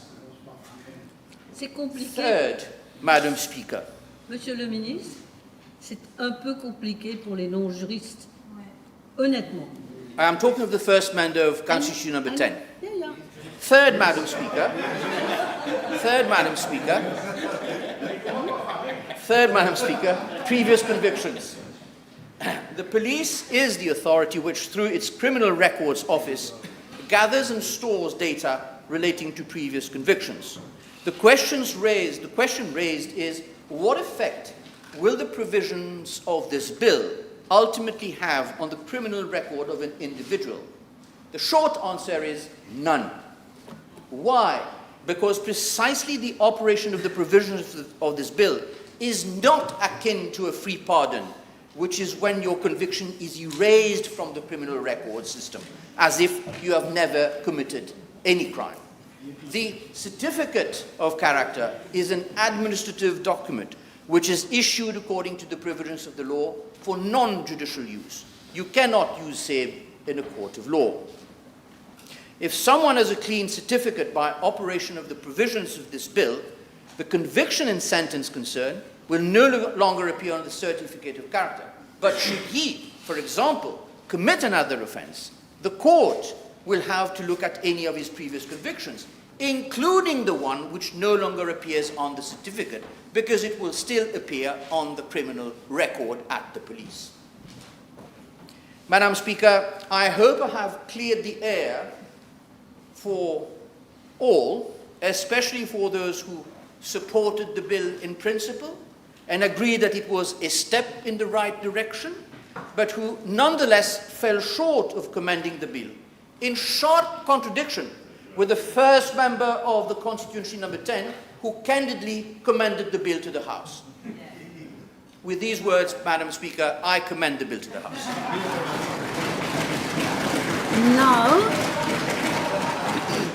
Now your motion has to be seconded. Yes, Honourable Minister of Agriculture is seconding the bill. The question is that the Certificate of Character Bill number 2 of 2026 be read a second time. Those in favour say aye. Aye. Those against say no. The ayes have it. Committee stage.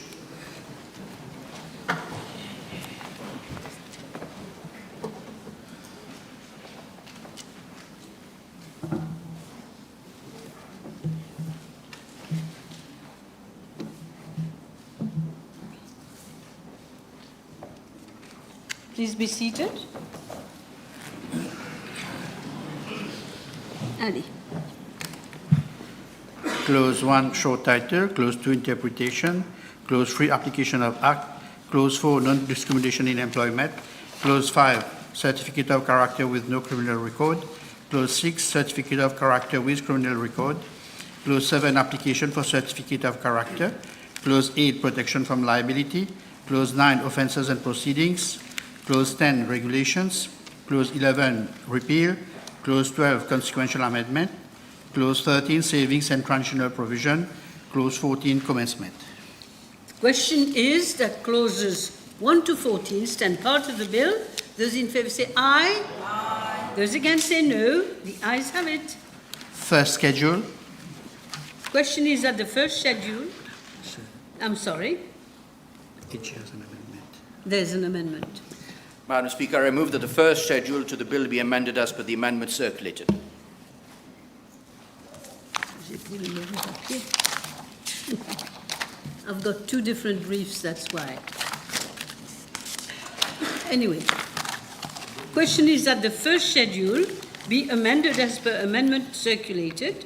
Those in favour say aye. Aye. Those against say no. The ayes have it. The question is that the first schedule as amended stands part of the bill. Those in favour say aye. Aye. Those against say no. The ayes have it.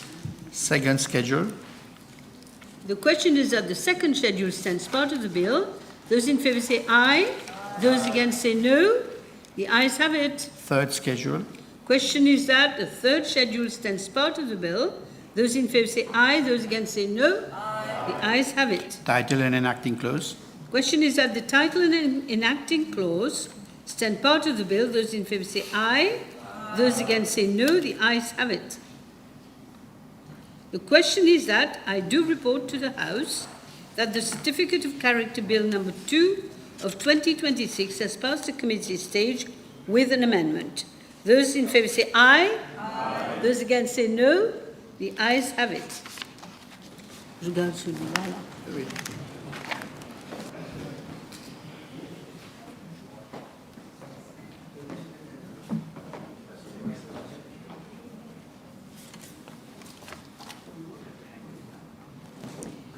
Honourable member, yes, you may take your seats, resume your seats.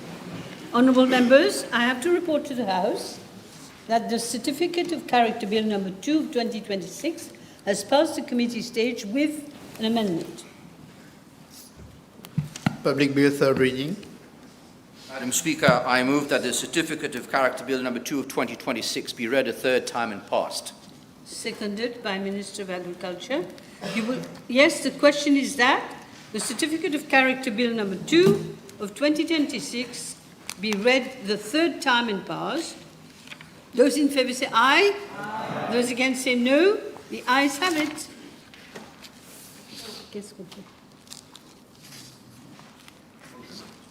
Motion. Madam Speaker, I move for the adjournment of the House to Tuesday, the 12th of May at 11:30 a.m.